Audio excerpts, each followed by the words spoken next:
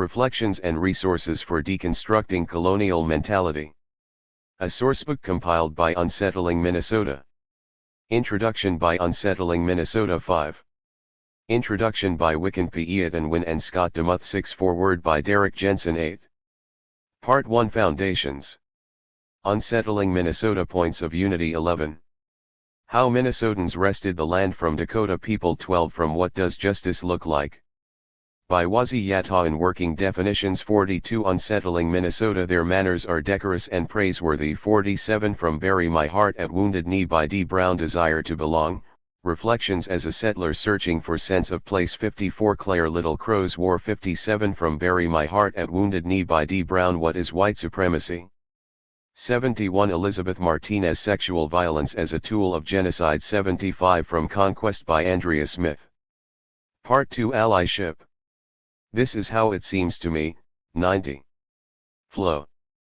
Mirroring Colonial Power Structures in Radical Organizing, Rape Culture 93. As Colonization and Community Accountability. Claire Shut the Fuck Up 99. Dan Spalding, Unlearning, Thoughts on Allyship 104. Lindsay, From a Male-Bodied Settler Moving Towards Allyship. 107. Rivers, Anti-Classism 112. What You Can Do About Classism 113. Class Action. 4. Cultural Appropriation, Beginning Reflections from a Settler Standpoint 116. Courtney, Spiritual Appropriation as Sexual Violence 118. From Conquest by Andrea Smith. Indians Are Us. Reflections on the Men's Movement 127. From Indians Are Us, Culture and Genocide by Ward Churchill. Understanding Colonizer Status 151. Wazi Yata.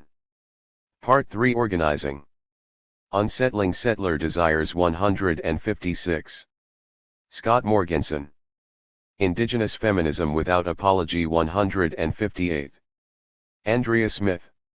White Supremacy Culture 161. Tima Oken. Heteropatriarchy and the Three Pillars of White Supremacy, Rethinking Women of Color Organizing 169. Andrea Smith, From the Color of Violence, The Insight. Anthology Talking to Settlers About Unsettling 173. Rita Brainstorm, The Beginnings of Unsettling Minnesota 174. Decolonizing Restorative Justice 176. Denise C. Breton, Colonialism on the Ground 191. Wazi Yata. 5. Introduction. Unsettling Minnesota.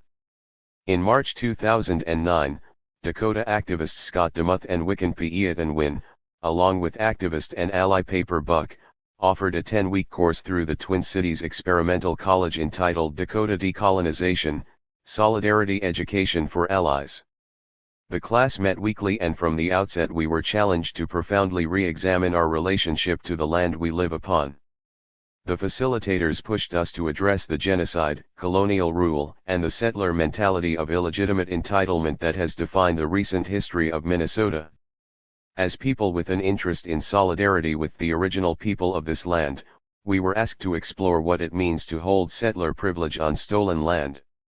The question posed to us on the first evening of class was, why is there not a word for white ally in the Dakota language?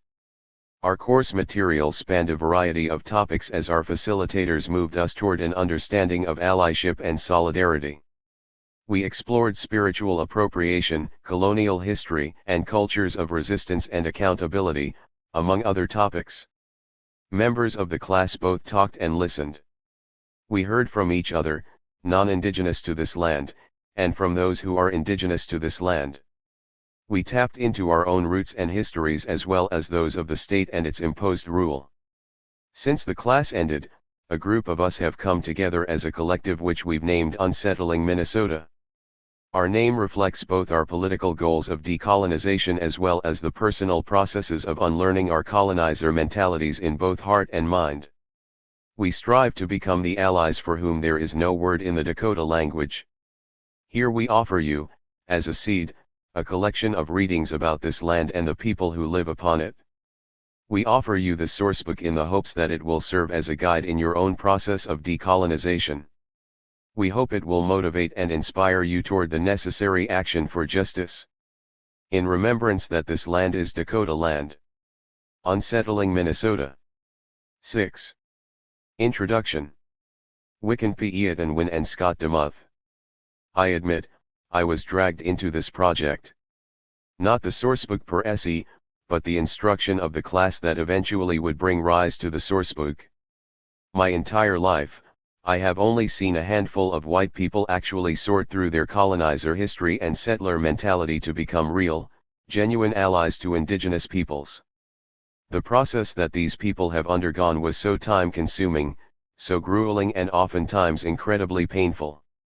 It was amazing they hadn't stopped where most other people did, convincing themselves of their own white savior/pan-Indian ally mentality, entitled to our meetings, ceremonies, and spaces. We do not need any more of those, and their creation was and remains a real danger in beginning to educate anyone on indigenous issues. Deconstruction of colonizer mentality inside of oneself is important, but it is not enough. This sourcebook is not the be-all and end-all of colonizer privilege, nor the definitive text on how to be an Indian ally. It is, however, a place to start. Yet the knowledge imparted by this class and by this sourcebook requires more than simple acknowledgement. It requires action. Action was the hope behind the conception of the class.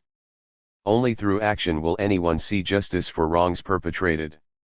Like we have said many times, we are not looking for apologies, promises or confessions of guilt.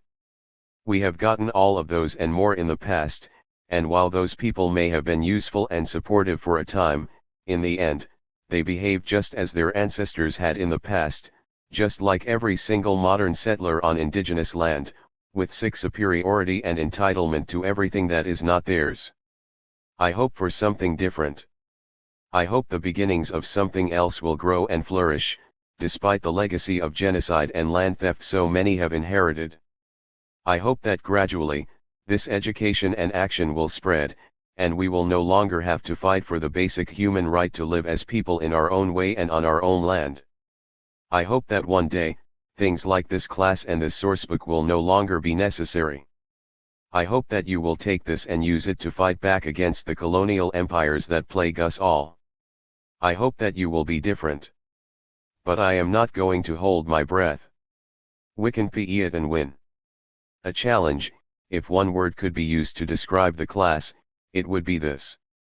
The first challenge was just wrestling with the idea of whether or not settlers, who currently occupy our homeland, can even act as allies in Dakota's struggles for liberation. Our experience with allies has consisted of liberals driven by guilt and feel-good politics, old white guys with their own agendas, and another class of individuals who can only be described as New Age fruitcakes. The second challenge was the preparatory work between the three facilitators, and creating a bridge not only between Dakota, mixed blood, and white, but also across genders and class. It was also a challenge to my own identity as an anarchist. Facilitating the class fundamentally changed my conception of what it means to be an anarchist, not only for myself, but also my expectations of that community, and any community of resistance. But more than anything else, we as facilitators presented a challenge. In the Dakota language, there is no word for settler allies. The only word we have for settlers reflects our experience of settlers in both the short and long term. They are takers. This class was a challenge to settlers to start becoming real allies, and maybe challenge us to create a word for those people. This class was a challenge to the descendants of settlers and colonizers to make a different choice than 7. Those of their ancestors. We challenged the participants to turn their guilt into grief and anger, their privilege into accountability, their half-hearted apologies into action, their complacency into resistance. A challenge. Nothing else could encapsulate the experience of this class more than this one word. A challenge was presented to us all. Yours, S. 8. Forward. Derek Jensen. The Osage chief Big Soldier said of the dominant culture, "I see and admire your manner of living. In short, you can do almost what you choose. You whites possess the power of subduing almost every animal to your use. You are surrounded by slaves. Everything about you is in chains and you are slaves yourselves. I fear that if I should exchange my pursuits for yours, I too should become a slave. The essence of the dominant culture, of civilization, is slavery. It is based on slavery, and it requires slavery. It attempts to enslave the land, to enslave non-humans, and to enslave humans. It attempts to get us all to believe that all relationships are based on slavery, based on domination, such that humans dominate the land and everyone who lives on it, men dominate women, whites dominate non-whites, the civilized dominate everyone. And overarching everyone is civilization, is the system itself.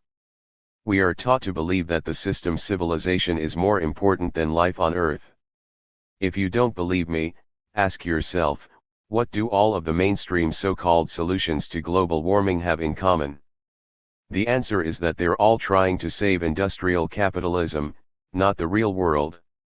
They all take industrial capitalism as a given, as that which must be saved, as that which must be maintained at all costs, as the independent variable, as primary, and they take the real, physical world filled with real physical beings who live, die, make the world more diverse as secondary, as a dependent variable, as something which must conform to industrial capitalism or die.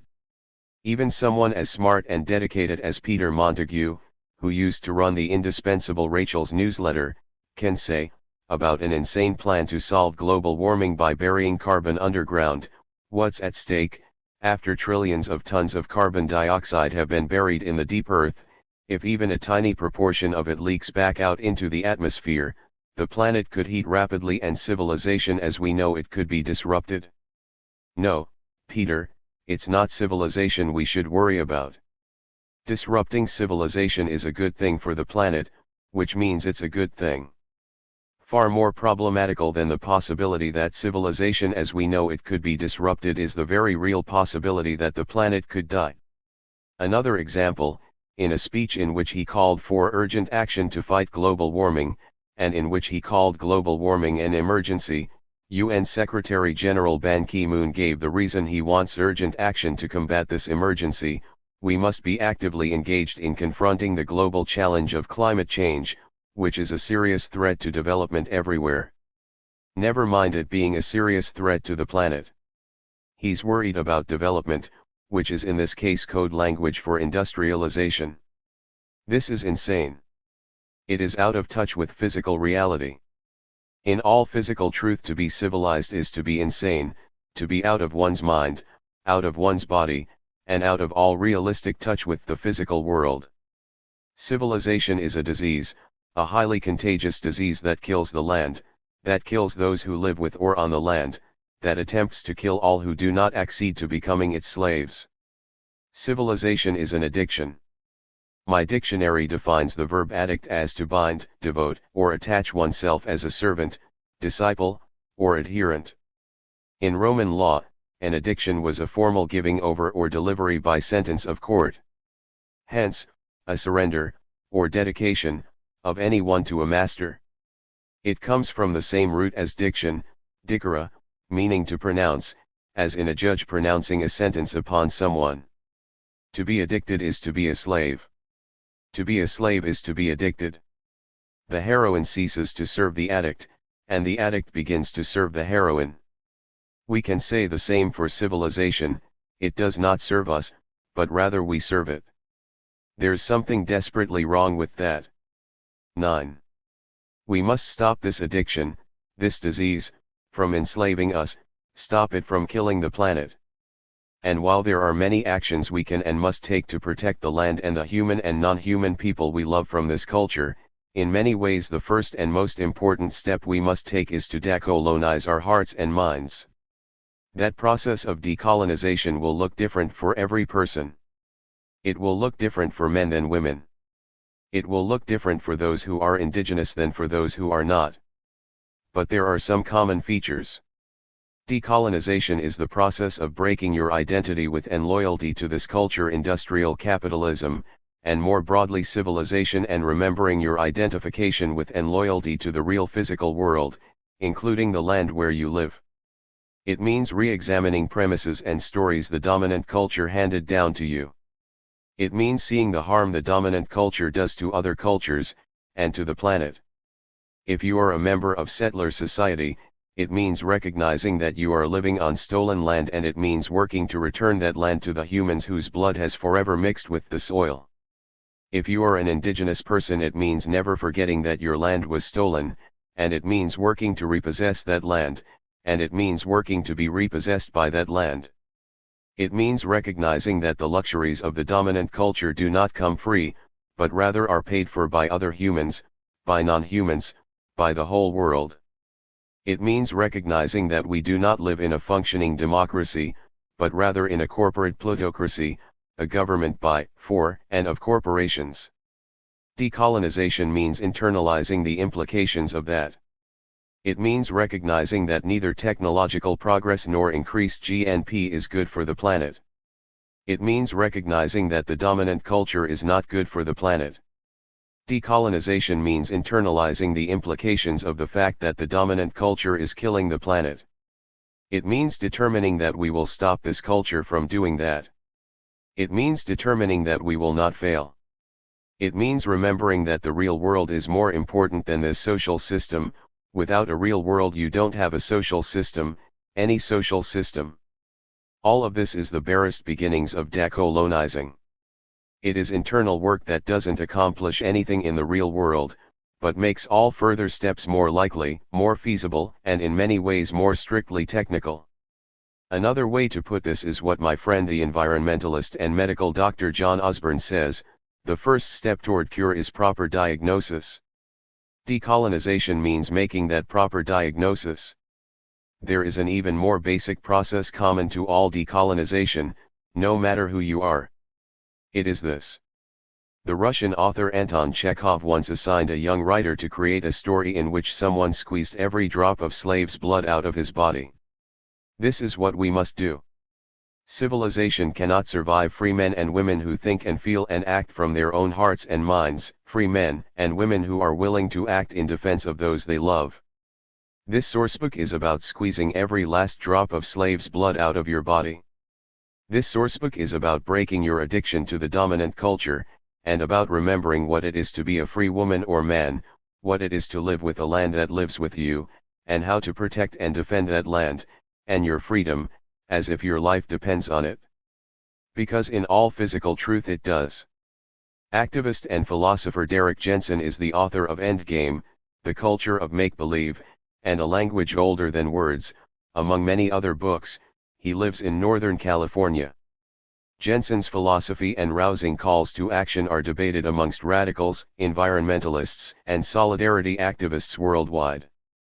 His writings and other works can be found at www.derekjensen.org. 10. Part 1. Foundations. 11. Unsettling Minnesota Points of Unity. Unsettling Minnesota is a collective of non-Dakota people working in solidarity towards decolonization in Dakota homelands. We share these points of unity to guide our allyship and activism. All people not indigenous to North America who are living on this continent are settlers on stolen land.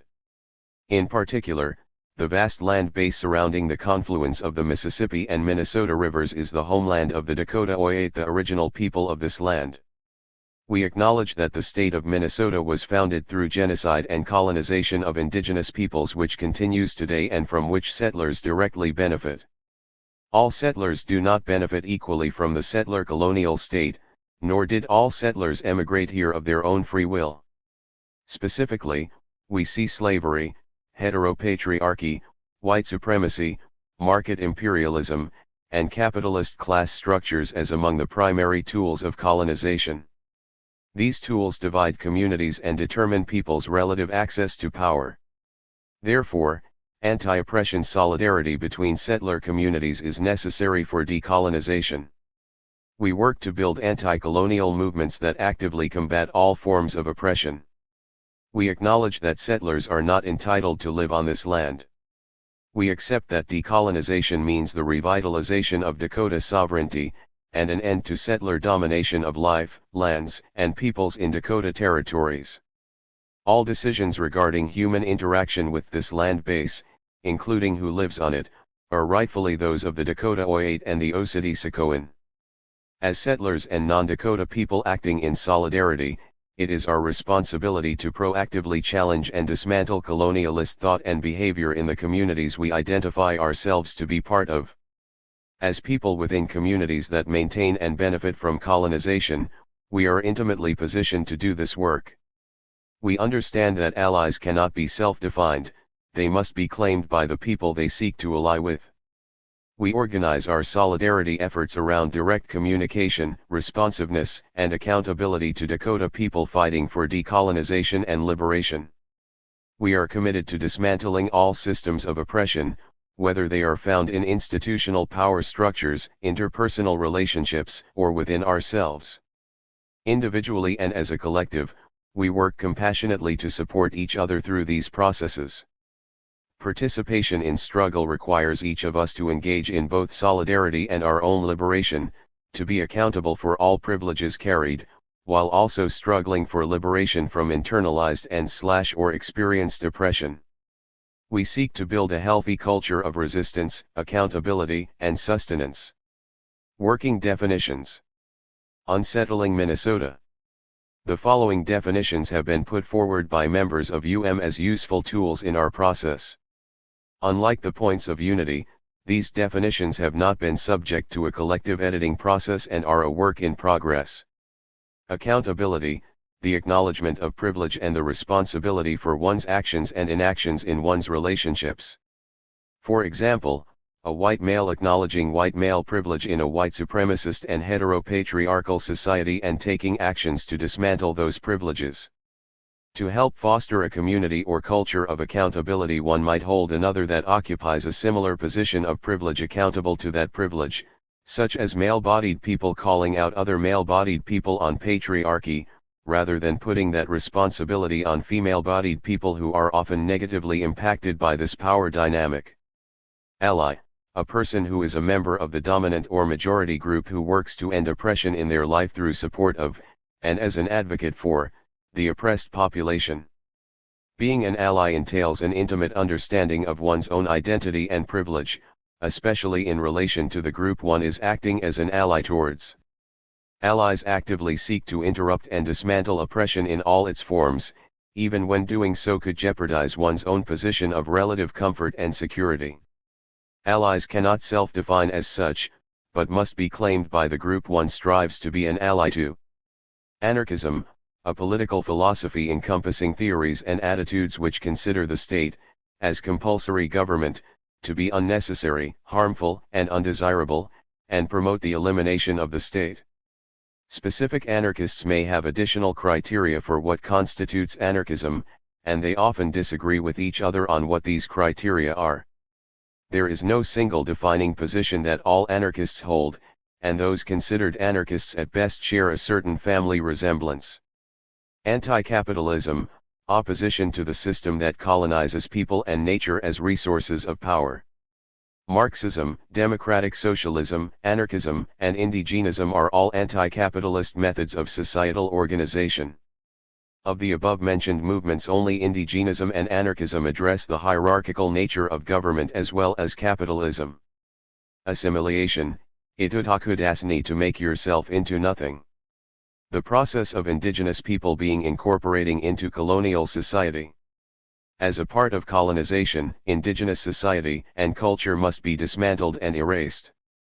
This is institutionalized within the colonial society with boarding schools.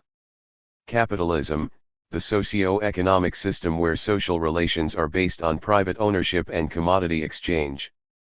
This system defines the natural world, including humans, simply as a body of resources to be exploited and reshaped to serve the purposes and interests of power. As such, it entails colonization and exploitation of all life forms, land, and the natural environment.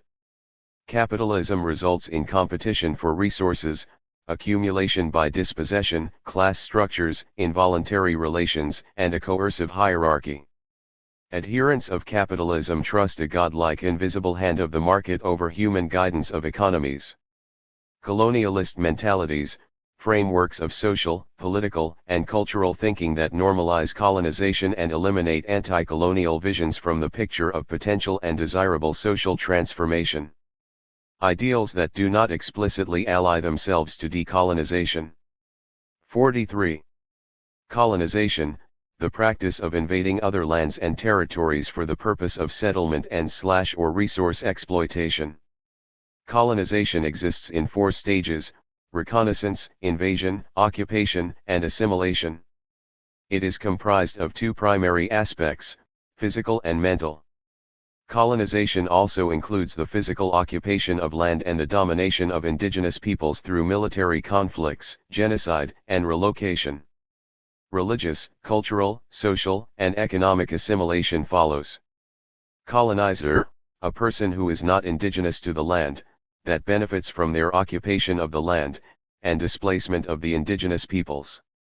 All colonizers, by continuing their occupation of another people's homeland, remain colonizers, no matter their intent. Colonizer privilege, the institutionalized rights and power afforded to settlers by a colonial power structure. Modern-day colonizer privilege often comes in the form of something the colonizer does not have to deal with, such as not being expected to think or do anything about the fact that they are living on stolen land at the expense of indigenous people. Dakota Oyate, the Dakota people or nation. Decolonization, ki vasikoeta ha ida registered dayapai, to tear yourself away from the Vasikowe. The ending of colonialism and the liberation of the colonized. In order to be liberated from the oppressive state, the process of colonization must be reversed, beginning with the mental aspects and moving towards the physical. While decolonization can be an act of cultural revitalization, it also requires the dismantling of the colonial government and the entire social system upon which control and exploitation are based. This is a struggle that has historically involved peaceful negotiations and/or violent revolt and armed struggle by the native population. The United Nations has stated that these are legally justified actions, and that in the process of decolonization, there is no alternative to the principle of self-determination. Economies should foster community, not the other way around. Exploitation colonialism, a policy of conquering distant lands not with the intention to supplant its population, but rather to exploit its natural and human resources. Fourth world, in the succession of worlds, including the first world, the second world, and the third world, the fourth world is the host world to the parasitic worlds of the colonizer. It is the nations of indigenous peoples who today are completely or partly deprived of their own territory and its resources. This includes the native nations of North and South America, the Sami people of northern Scandinavia, the Catalonians in Spain, the Australian Aborigines, the Maori of New Zealand, as well as the various indigenous populations of Africa, Asia, and Oceania. This also included segments of the European population, evidenced in the struggles of the Irish, Welsh, Basques, and others to free themselves from settler state oppression. The goal of struggle in the Fourth World is often not the creation of a state, but the expulsion of alien rule, the ending of colonization, and the reconstruction of indigenous societies. Genocide, any of the following acts committed with intent to destroy, in whole or in part, a national, ethnic, racial or religious group, as such, killing members of the group, causing serious bodily or mental harm to members of the group, deliberately inflicting on the group conditions of life, calculated to bring about its physical destruction in whole or in part, imposing measures intended to prevent births within the group, forcibly. 44. Transferring children of the group to another group. Heteropatriarchy, the dominant colonial systems of heteronormativity and patriarchy which are inextricably linked in their function as tools used to establish and maintain a colonial state. This term draws attention to the ways in which heteronormativity and patriarchy intersect one another, reinforce each other, and function together. Heteropatriarchy is a tool of colonialist and capitalist societies that enforces hierarchical gender oppression by enforcing a binary gender system in which one is assigned either male or female identity at birth. Heteronormativity eliminates the space between male and female and criminalizes disassociation or nonconformity to these gender identities and associated expectations of each gender role. Heteropatriarchal societies work to give and ensure power and privilege to males and positions females as subordinate to males. Homeland, in Dakota, Ina Makos, Mother Earth. The land that claims you, that speaks your language. The land base with which a culture/people has a deep history and a sustainable relationship. Note, United States citizens generally do not refer to their country as their homeland. Indigenism, the political belief that places the rights and struggles of indigenous people as the highest priority in political life.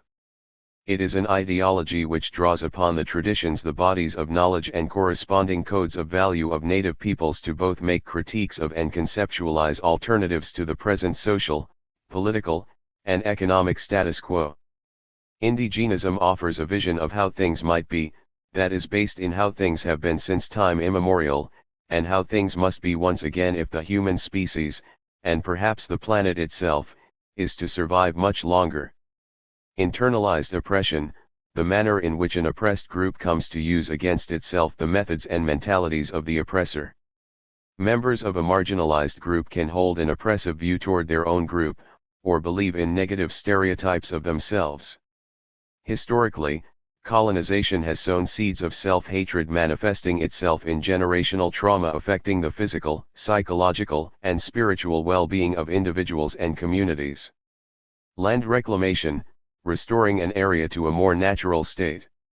This includes a dismantling of the systems that hold and exploit the land bases of indigenous peoples, as well as the physical reoccupation of indigenous homeland. Liberation, to live one's own way of life. To gain autonomy. The act of freeing from control or domination by a foreign power. Having the ability to make decisions as a sovereign entity and having the power to act upon them. Male privilege. Colonialist societies were constructed on and around the values of heteropatriarchy, thus colonialist societies function to ensure and maintain the dominance and power of males. Colonial institutional power and society functions to ultimately benefit males, yet heteropatriarchy works together to ensure other forms of hierarchical oppression so that some males may benefit more than others and other males are oppressed in other ways. In colonial society, males and females are socialized differently to either exert power and dominance or to be silenced and submissive. Male privilege means that within heteropatriarchal societies men have more voice, control, power. Market imperialism, the process which undermines the autonomy of communities, coercing them into serving. 45. The interests of multinational corporations, and the global capitalist system. This includes the commodification and extraction of resources, the exploitation of the workforce and the subservience of local economies to the global system. In this system, structural adjustments and privatization ultimately destroy social, cultural, and economic infrastructures and replace them with a homogeneous system which benefits the global capitalist establishment. What many might call globalization or neoliberalism. Mutual liberation, the understanding that our liberation is bound up with that of all peoples of this world, that all oppression is interconnected, and that without everyone's liberation we cannot be free. Nation, a body of people who share a common history, culture, language, or ethnic origin, who inhabit a particular country or territory, or claim a common homeland. Nations traditionally include mutually recognized structures of social and political self-determination amongst the people of the nation. Nation-state, see state. Neocolonialism or new colonialism, the use of natives to control their own people for the benefit of a colonizing state or for market imperialism. Unpopular and undemocratic, neocolonialism means giving some of the benefits of the dominant society to a small, privileged minority, in return for their help in making sure the majority do not cause trouble for the colonial government. Neocolonialism often involves the establishment of puppet governments and/or the state funding of native governments, businesses, and organizations to indirectly control indigenous peoples. By manipulating grants and funds, the colonial government can determine the activities and strategies of governments and organizations. It is no coincidence that when organizations were independent of government money in the mid-60s, they followed a militant strategy which confronted the government. Now, after 20 years of grants, they are following a strategy that requires subservience to the state. Osity Sakoan, 7 council fires. Each fire is symbolic of an Oyate. The 7 nations that comprise the Dakota Oyate are, Mdewakantunwan, Wapatunwan, Wapekyut, Sisaitunwan, the Ehanktunwan, Ehanktunwana, and the Teton. Rape culture, a society in which rape is encouraged, condoned, and perpetuated by its own institutions, social and cultural values. A rape culture means that sexual violence is used systematically to maintain and perpetuate hierarchical oppressions. It is used as a tool of heteropatriarchal societies to ensure and maintain hierarchical gender oppression while intersecting with and reinforcing other forms of hierarchical oppression. It is used as a tool of colonialist and capitalist societies to dominate, conquer, and maintain its power through systematic sexual violence targeted at women, particularly Native women and women of color. Settler: all people not indigenous to North America who are living on this continent are settlers on stolen land. We also acknowledge that the state was founded through genocide and colonization which continues today and from which settlers directly benefit. However, all settlers do not benefit equally from the colonial state. Not all those residing on this land immigrated here of free will, and while a pronouncedly racist power structure determines who gains the most from Dakota genocide, it is all of our responsibilities as settlers, especially those of us who descended from European colonizers, to challenge the systems of domination from which we benefit. A way to describe colonizers that highlights their desires to be emplaced on indigenous land. Settler colonialism, the policy of conquering a land to send settlers in order to shape its demographic contours. 46. And geography. This practice contrasts, but usually coincides, with exploitation colonialism. Settler state: a settler state is a state with origins in settler colonialism and is built on settlement. Examples include the United States, Canada, Israel, Australia, South Africa, and many other states. Sexual violence: any act that forces, pressures, or coerces someone into a sexual act without their consent. It is the act of taking or disempowering someone's ownership over their own body or physical identity. It is subjecting someone physically or mentally to objectification or unwanted sexualization. Solidarity: bonds of support arising from common goals and the understanding of shared struggle. To be in solidarity means getting each other's back. I stand with you, against another. Sovereignty: sovereignty is a political term indicating the internationally recognized independence of a nation. A sovereign nation determines its own laws and form of government, its own economy, culture, policies, and programs, defense and international relationships. Indigenous nations assert their right to be treated by their colonial governments as sovereign nations.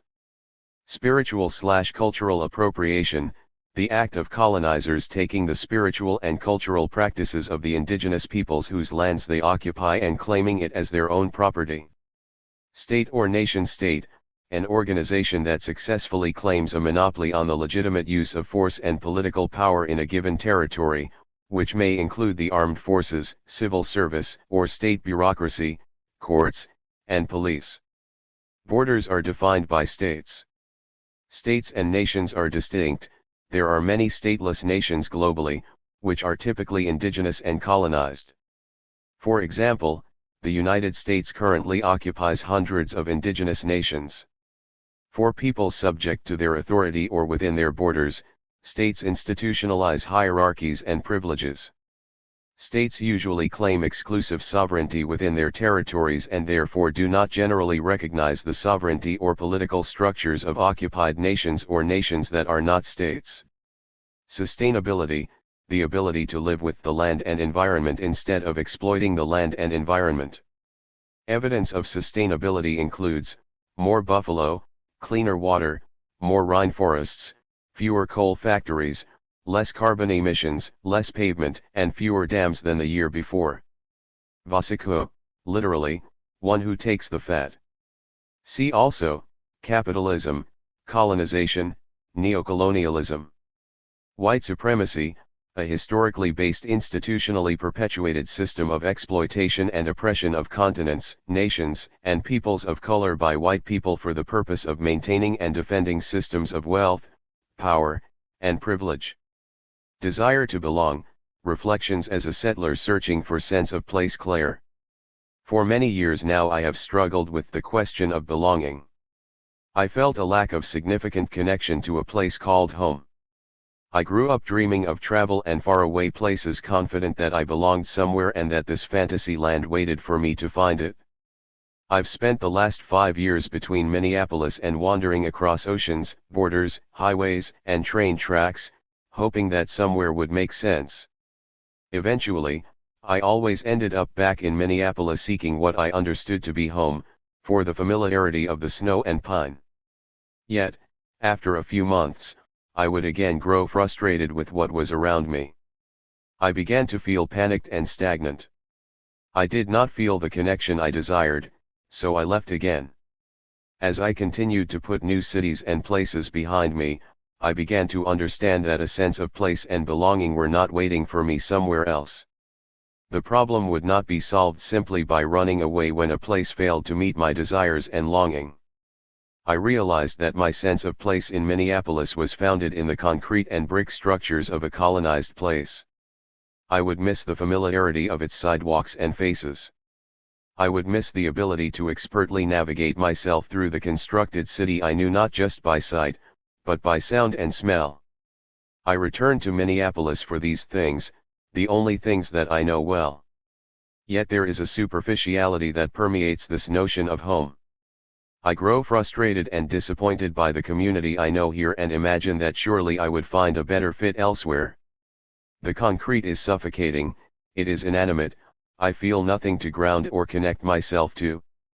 I have no connection to the actual land of Minnesota, I only desire it. Through my wandering I have learned that I am not just seeking to learn and see, but also what I identify as seeking to claim for my own. I seek and desire to claim a connection to land. What does it mean when I, as a settler on occupied land, desire to belong to this land? A couple of years ago, I remember wanting to learn the Dakota language in order to understand the land better. I identified Minnesota as my home and sense of place, but there was a large void. I did not feel the connection and belonging one would associate with home. I thought that if I learned Dakota and spent more time away from the cities, I would learn to understand Minnesota better and would feel like I knew that place well. I wanted to connect myself to Minnesota, and the way I saw to do this was to take from Dakota culture. At the time, I understood this to be a positive thing. I thought it was important for Minnesotans to learn Dakota as a way to depart from colonialism in order to develop a healthier, significant, positive relationship with the land. It never occurred to me that perhaps I should not have access to the Dakota language.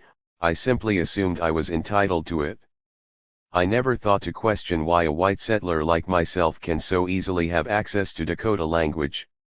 I thought that by learning Dakota culture, I could move away from settler society. I failed to understand that I was reenacting colonization and that my desires were intrinsic to settler society.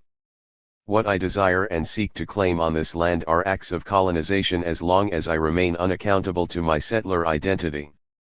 I want to claim that connection, belonging and identity for myself because I do not have it and I imagine myself entitled to it. I seek to belong because I do not belong. I never considered that I did not belong because of a history of conquest, genocide, and displacement. Nor did it occur to me that I didn't belong because the land remains occupied by colonialist power that I benefit from, or because of the fact that my ability to call this land home is dependent on the continued displacement and repression of Dakota people. The colonizer in me did not see these things as the issue, but rather assumed that I belong here. I thought, of course this is home and I am entitled to it. The answer to my alienation was to take more from the people who have had everything taken from them in order for me to be here. I imagine that most settlers, like myself, share this sense of disconnection. In our quest for belonging. 55. Perhaps many of us have resorted to long stretches of aimless wandering. Many of us have also turned to cultural and spiritual appropriation of indigenous cultures. Taking from indigenous cultures as a settler is not cultural exchange, because it takes place within the violent constructs of colonization and colonial power, it is cultural appropriation. When I sought to connect and belong to Minnesota, I was acting from the colonial values of claim through dominance and assertion. I took without asking because colonial society taught me that I have a claim and a right to what I desire. I did not have to ask because it is already mine. I never thought that I should have asked to learn Dakota language or culture, because colonial society has claimed it as its own property. Andrea Smith, in her essay Spiritual Appropriation as Sexual Violence, taught me how this desire of settlers to belong and find connection through spiritual and cultural appropriation becomes an act so violent it is like rape. A large part of living in colonial society means living in a rape culture where men are taught they have right and claim to women's bodies and sexuality. Women are taught that their bodies are property to those in hierarchical power above them, primarily men. This comes from and reinforces colonial values of power through property, entitlement, and claim. As a colonizer, I learned to extend these values of property, claim, and power to my own desire, mirroring the values present in a colonial rape culture. A rape culture tells men that they can take without asking because what they seek already belongs to them. As a colonizer, I've learned to see this land as something I have right and claim to. That extends to the cultural heritage connected to this land. I identified myself as belonging to this land and to see this land as home. I learned to see Dakota culture and language as something I can claim and take through this claim. I did not think to ask for it, as through this history of conquest, the connection to the land has been claimed as something that should be ours. When a settler enacts cultural and spiritual appropriation, they are taking something that is part of a people without asking. They are taking it forcefully, just as colonization stole through force and continues to allow settlers to do so. Spiritual and cultural traditions are a physical, mental, and spiritual part of individuals and peoples.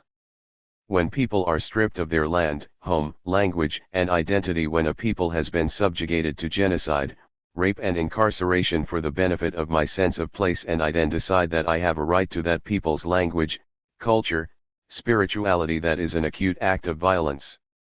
When I as a colonizer decide that a person's spiritual and cultural identity is something they do not have claim or ownership over and that I can take it without asking, I am exploiting not only that culture but the people it belongs to.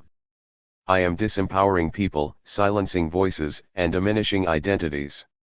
I am violating people in a way that goes beyond a simple aggression. I am perpetrating deep mental and physical violence. For a settler to take that identity for themselves is violence so personal, mental, physical, and spiritual that it becomes a form of sexual violence, of rape. I cannot seek a sense of home and belonging on this land without being accountable to my settler identity and actively working towards decolonization. The colonizer in me sought to claim, romanticize, and pervert indigenous cultures into my own making as a way of legitimizing my place on this land.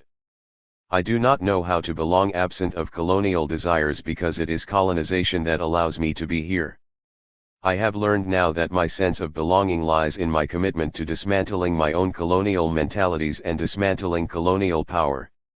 Because colonization so heavily marks my identity, I cannot seek any sort of connection or home without confronting this identity. As long as colonial power and society is in place, I cannot seek home without dismantling my colonial mentality. In one of classes, Scott Morganson led a discussion on settler identity. He spoke about how seeking to connect as a settler to occupied land is an act of colonization because it seeks to legitimize and justify our place here. I think this is true when we are not engaged in decolonization work and are not accountable to settler identities. When we are not thinking about how we came to be here, what had to happen in order for us to be here, and who does and does not have access to land and resources, we are perpetuating colonization. In terms of access to land, If I can have access to land that indigenous people do not have access to, then I need to work in solidarity to change that. Because of the privileges I carry, it's very easy for me to turn away from and ignore. 56. Things that are unpleasant and problematic. This also reinforces colonial power because it is colonial power that creates this violence and oppression, and it is colonial power that gives me the privilege and ability to ignore it. I come back to Minneapolis because of the sense of community I have there. Yet, when I find it too frustrating and disappointing, I leave. I think this frustration and disappointment is partially founded in the privilege I have to be accountable to. My community is made up of mostly white settlers, and my frustration comes out of the fact that we are often able to look away when we want to. I have been very disappointed with my community when I've seen many people resistant or indifferent to responding to the sexual violence present in our scene. This is because many people have the privilege to remain indifferent to sexual violence as it does not affect them in the violent, life-threatening ways it affects others. Rather than creating a community of support, many find it too unpleasant, so they turn away, because they can. Scott Morganson spoke to our class about how the colonized mind protects itself from responsibility, realization, reflection, and action. When I feel too disappointed by my community's lack of accountability and support, I leave hoping to find something elsewhere. Yet I question my own accountability in leading this semi-transient life. If I continue to leave communities when they disappoint me, I am not being accountable. I have the privilege to pick up and leave when something doesn't work out, but any serious effort to decolonize and change requires that I remain committed and accountable to a place and a community. However, I must acknowledge that a community's lack of accountability to things such as rape culture and sexual violence inherent in a white supremacist, heteropatriarchal society creates a space where many are forced to leave because the community is unsafe and violent. Some people do not have the option of staying in one place because of the trauma and violence they have experienced there. Settler society leaves a large void because there is no significant connection or belonging to the places we occupy. We further perpetrate violence and oppression by failing to identify that this is a result of how we came to be on this land, and the colonial systems we participate in and benefit from. My sense of place lies in the dismantlement of my own colonial mentalities. This includes understanding my own cultural identity, by learning that I do come from somewhere and connecting to that. By being honest about where I come from and how I came to be here, I do not seek to appropriate other cultures for my own as a way to feel connection. By being accountable within my community, and my community being accountable to me, we create the sustainability to actually be in solidarity with other communities and affect actual deconstruction of colonial power. What is white supremacy? Elizabeth Martinez. White supremacy is an historically based, institutionally perpetuated system of exploitation and oppression of continents, nations, and peoples of color by white peoples and nations of the European continent, for the purpose of maintaining and defending a system of wealth, power, and privilege. What does it mean to say it is a system? The most common mistake people make when they talk about racism is to think it is a collection of prejudices and individual acts of discrimination. They do not see that it is a system, a web of interlocking, reinforcing institutions, economic, military, legal, educational, religious, and cultural. As a system, racism affects every aspect of life in a country. By not seeing that racism is systemic, people often personalize or individualize racist acts. For example, they will reduce racist police behavior to a few bad apples who need to be removed, rather than seeing it exists in police departments all over the country and is basic to the society. This mistake has real consequences, refusing to see police brutality as part of a system, and that the system needs to be changed, means that the brutality will continue. The need to recognize racism as being systemic is one reason the term white supremacy has been more useful than the term racism. They refer to the same problem, but the purpose of racism is much clearer when we call it white supremacy. Some people think of racism as just a matter of prejudice. Supremacy defines a power relationship. Race is an unscientific term. Although racism is a social reality, it is based on a term which has no biological or other scientific reality. See, the term racism often leads to dead-end debates about whether a particular remark or action by an individual white person was really racist or not. We will achieve a clearer understanding of racism if we analyze how a certain action relates to the system of white supremacy. The term white supremacy gives white people a clear choice of supporting or opposing a system, rather than getting bogged down in claims to be anti-racist in their personal behavior. 2. What does it mean to say white supremacy is historically based? Every nation has a creation myth, or origin myth, which is the story people are taught of how the nation came into being. Ours says the United States began with Columbus's so-called discovery of America, continued with settlement by brave pilgrims, won its independence from England with the American Revolution, and then expanded westward until it became the enormous, rich country you see today.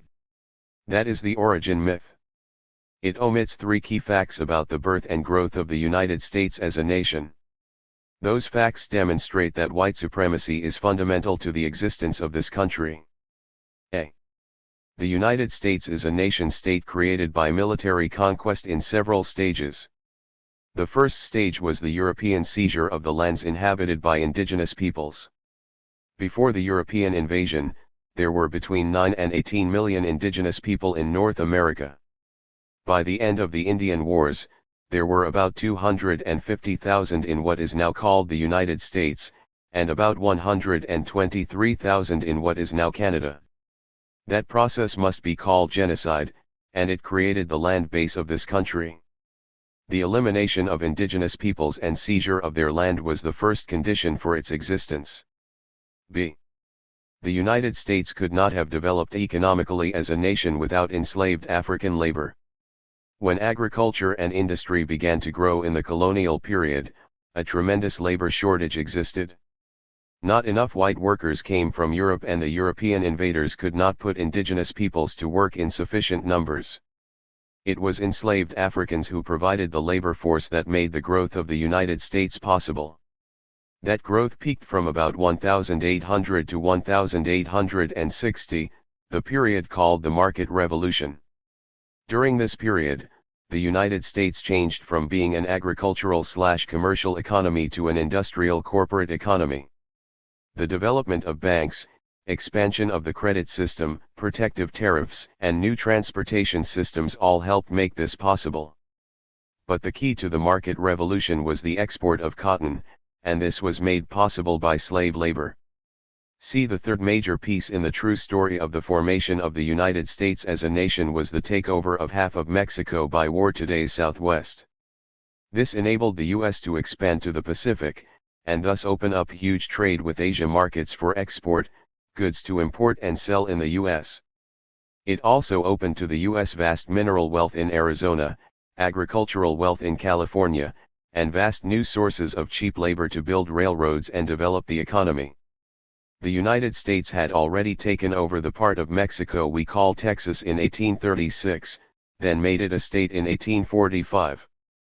The following year, it invaded Mexico and seized its territory under the 1848 Treaty of Guadalupe Hidalgo.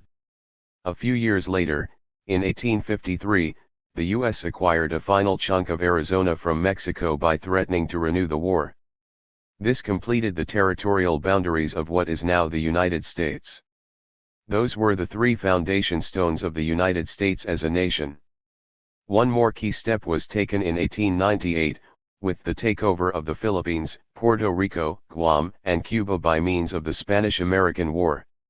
Since then, all but Cuba have remained U.S. colonies or neo-colonies, providing new sources of wealth and military power for the United States. The 1898 takeover completed the phase of direct conquest and colonization, which had begun with the murderous theft of Native American lands 5 centuries before. Many people in the United States hate to recognize these truths. They prefer the established origin myth. They could be called the premise keepers. 3. What does it mean to say that white supremacy is a system of exploitation? The roots of U.S. racism or white supremacy lie in establishing economic exploitation by the theft of resources and human labor, then justifying that exploitation by institutionalizing the inferiority of its victims. The first application of white supremacy or racism by the Euro-Americans who control U.S. society was against indigenous peoples. Then came blacks, originally as slaves and later as exploited waged labor. They were followed by Mexicans, who lost their means of survival when they lost their land holdings, and also became wage slaves. Mexican labor built the Southwest, along with Chinese, Filipino, Japanese and other workers. In short, white supremacy and economic power were born together. The United States is the first nation in the world to be born racist and also the first to be born capitalist. That is not a coincidence. In this country, as history shows, capitalism and racism go hand in hand. 73. 4 Origins of whiteness and white supremacy as concepts. The first European settlers called themselves English, Irish, German, French, Dutch, etc. Not white. Over half of those who came in the early colonial period were servants. By 1760 the population reached about 2 million, of whom 400,000 were enslaved Africans. An elite of planters developed in the southern colonies. In Virginia, for example, 50 rich white families held the reins of power but were vastly outnumbered by non-whites. In the Carolinas, 25,000 whites faced 40,000 black slaves and 60,000 indigenous peoples in the area. Class lines hardened as the distinction between rich and poor became sharper. The problem of control loomed large and fear of revolt from below grew. There had been slave revolts from the beginning, but elite whites feared even more that discontented white servants, tenant farmers, the urban poor, the property-less, soldiers and sailors would join black slaves to overthrow the existing order. As early as 1663, indentured white servants and black slaves in Virginia had formed a conspiracy to rebel and gain their freedom. In 1676 came Bacon's rebellion by white frontiersmen and servants alongside black slaves. The rebellion shook up Virginia's planter elite. Many other rebellions followed, from South Carolina to New York. The main fear of elite whites everywhere was a class fear. Their solution: divide and control. Certain privileges were given to white indentured servants. They were allowed to join militias, carry guns, acquire land, and have other legal rights not allowed to slaves. With these privileges they were legally declared white on the basis of skin color and continental origin. That made them superior to blacks. Thus whiteness was born as a racist concept to prevent lower-class whites from joining people of color, especially blacks, against their class enemies. The concept of whiteness became a source of unity and strength for the vastly outnumbered Euro-Americans as in South Africa, another settler nation. Today, unity across color lines remains the biggest threat in the eyes of a white ruling class. White supremacy. In the mid-1800s, new historical developments served to strengthen the concept of whiteness and institutionalize white supremacy. The doctrine of manifest destiny, born at a time of aggressive Western expansion, said that the United States was destined by God to take over other peoples and lands. The term was first used in 1845 by the editor of a popular journal, who affirmed the right of our manifest destiny to overspread and to possess the whole continent which Providence has given us for the development of the great experiment of liberty and federated self-government. Since the time of Jefferson, the United States had had its eye on expanding to the Pacific Ocean and establishing trade with Asia. Others in the ruling class came to want more slave states, for reasons of political power, and this also required westward expansion. Both goals pointed to taking over part of Mexico. The first step was Texas, which was acquired for the United States by filling the territory with Anglos who then declared a revolution from Mexico in 1836. After failing to purchase more Mexican territory, President James Polk created a pretext for starting a war with the declared goal of expansion. The notoriously brutal, 2-year war was justified in the name of manifest destiny. Manifest destiny is a profoundly racist concept. For example, a major force of opposition to gobbling up Mexico at the time came from politicians saying the degraded Mexican Spanish were unfit to become part of the United States, they were a wretched people, mongrels. In a similar way, some influential whites who opposed slavery in those years said blacks should be removed from U.S. soil, to avoid contamination by an inferior people. Earlier, Native Americans had been the target of white supremacist beliefs which not only said they were dirty, heathen savages, but fundamentally inferior in their values. For example, they did not see land as profitable real estate but as our mother. The doctrine of manifest destiny facilitated the geographic extension and economic development of the United States while confirming racist policies and practices. It established white supremacy more firmly than ever as central to the U.S. definition of itself. The arrogance of asserting that God gave white people the right to dominate everything around them still haunts our society and sustains its racist oppression. 74. Elizabeth Martinez, who wrote this presentation, has taught ethnic studies and women's studies in the California State University system part-time since 1989 and lectures around the country. She is the author of 6 books, including 2 on Chicano/a history.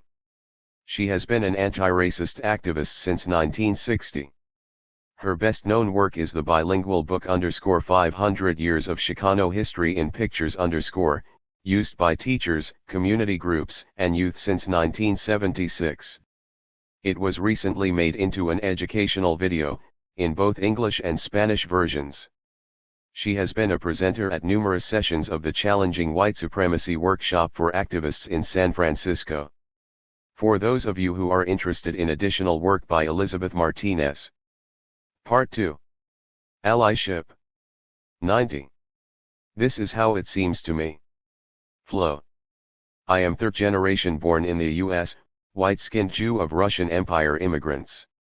My parents, 2nd generation born in the U.S., white-skinned Jews of Russian Empire immigrants were the first to move out of the Jewish, Russian Empire immigrant ethnic neighborhoods of Chicago in which they were raised. My early years were spent half between a mostly white Euro-Christian town with a large population of migrants from the Americas, 45 miles outside of Chicago, and half with my extended family in the Jewish, Russian Empire immigrant ethnic neighborhood in Chicago.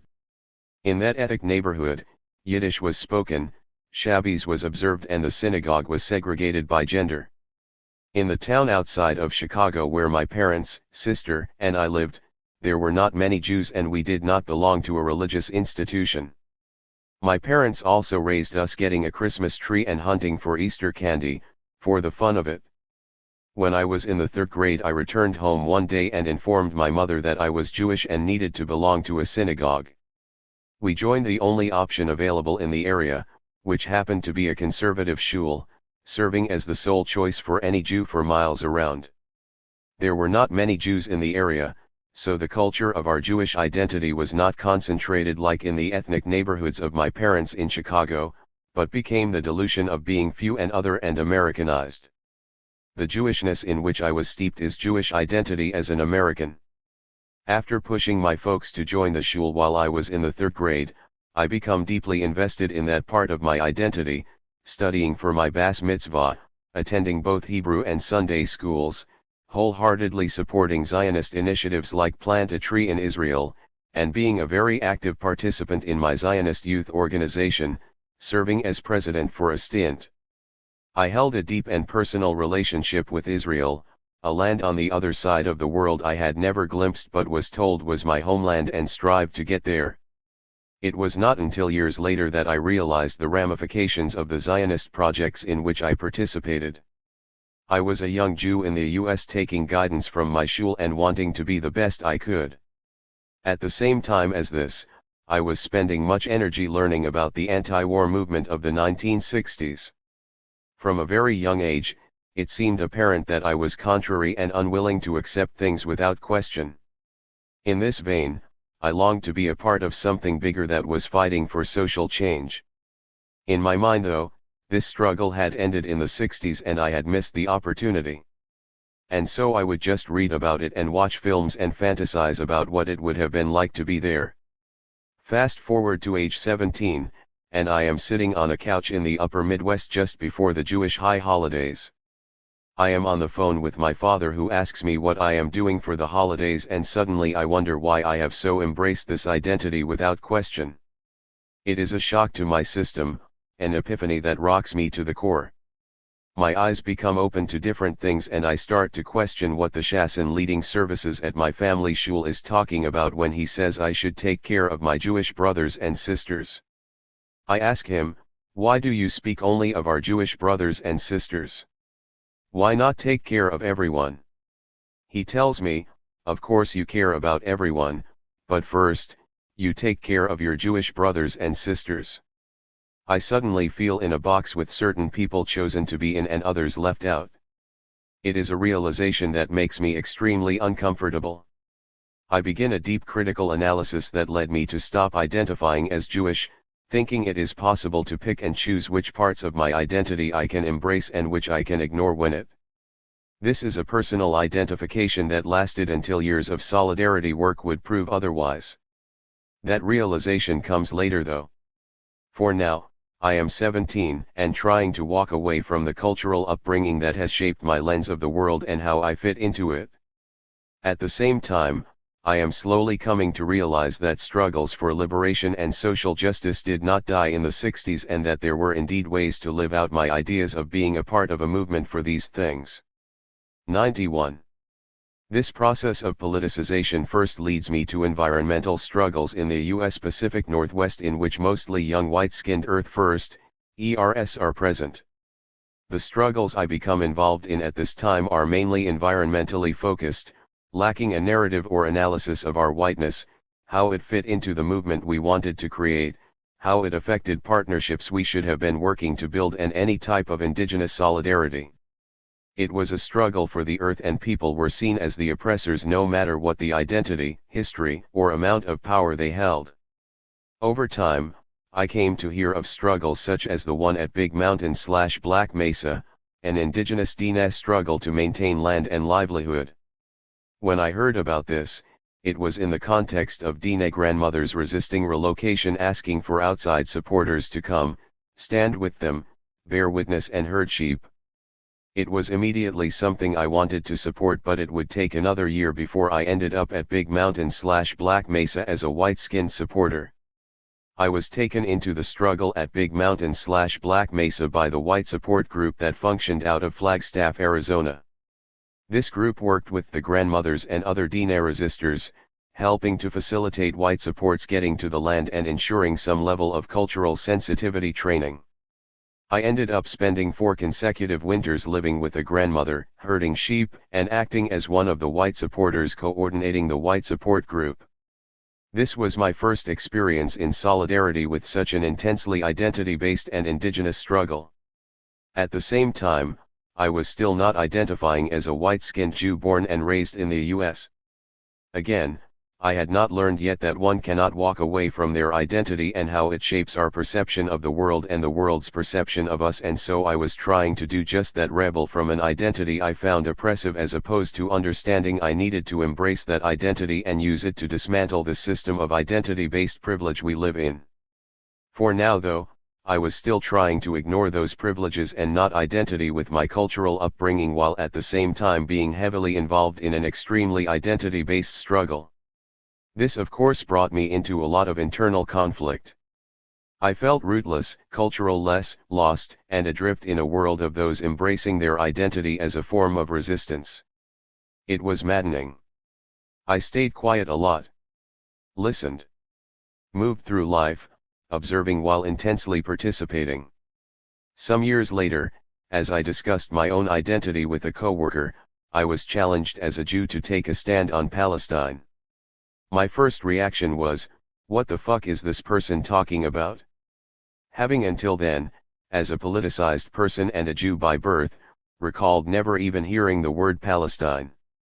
The way this person challenged me though made me realize it was certainly something I needed to know about and have a stance on. The challenge caused me to start rethinking parts of my life, language I had been raised with concerning Arabs and their inherent hatred of me simply because I was a Jew. I remember being told as a teenager not to let my grandmother know the last name of my sister's boyfriend, which was Abdullah. This challenge also started me on a path of learning about myself, U.S. foreign policy, military occupation, and my part in all of it. I started reading about checkpoints, roadblocks, and curfew, and I understood none of it. I consider myself dumb by book, understanding knowledge and things of the world only when I can grasp them in my hand, and so partly out of naivete and partly out of desire to understand, I decided to go to Palestine and see for myself what was happening and where I stood in all of it. I did end up in Palestine, working with a Palestinian-led initiative that organizes outside supporters coming to Palestine and standing alongside Palestinians in nonviolent forms of resistance against Israel's occupation. As I write this, I have spent over 2.5 years living and working in Palestine, building relationships with, organizing alongside, and learning from Palestinians as someone in solidarity. Looking back, it amazes me the million things I did not know or understand when I first chose to use my privilege to travel to Palestine. Living and working in Palestine, though, was the impetus to reconnect with my Jewish identity, realizing that if I did not embrace and understand that part of myself, I would be of no use to the people I was trying to support. I only say all of the above because without that as a basis for the work I need to be a part of in the world, how do I even know what the work is I need to do? Without understanding who I am and where I came from, I 92. Don't believe there is a way for me to be of use to anyone. I now am deeply invested in learning how to utilize my whiteness and all the privilege it brings in order to dismantle the white supremacist world we live in. I believe that in order to dismantle this system based on privilege, I must be willing and able to utilize my own personal privilege against itself. To this end, I have been beaten by police in the US, I have been shot at and beaten by Jewish Israeli soldiers, and I have been imprisoned in both US and Israeli institutions. I have dedicated my life to using my body and voice to call out injustices, racism, and oppressions. At the same time, I realize this is a lifelong process, and at no time do I get to be an expert, at no time do I get to be above being challenged, and at no time do I get to think my work is done. I believe in order to be a true ally and in solidarity, it is imperative that I understand my identity and have a deep connection with it. At the same time, I think it is important to understand that everyone's histories and personal identity are different and have different places in the world. My personal identity creates an interesting and at times painful intersection of other and white. As a Jew, I am other, with a personal family history of severe oppression and a culture different than the majority of those in this Christian country around me, yet I have white skin in a world that privileges that skin color. This causes me to need to learn about my whiteness in a different way than white, Eurocentric people whose power and place in the system is historically and culturally quite different than mine. This does not mean that I don't need to do the work to understand my white privilege and how to work toward dismantling it. In this day and age, whiteness is different than it was 60 years ago, and presumably it will continue to change. My family went from being on the bottom of the ladder and considered not white, to being a part of a community that holds severe world power. True, there is still anti-Jewish sentiment in the world, but it exists in a much different way than previous to 60 years ago. My family also went from being people escaping extreme and violent hatred and oppression to being colonizers the minute they stepped foot on the land now widely called the United States.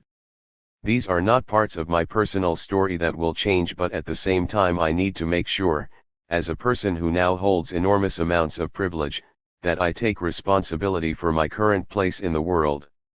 I can hold on to the stories of my people as being a part of what has shaped my place in the world, but I must at the same time understand that my place in the world is much different than the place my great-grandmother held when she escaped the Russian Empire for what she believed to be a safe haven open to settlement. I do not have control over the body, identity, or class I was born into, but I certainly have control over what I do with those things. How can I not be willing to challenge the system that privileges me over others? How can I not be willing to directly challenge the comfort I have been given on someone else's land?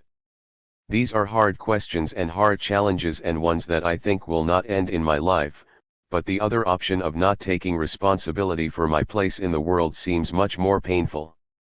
93. Mirroring colonial power structures in radical organizing, rape culture as colonization and community accountability. Claire. Throughout my involvement with anarchist and anti-rape culture organizing, I have come to see the fundamental necessity of personal accountability to social privilege and power as essential to any attempt at relationship building. So frequently do alliances and collective efforts divide, exclude, and silence because of inability to actively recognize and challenge how we engage in cycles of violence. Because of our inability to understand personal roles of power and privilege within U.S. colonial society and how deeply they affect us when our visions, desires and voices go unchecked, we often silence the voices and visions of others. Without working to understand the ways in which we have been colonized and how colonial power structures have influenced our own thinking, we often replicate the same oppressive power dynamics in our personal relations and organizational methods. Personal accountability does not ever end and should be a fundamental tool in any collaborative, collective, and individual effort. My understanding of accountability comes out of my self-education around sexual violence and rape culture. Being a part of U.S. colonial society means living within a rape culture. This means that our society encourages, condones, promotes, and normalizes sexual violence as a tool of patriarchal gender oppression.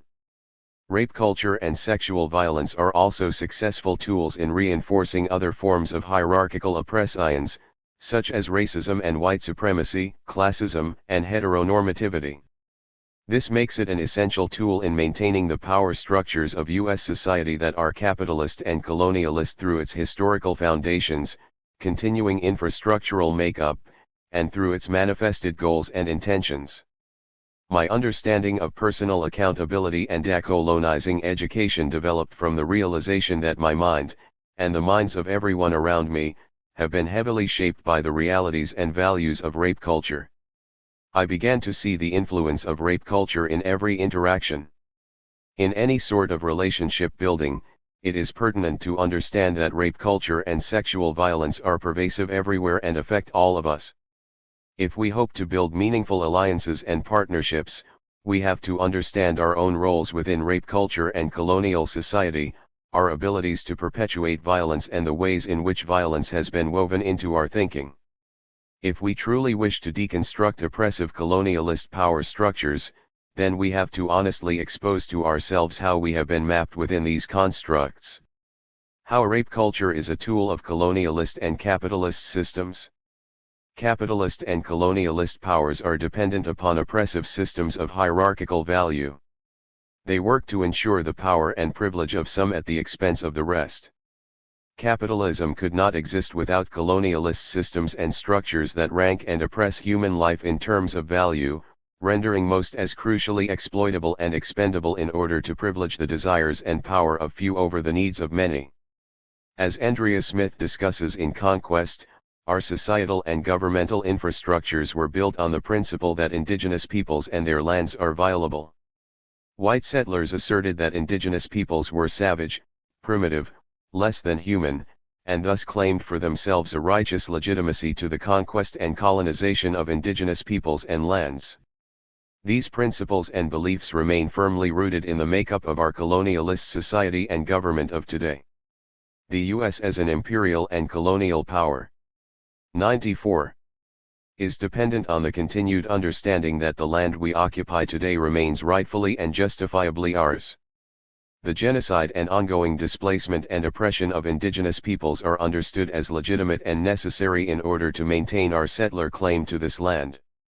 Smith writes that the continued claim of the United States to land and power necessitates that indigenous people must always be in a state of disappearance, or a permanent present absence in the U.S. colonial imagination in order for U.S. colonial ownership to feign legitimacy. In order to maintain this constant eradication of indigenous peoples, indigenous identity was, and continues to be, criminalized. This has historically been practiced through methods such as the genocide and forced removal of indigenous peoples from their homelands, placing bounties to encourage and condone mass murder of indigenous peoples, forced assimilation and ethnic cleansing through boarding schools, and the forced sterilization of indigenous women. Currently, the continued displacement and forced removal of indigenous peoples from their homelands, the continued occupation of these homelands, the criminalization of indigenous cultural practices, targeted harassment and violence by law enforcement, mass imprisonment of native peoples, and systematic sexual assault of indigenous women are just some of the many ways that native identity continues to be criminalized and eradicated today.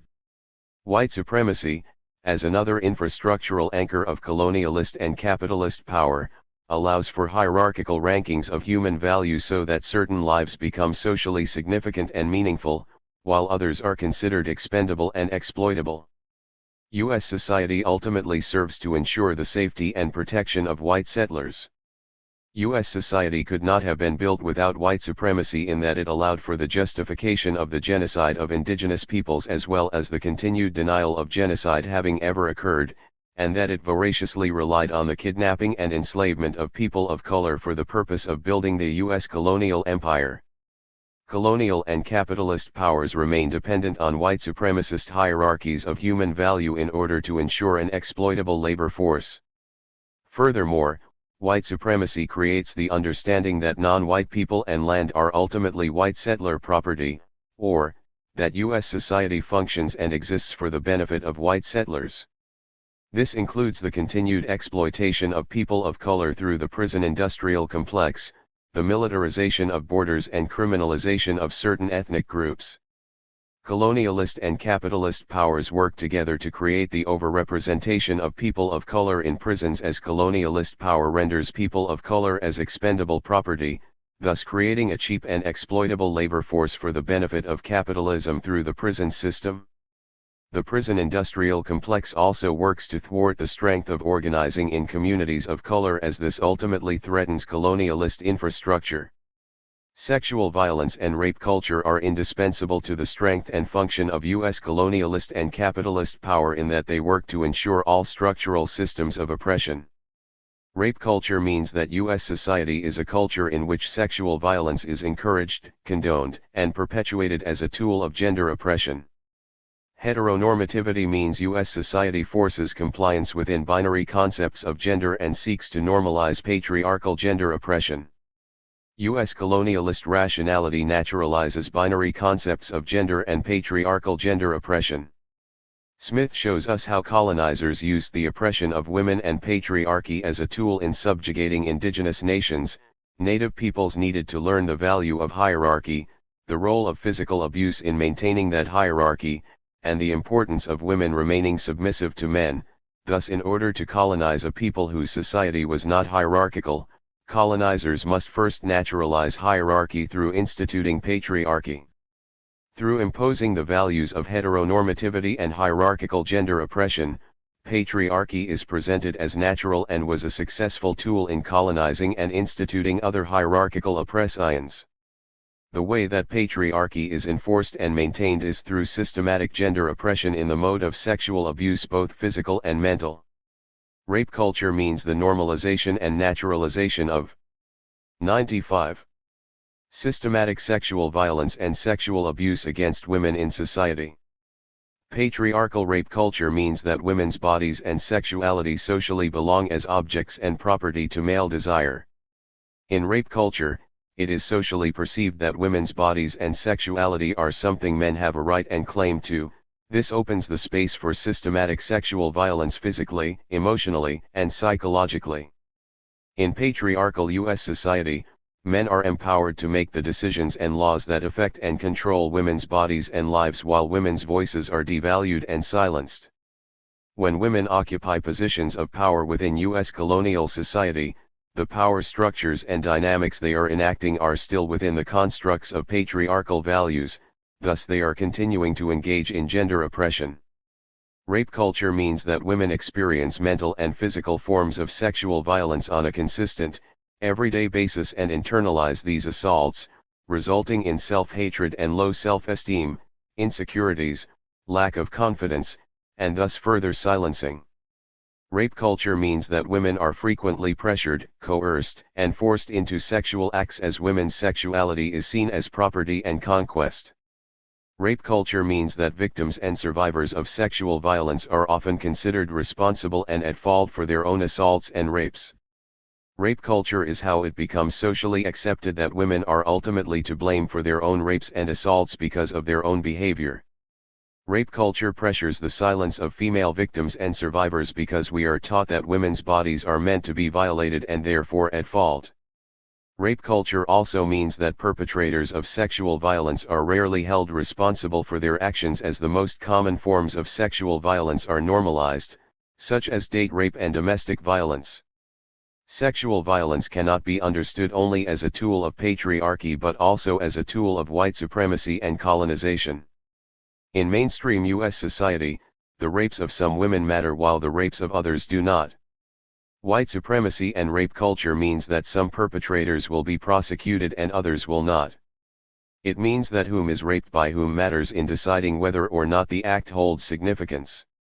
Sexual violence is a tool of colonial white supremacy in that it renders certain women as violable and certain men as those capable of violating. Colonial society and rape culture make it so that women believe themselves to be in need of protection from sexual violence, and that protection is found through the institutions and authorities that make up white supremacist, patriarchal, colonial power structures. Examples of this are the mass lynchings of black men by white men for in some way interacting with white women.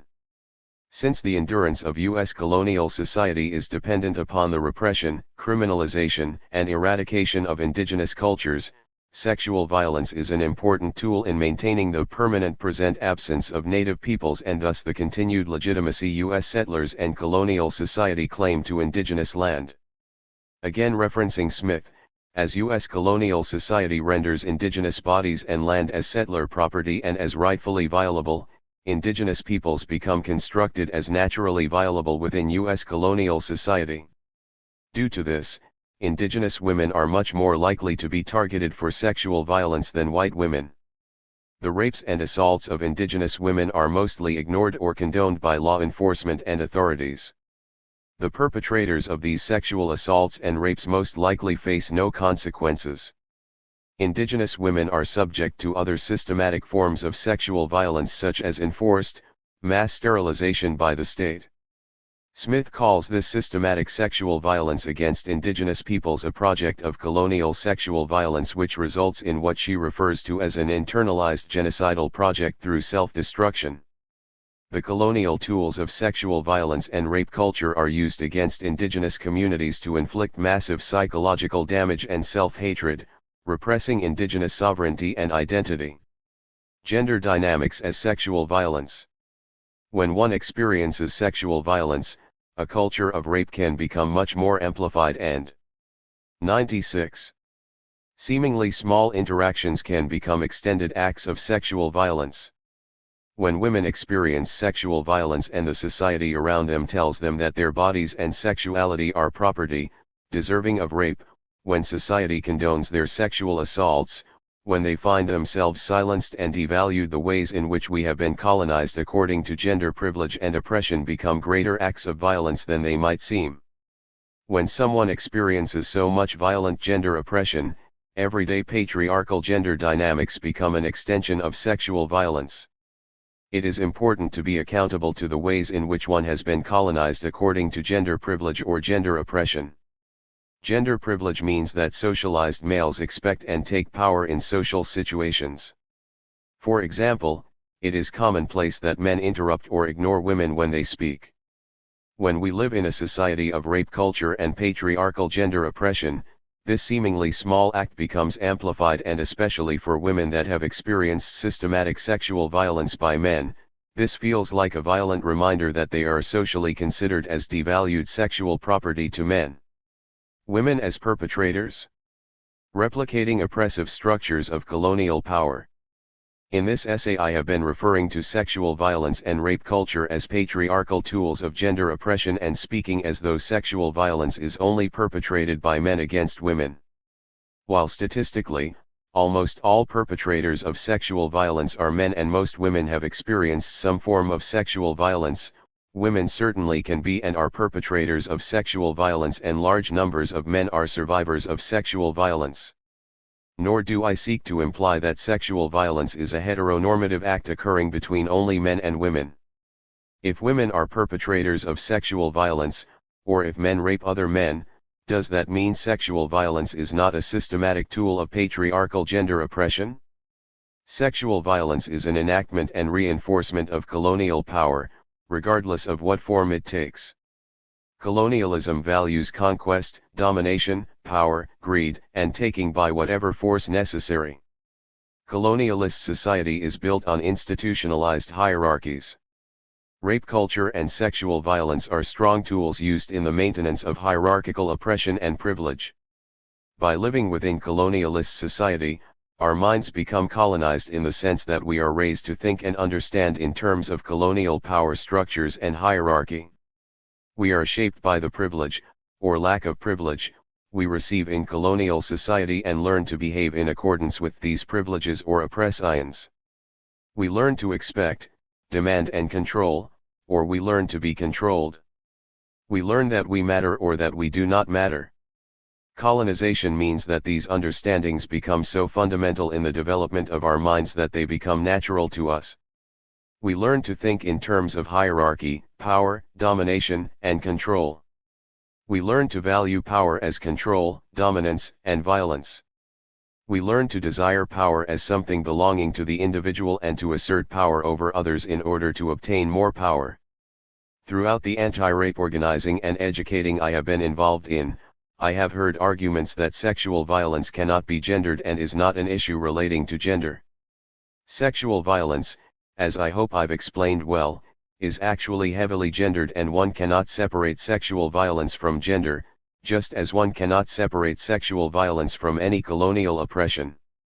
I want to focus on our abilities to perpetuate cycles of violence and how we have been colonized to understand and mimic colonial structures of violence. Sexual violence, no matter what form it takes, is a tool of colonial, patriarchal gender oppression and is a manifestation of those structures of power seeking to validate themselves. This is why we can't hope for change within the U.S. system, because U.S. society has been built from and out of violent colonialist power structures. Its survival is dependent on the reinforcement and maintenance of these colonial power structures. U.S. society and government have to be completely dismantled in order to abolish colonial rule. No matter who is the 97 perpetrator of sexual violence, it is a violent act that seeks to claim dominance, to conquer, to control and to assert power. Power through conquest, claim, and dominance are what embody, drive, and maintain colonization and colonial rule. Even if the roles of oppressor and oppressed are reversed, we are still enacting colonial systems of power and thus reinforcing and validating them. Importance of personal and community accountability to rape culture and sexual violence. Law enforcement and legal support surrounding sexual violence is often additionally traumatizing for victims and survivors of sexual violence, as it can be dehumanizing and distrusting of a survivor's experience. It is also very often dangerous, particularly for women of color and transgendered people. Turning to the police and state for undocumented women means they and their families face deportation. For many women of color, they can experience further physical and sexual violence by police and persons in positions of authority or even imprisonment. Legal and state responses to sexual violence offer no real solutions to rape culture because they are also structures of colonial power and society. They do not provide any real methods of perpetrator accountability or adequate survivor support, thus making no efforts to actually fight rape culture and end cycles of violence. They fail to address how colonial systems of oppression intersect to feed and perpetuate rape culture, or how rape culture works to feed and perpetuate colonial systems of oppression. Yet state-funded programs and law enforcement are often the only place a survivor has to turn to in order to seek support and response. This reinforces the strength of colonialist society and power because we are forced to depend on it, yet at the same time remaining stuck within its cycles of violent oppression. Sexual violence is so commonplace within anarchist and radical communities that I have learned to expect it. I've learned to draw boundaries and know when to step back so that it doesn't continuously obsess, crush and devastate me. What continues to astound me, however, is the dominant apathetic attitude, inability, and even resistance to addressing rape culture seriously within the communities and scenes I know well. When I do see response to sexual violence and rape culture, even when it is done with the best of intentions, it very often ends up encouraging more violence, causing more trauma for survivors and perpetuating patriarchal oppression, in that the focus, positive or negative, is almost always on the perpetrator and silencing of the survivor. Of course, organizing around response to sexual violence will be fraught with mistakes. It is a continuous process of learning, and I am grateful to everyone who has made a sincere effort. However, I want to point out that efforts to organize community response to sexual violence and rape culture usually end up burning out or falling apart. This is because it is too much work for a small group of people to take on by themselves. In order to really transform colonial systems of rape culture and sexual violence, there must be commitment to personal accountability by entire communities. While supporting survivors and working with perpetrators is not something everyone is capable of doing and not something everyone should be responsible for, I think these efforts fall apart because they can only sustain themselves if the majority of a community is committed to fighting rape culture and healing sexual violence. Within the communities I participate in, I am often told by friends and acquaintances that they prefer to ignore sexual violence and rape culture because it involves too much difficult emotion and drama. The ability to ignore sexual violence and rape culture is a privilege many do not share, and one that is ultimately oppressive to those whose daily worlds are violent realities of sexual violence and gender oppression. Ignoring sexual violence and rape culture are oppressive in that this denies one's personal power roles within rape culture and silences survivors of sexual violence by creating an atmosphere in which there will be no offered support or response. It is important to validate and trust a survivor's experience, as rape culture means a survivor is distrusted and blamed for their experience. Facts are not important, and seeking them out means further.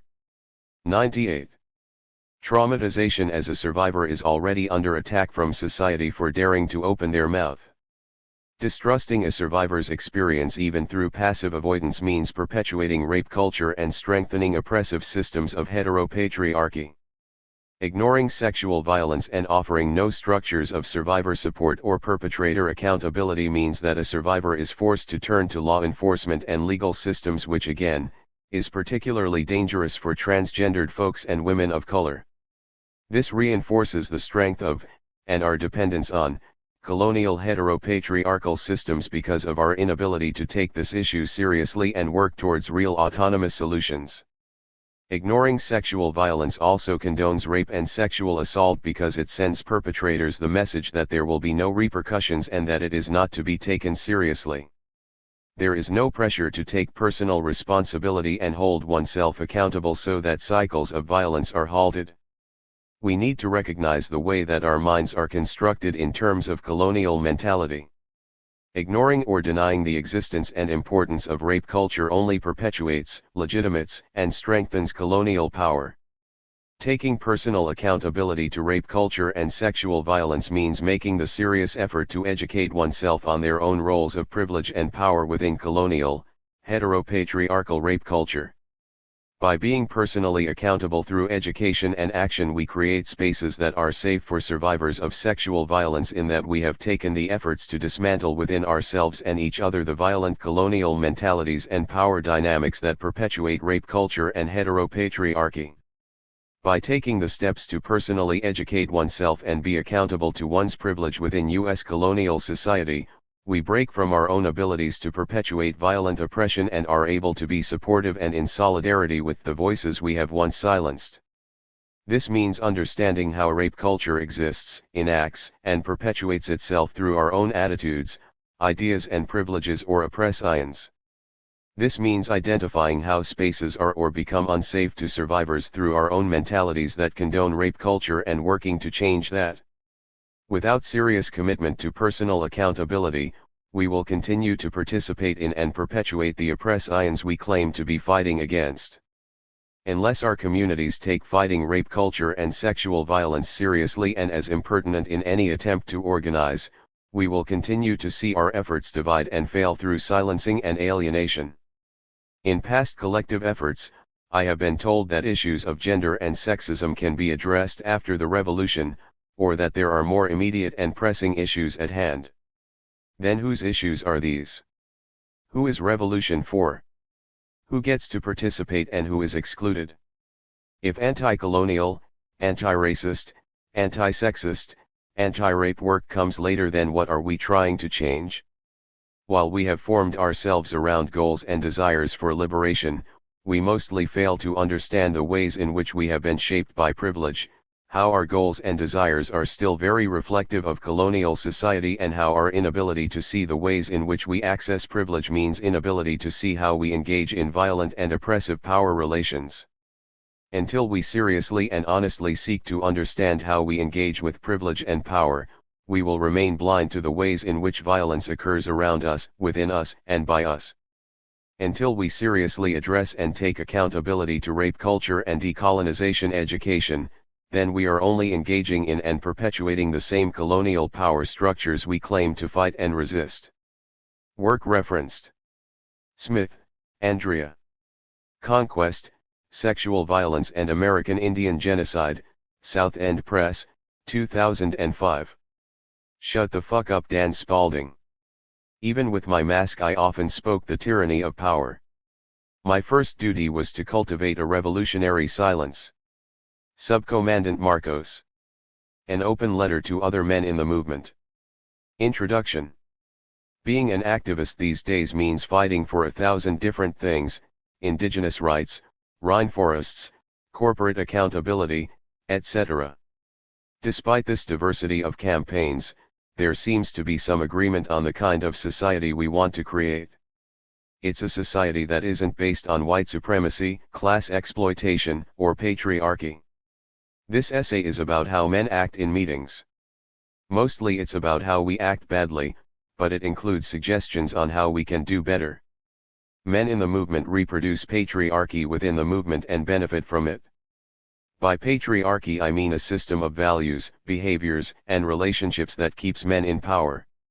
It relies on domination, claiming authority, and belligerence.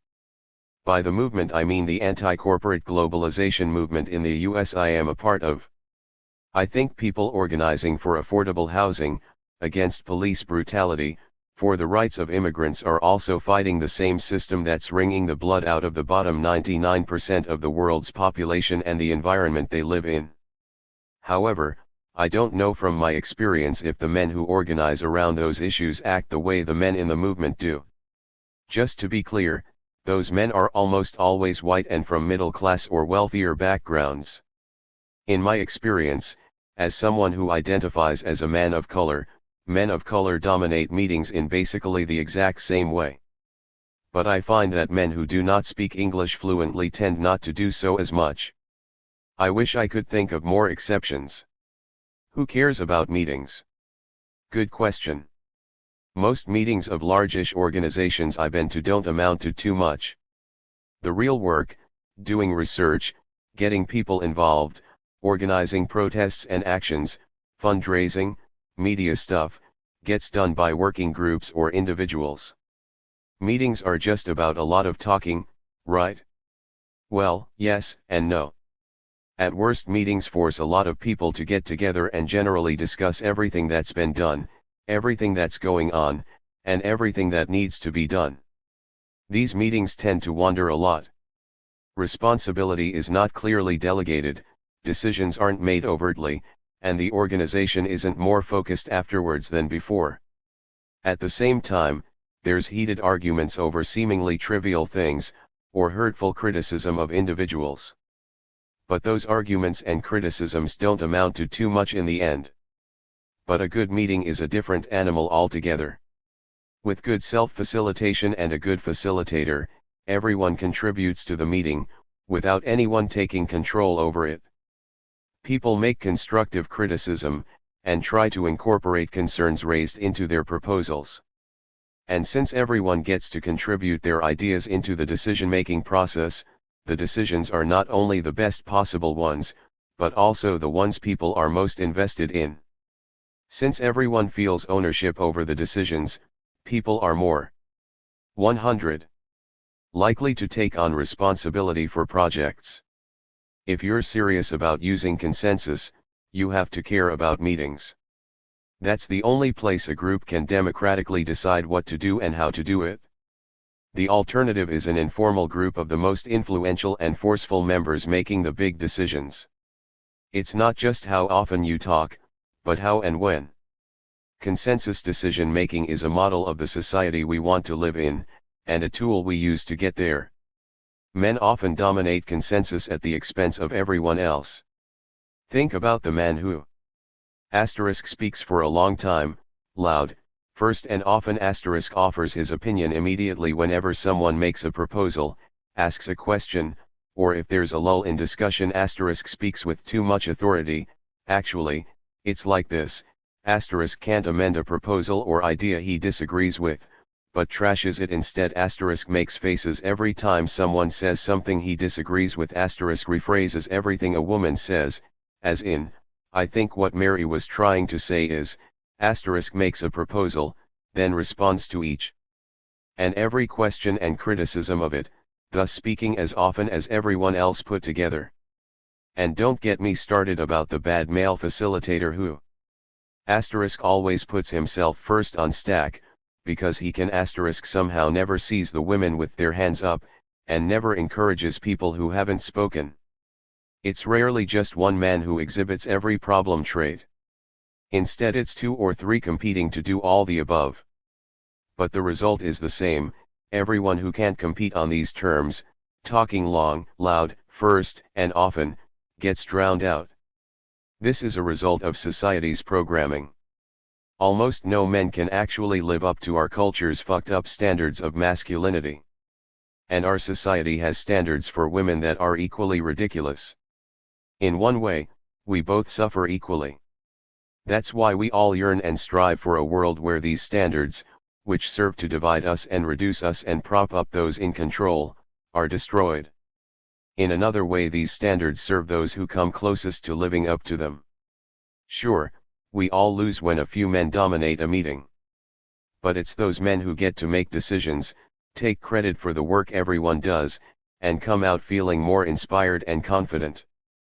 But I can't be sexist, I'm a hippie. Oh, but you can.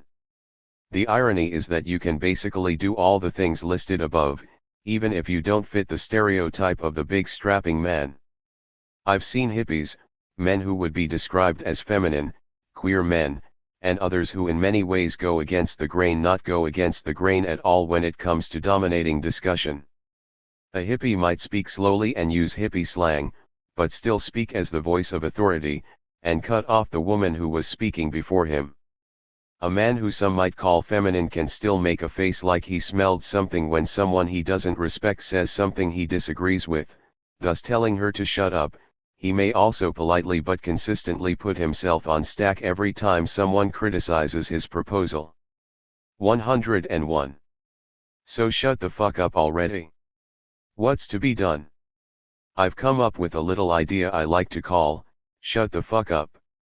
It goes as follows: every time someone says something you think is irrelevant, asks an obvious question, criticizes your proposal or makes a contradictory observation, makes a proposal, asks a question, or asks for more input because there's a brief lull in the discussion.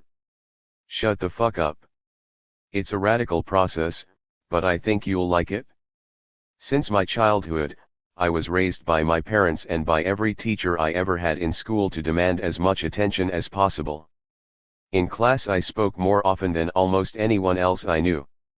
Surprisingly enough, some of my teachers were annoyed with me. But while they may have counseled me to raise my hand first, they never asked me to speak less or listen more. As a result, I probably got twice as much attention from my teachers, measured in time spent with me, than most of the other kids I went to school with.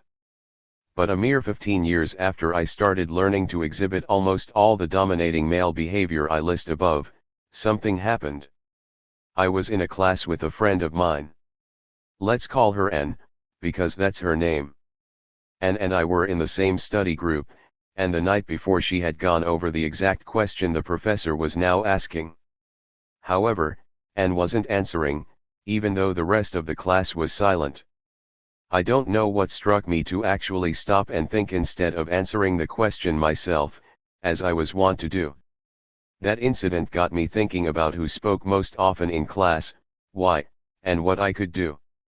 The answers to the first two questions I've basically given already. The third is a little trickier. What else can we do? Lucky for us, being a man gives us a lot of authority. I mean that in a good way, too. Much like people of color are always assumed to be selfish or paranoid when they speak out against racial profiling, women are often assumed to be bitchy when they call out patriarchal behavior. What does that mean for us? First, we shut the fuck up. This was easy for me in school. I just made a rule that I never spoke more than twice in a 50-minute class. Surprise. Almost every time I would have spoken, someone else eventually said the exact same thing, or something smarter. It was frustrating when it was another obnoxious man doing the answering, but a lot of times it wasn't one of the two guys in class who spoke most often. The problem is that the classroom is designed to have one person in charge, and it ain't the student. While you could point out problem behavior in class, there's not a lot of space for it, it's not expected or encouraged, and would probably be dismissed by the professor. The beauty of consensus is the facilitation. Not only can we facilitate ourselves, and we should, but we can facilitate each other. This is mainly the job of the person chosen to be the facilitator. But when the facilitator is ignoring problem behavior, or exhibiting it, it's easy for other people in the group to guerrilla facilitate. Sometimes it's as easy as pointing out the people who have their hands up, but are somehow missed by the facilitator, or by suggesting straw polls or go-rounds or other tools that get everyone involved. But it's usually not that easy. The worse the pattern of behavior in the group, the more natural the fucked-upness will seem. And you'll often be given the evil eye by the people you're calling out, if not a verbal backlash. And 102. Finally, it's obviously not the job of the people most trampled on by patriarchal behavior to always be calling it out. That's where we come in. We are, at least at first, given the most respect when we call out bad behavior. The problem is doing the calling out in a constructive way. It's all too easy to call people out in a hurtful and authoritarian fashion, thus entertaining everyone with your unintended irony, but also acting the exact way you don't want others to. When you call people out in a way that's hurtful instead of constructive, it still tends to keep the quietest people at a meeting from participating. The solution? So call people out, but try not to be too personal about it. Unless it's outrageous, wait until the person is finished, and then make your process point about how people should stick to stack, or consider not talking if they've just spoken, or whatever. And if it seems someone's pissed off at your calling them out, make the effort to talk to him after the meeting is over. It usually doesn't take much to smooth ruffled feathers. Unfortunately, it also doesn't take much for those same people to do the exact same thing the next meeting. So while part of the answer is self-facilitation and facilitating others, another part is also giving everyone the skills and confidence they need to assert their place in the meeting. This means having regular workshops, for new and experienced activists, on how consensus is supposed to work. It also means going through the formal process of consensus and explaining it during meetings. You can do it quickly, especially after the first few times. But when people assume that everyone is familiar with the process, those who are least confident will be the first to drop out of discussions. Meanwhile, other people who think they know the process but don't tend to hold things up. I'll let you guess what I think the gender breakdown of those groups is. Another key ingredient is talking to individuals outside of meetings. Talking honestly, I know you care about the group, but in meetings it seems like you talk down to anyone who disagrees with you, and you cut people off a lot, and that makes it really hard for other people to participate, is a big part of it. And as with any interaction, you have to keep an open mind to hear their perspective. Ideally, you could resolve things at this level and not have to bring things up before the group. But it's still a good idea to come up with a structure to address the way people act badly in meetings, for people to regularly check in with how they feel the process is going. It also makes it easier for people who wouldn't normally criticize others to do so constructively.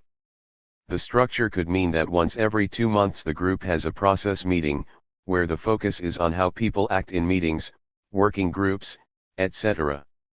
It's often easier and safer for people to call out problem behavior, and easier and safer for the culprits to own up to it and ask for constructive criticism.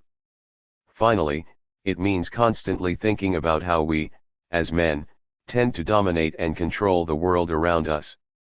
To me, this is most apparent in meetings.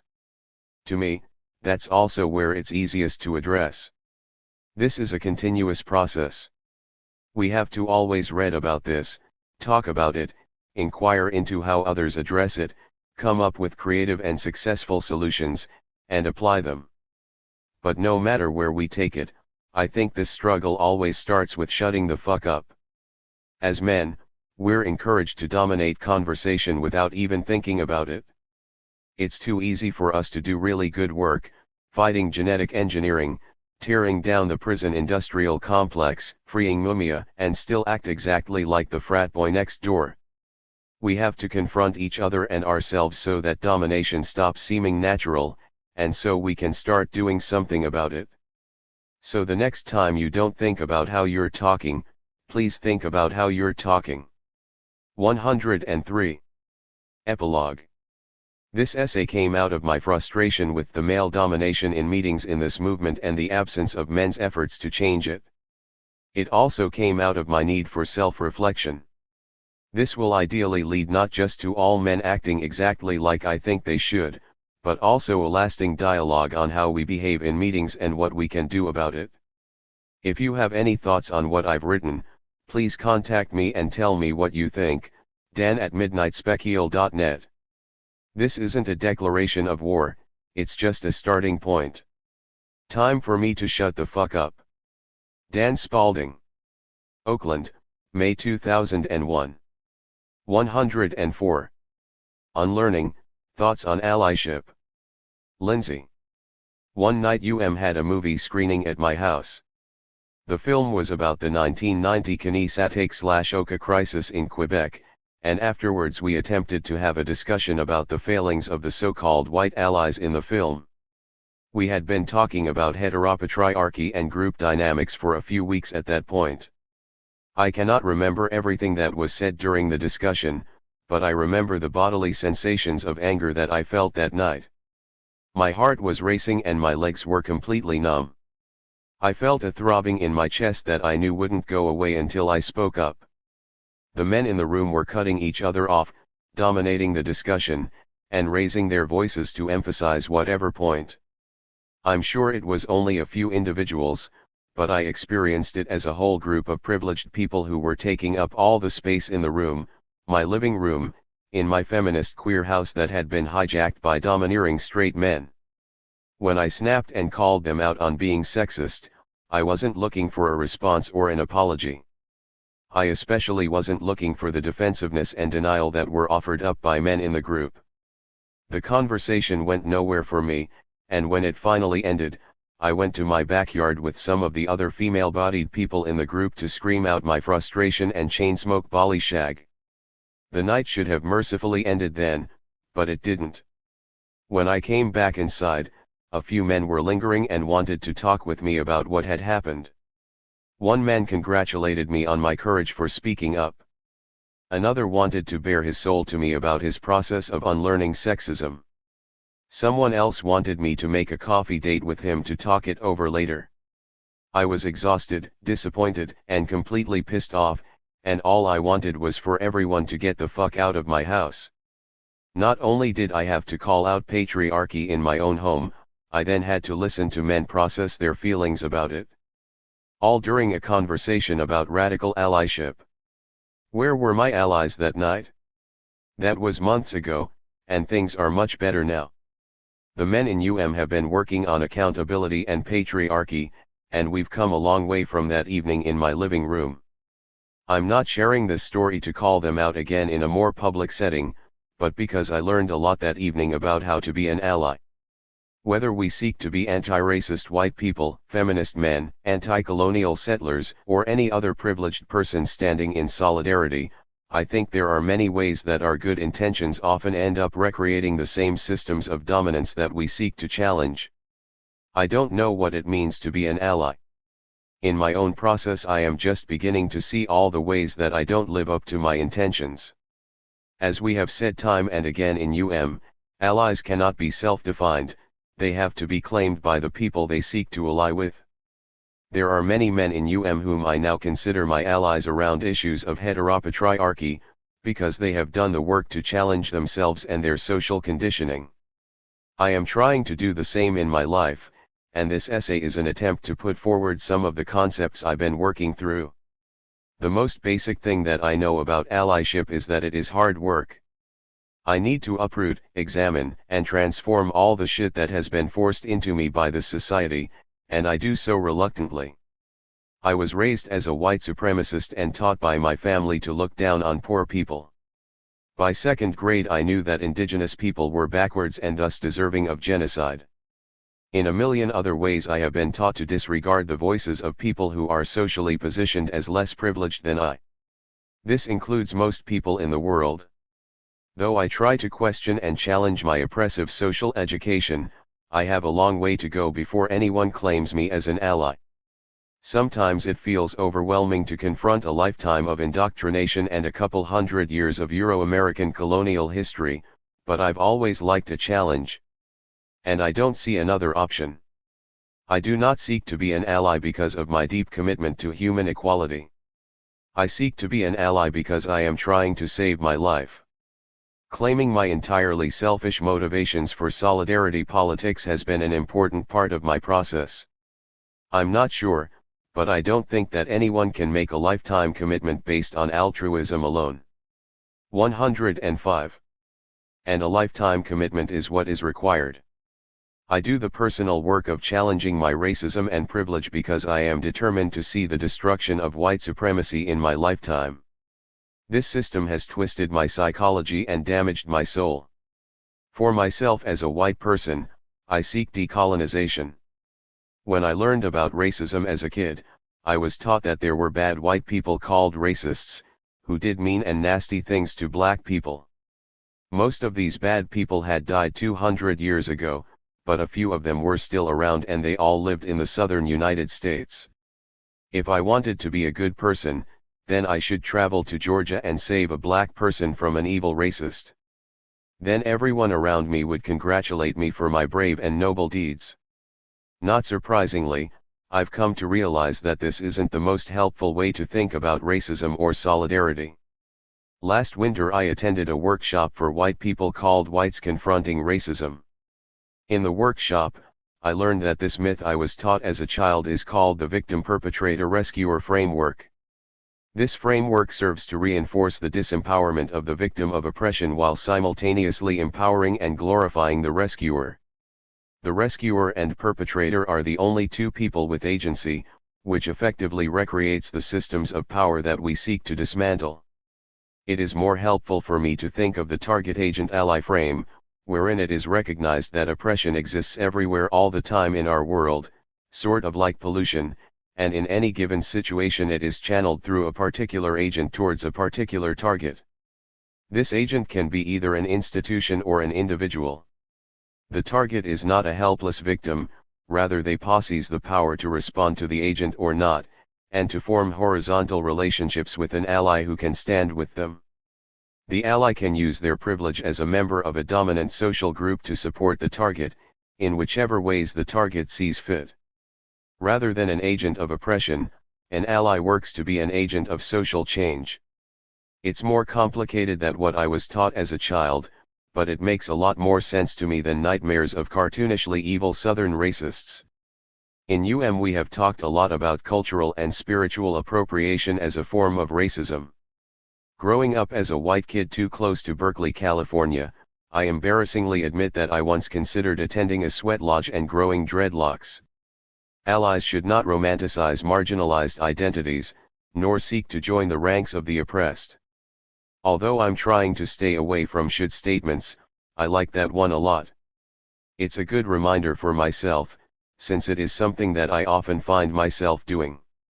I daydream about being a Zapatista, or going to Lower Sioux to show off as an anti-colonial white person who gets it. My romantic ideas of people who struggle limit my ability to form relationships with real people who are not simply one-dimensional embodiments of the revolution. Instead of fantasizing about how cool I'd be if I just wasn't white, I am trying to develop a healthy relationship with my settler identity. In the same workshop where I learned about the target agent ally frame, I also was introduced to cultural sharing. It sounds like a preschool activity, but in fact it is a really effective tool to step away from appropriation and guilt. Basically, each time we met, someone shared the story of their racial/ethnic family identity. We've expanded on this more in to try to uncover positive settler identities in which we can ground our politics. Ward Churchill has great things to say about the importance of understanding where you come from, and I think it is especially important for anti-racist white people to do this work so that we are not tempted to identify with the more authentic cultural other. Living in the Twin Cities during the Republican National Convention has taught me more than I wish to know about surveillance, infiltration, and informants. I think another essential, and essentially selfish, aspect of allyship is that it keeps us safer. Dealing with internal oppression is a vulnerable and intensely personal process. When we engage this process with people in our lives, and in particular people with whom we do our political work, we cultivate trust and accountable relationships. The strength of our relationships is what protects us from state repression and allows us to build dynamic and powerful movements of resistance. Looking back at that evening in my living room, I realized that the reason I got so angry was because I expected something better. I expected a male-bodied person in the room to call out the dynamics so that I 106 wouldn't have to. I expected that I wouldn't be asked to counsel or support people after I put myself out there by speaking up. I expected my emotional boundaries and space to be respected. If the situation were different, and I was in a place of relative privilege in a group where oppression was being enacted, I don't know if I could have done any better than the men of that night. I wish I could say with certainty that I would have done things differently, but I would be lying. I fuck up all the time and regularly disappoint myself and the people I seek to ally with. I want to hold myself and the people I work with to a higher standard of accountability. I believe that if we cannot change ourselves and our relationships, there is no hope of us ever recreating the world. And since nothing short of complete social transformation is my goal, I must start with myself. To close, I'd like to share a quote. There is a poster on my wall that reads, "We have internalized modes of domination, which we unwittingly use in our daily interactions with each other, from being raised in a racist, capitalist, sexist, heterosexist, ableist society that teaches us how to exercise power over each other in order to get what we want." Unlearning. I spent 20 years unquestioningly accepting the modes of domination that were taught to me.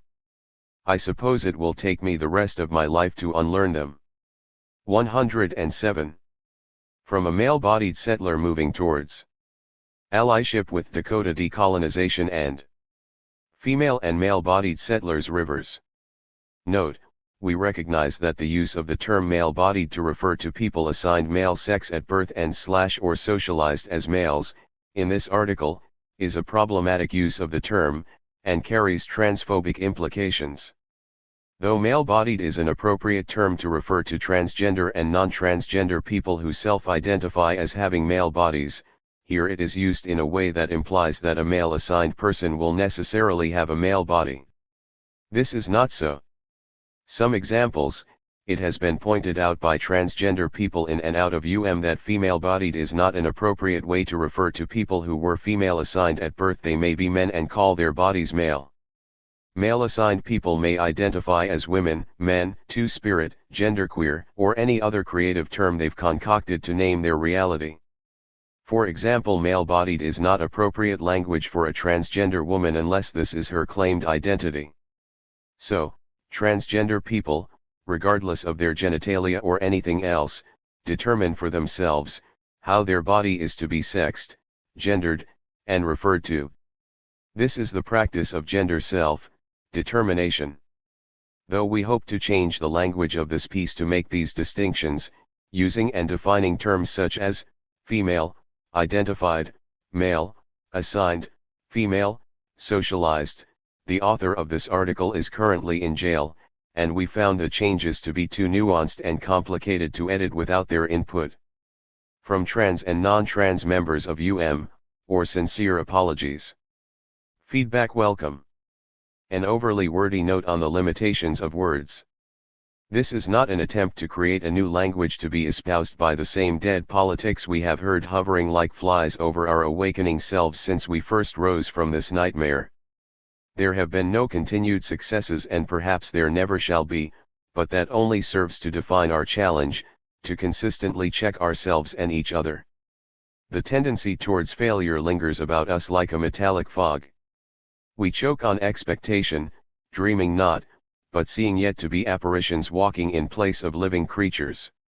If we cannot imagine full-hearted people living free in their traditional homeland, we sure as hell will never see it happen. While we engage in this medium of meter and measure, let us fill up our lives with color and clamor. This essay is my mirror upon which I reflect my actions, a tool. These withersome words only go as far as I stand up to fucked up oppressive behavior, my ongoing history of oppressive privilege, and stand with people as they fight for their lives. It is not what we say but how we live that will break the spell of complacency and oppression.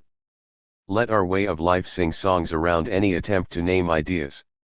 Do not linger here too long, there are places you must go, and many who would see you there now.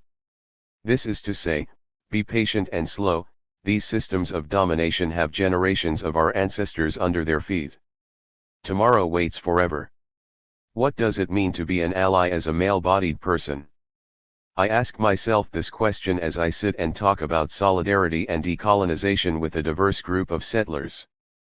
A female-bodied person voices an issue of hers with the way folks have handled a situation. I hear a male-bodied friend respond in a way that is attempting to clarify where he was coming from. It clicks for me. 108. In this moment, allyship can be a process of one person or group explicitly working to understand another group or person's struggle towards liberation, and aiding in that process in whatever ways the oppressed see fit. In general, it may be positive to explain where we were coming from when our actions or words put another off, but from what my friend said, it really didn't feel like that was what she was looking for. In this situation, though my male-bodied friend may have done something that frustrated or offended her, an explanation is not what is needed.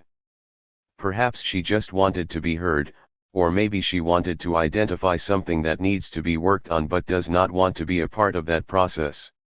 I share my thoughts with the group, acknowledging his intention to help and trying not to speak for my female-bodied friend. I attempt to speak for myself. In this way I am trying to be an ally to both of my friends. I am helping one identify something he needs to work on and supporting the other by naming patriarchal behavior when I see it. Being an ally as a male-bodied person means fighting patriarchy and heterosexism in ourselves and as we find it in our lives. It means stepping back in our relationship to others, learning about their oppression and listening to how they choose to approach confronting it. We cannot assume that folks want to work on our shit with us. This assumption is yet another manifestation of patriarchy in that it is spreading our responsibilities onto others. Male-bodied people have the most responsibility when it comes to privilege work. To be a compassionately supportive friend, to be an ally, we must first accept this responsibility. We must take the lead in instigating work against our privileges, deconstructing our oppressive behaviors, and take direction from others in how to aid in their liberation, especially in relation to their experience of our privilege. Passing privilege. In dealing with privilege, it is important to discuss how we are perceived, how we perceive ourselves, and how our expression of our identity matches how we are identified. Passing privilege can be the ability to pass as an identity that carries more privileges than another identity you carry. Passing privilege also involves the overlapping of your identity with how you are perceived. It is a privilege to be identified as how you identify yourself. Many people struggle daily with being identified as someone they are not. An example would be a fair-skinned indigenous person being identified as a settler. The issue of passing applies to many sets of privileges including settler, gender, class, race, and ethnicity. In this essay I have used the physical terms male and female-bodied instead of gendered ones because I have been approaching these issues of privilege from a perspective that is male-bodied yet not male-identified. Often our perceived bodied types are associated with assumptions about genders and their subsequent privileges. This is problematic. I also want to acknowledge that this binary of male and female does not encompass all body types and that we should not confine each other to this either, or way of thinking. It is my hope that in our interactions we learn from each other how we identify and from their work to understand how our identities relate. Around group work and confronting privilege we must be accountable to our experienced and perceived identities. Though I do not identify as male, I must be accountable to my male privilege because I have been raised as such, as well as because most of society would name me as male whether I choose it or not. I operate from a place that acknowledges the privilege any person sees me as carrying as what I must confront in my relationship to that person, and that while I may not choose an identity, I may carry its privileges and the responsibilities that follow. Why is all of this important? Why should we be working towards allyship? This is basically asking why is it important to help each other, and my answer is pretty simple, because the dominant way of life is so incredibly unhealthy, because mutual aid is essential to creating better life for all living beings on this planet. But that may be oversimplifying it. As Andrea Smith has said, the issues of colonial, race, and gender oppression cannot be separated. As male-bodied people we must strive to break 109 cycles of objectification, confront the history of oppressive masculinity, and identify the ties between our privilege and colonialism. Abusive gender dynamics are a tool of colonialism and their perpetuation is a manifestation of colonization. Through building communicative, accountable relationships focused on liberation we can redefine ourselves outside of our histories and turn our privileges into weapons wielded by those previously oppressed by them. If those we seek to support do not feel respected or heard by us, then how are we aiding in their struggle towards liberation? Allyship asks if what we are doing for others is actually helping them. It demands accountability and puts the steering of support in the hands of those receiving. The fact that one cannot claim allyship until they are claimed by those with whom they seek to be in solidarity makes the relationship based on mutual recognition. Allyship is the approach those of us working on solidarity with Dakota decolonization choose in our path towards liberation. As it has been said, if we do not learn how to and begin standing up for each other, there will be no one to stand up for us. Oppression is not hierarchical and will not diminish on its own. Our health and lives depend on our breaking these cycles of colonialism. Gender oppression is colonialism. Gender oppression has been identified by female-bodied indigenous people as a large aspect of how colonialism manifests in their lives. To work towards solidarity with decolonization we must understand this statement. The sexualization of indigenous peoples, the sexual nature of violence towards them, and the disproportionately high percentage of violence towards female-bodied indigenous people are all examples of this. Our work is to acknowledge our role in colonialism and to take responsibility for that role. As heteropatriarchy is a tool of colonialism, an essential aspect of this is confronting our histories of gender and sexual violence. If we do not fight gendered violence, we perpetuate the idea that gender and colonial oppression are separable and not intricately interwoven. From the moment white colonizers set foot on this continent, they have objectified and subjugated female-bodied and indigenous people, fracturing the communities and beliefs that are the strengths of a healthy culture.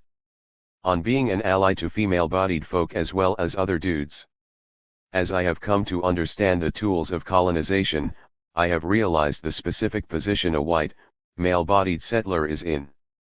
We must learn to take on gender oppression as actively as colonial oppression, and with a similar orientation. Male-bodied folks must deconstruct the masculine socialized embodiment of gender oppression while taking direction from female-bodied people to assist in their own liberation. To confront our colonialist mentalities, we must unwind our gender socialization and racist heritage, and in doing so be in active pursuit of allyship with both male and female-bodied settlers. It is necessary for male-bodied people to work to understand how our perceived identities are affecting others, how our privileges are inhibiting those with different sets of privileges.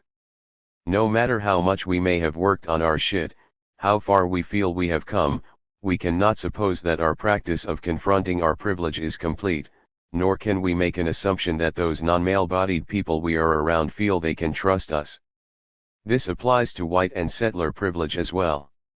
To be able to work towards a common goal with anyone but other like privileged people, we have to actively work to understand how our privilege is present in our work and interactions. In this sense, being an ally means actively pursuing trust through vulnerability, honesty, and a willingness to validate and learn from others, specifically with different, less privileged identities. The emphasis on this being active is intentional and important. To truly be an ally means that we are working on our shit and we exhibit it, not waiting until we are called out or until we are presented with an opportunity to deal with shit. It is not the job of those whom are affected by our privilege to instigate our growth. It is our responsibility to confront our inherited fucked up behavior, or privilege, with others sharing our privilege. It is a perpetuation of unhealthy 110 power dynamics, and simply not okay to expect abuse to be called out only by one experiencing the abuse. It is the individual, or group whose behavior is abusive or damaging who is responsible, not just for changing their behavior but for recognizing how the autonomy, health, and safety of others is being negated by their actions. As we work towards becoming allies to indigenous struggles for decolonization, we identify accountability as integral to liberation. When we are accountable to each other, we step out of the systems of oppression, creating the space to build healthy, liberated lives. This accountability must be pervasive in our lives. For accountability and confronting our privilege to become a permeating aspect of our lives, we must work with and support each other. This is where being an ally to other like privileged people comes in. Male-bodied support of male-bodied folks. It is interesting to note that a basic aspect of male-bodied accountability, connection to and support from other male-bodied people, something that seems so simple, is largely absent in dominant Western culture. We are not taught to be open with other male-bodied people, let alone vulnerable. Compassionately calling each other out for exhibiting or perpetuating oppressive mentalities is perhaps the most important thing we can do to break out of our histories. We have a lot to learn together, as there are generations of abuse to unwind, and few healthy models to learn from. To be an ally to other like privileged people involves both challenging each other as well as listening to and supporting one another as we deal with our failures. Together we can create a momentum and a healthy expectation towards being accountable. And with accountability comes trust, and with trust we can confront the larger impersonal manifestations of colonialism. In our organizing around Dakota Solidarity, we have formed a men's group specifically situated within an anti-colonial framework. All the male-bodied people in the larger group Unsettling Minnesota meet separately to discuss our male privilege. We talk about how it plays out in and elsewhere in our lives, and support each other as we acknowledge our patriarchal behavior.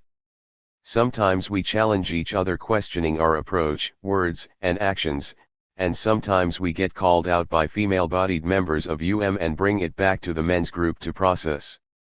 It has been really helpful in crafting appropriate responses to awkward interactions to hear other male-bodied perspectives. Coming together to understand specific interactions has been really helpful and enabled us to address them in constructive ways, avoiding reactionary responses or patriarchal positioning. We have also shared our histories, stories about our acculturation, parents, and sexuality. We try to balance being a support group for each other and an accountability subgroup of Over the months I have grown close to some men that I originally felt very critical of, replacing ingrained distrust with appreciation through direct communication. It has been difficult to maintain focus and momentum, and at times we have failed our purpose of creating active confrontation with patriarchy within ourselves and our communities. It is not always easy to challenge ourselves or our friends, but more often than not it results in growth. Having rooted aspects of our identity questioned in a passionate way can cut really deep. It is a product of our privilege to not feel uncomfortable. The more privilege we carry, the less likely we are to have experienced feeling personally attacked. It is important to acknowledge those feelings when they come up, to let them in. The uncomfortable feelings, and the little bit of hurt accompanying them, are smaller and softer versions of the everyday pain and violence so many others experience. It is our privilege that allows this uncomfortable pain to be so hard for us. We are not forced to deal with everyday verbal abuse or the threat of physical violence non-white, settler or male-bodied people face. We can learn to be allies in solidarity struggle only by sincere personal reflection and speaking up when we see unhealthy interactions and behaviors. Our voices will grow when used, and if we are to be allies in any struggle, if we hope to exhibit true solidarity, we must speak up and act. Interrupting sexism is our responsibility. It should be expected of us. Often we shy away from expectations, afraid of being boxed or of feeling pressured to do something we do not want to do, but I believe we can choose what expectations we want to carry and shape them to fit our desired growth. It is important to say here that while we should be expected to speak up and name patriarchy and heterosexism, we may not know what to 111 actually say, and that is okay. A huge first step is simply naming uncomfortable dynamics. What exactly they are and how to deal with them will come as we unlearn. Action and solidarity. Solidarity is one of the foundations of most radical ideologies and liberation struggles. It has become clear that revolutionary solidarity can look many ways. In the practice of solidarity with the revolutionary indigenous struggle, action must be determined through communication between settler and indigenous groups. We must take direction from our indigenous friends because it is not our place to say what they need from us, let alone for themselves. It only serves to reproduce our histories as colonial patriarchs to act on behalf of anyone or without their consent. Settlers cannot tell indigenous people how to live, heal, or fight. This simply positions them back on top as the ones with the power. Essentially, this is the same as killing someone's family, looting and burning their house and neighborhood, putting them in prison for years and then upon their release telling them how to get their life back. This is only to say we must work with an anti-colonial framework, consciously aware of our settler and gender privilege as we act in solidarity. This type of action is not the glorified action of a battlefield, but a persistent, determined kind that can reach the foundation of oppression. It is important for all radicals, especially white, male-bodied folks, to take a critical look at what we mean by action. What are the histories surrounding our approach and how are we perpetuating them? It is truly possible for us to create a life where to be male-bodied would mean being accountable, compassionate, and trustworthy. It is for us to create through our actions, through the way we live. If we desire the end of colonization, we must energetically engage in a personal struggle of accountability, otherwise we are vessels of oppression wrapped in liberatory rhetoric. To seek to directly understand how our actions help and support those we attempt to express solidarity for means acknowledging that getting out in the streets and marching with signs might not feel as meaningful to them as confronting manifestations of oppression in everyday interactions. It means that we must be able to hear and to communicate effectively to female-bodied, non-white, and/or indigenous people. It also means that if we are asked to take risks, we understand why we are asked to do so and maintain an anti-colonial perspective in our approach. The tools of colonization must not be our tools of liberation. Representation and appropriation are two such tools of oppression and are often found within even the most healthy radical circles. Saying we support decolonization struggles, and are in solidarity with indigenous peoples without restructuring our lives around an anti-colonial framework is a perpetuation of colonialist mentalities. If we let words represent our beliefs instead of exhibiting our beliefs in our way of life, we are representing ourselves, and replacing life with the expression of life. We must not become billboards of our beliefs, but them embodied. If we focus on solidarity and an anti-colonialist perspective, instead of focusing on redefining our way of life around these concepts, we are appropriating them. It has been said that solidarity is a weapon, that solidarity means attack. For solidarity to be a weapon, we must express it conflictually, manifesting in it a challenge to this destructive culture. If solidarity means attack, we must define what we are attacking. Let our solidarity be aimed at all manifestations of oppression, from the military and the economic arms of the state, to the colonialist framework that dominates our way of life. What we must do. The process of becoming an ally to indigenous people fighting for decolonization differs according to one's identity, and perceived identity. What it takes for a perceived white male to be trusted and accepted as an ally is different than a female or non-white male. Western civilization's manifestation of colonization is uniquely tied to the privilege carried by white males. The history of complacency, cowardice, betrayal, dishonesty, aggression, rape, murder and genocide is one that every male-bodied person must accept and actively confront if they hope to create an alternate world.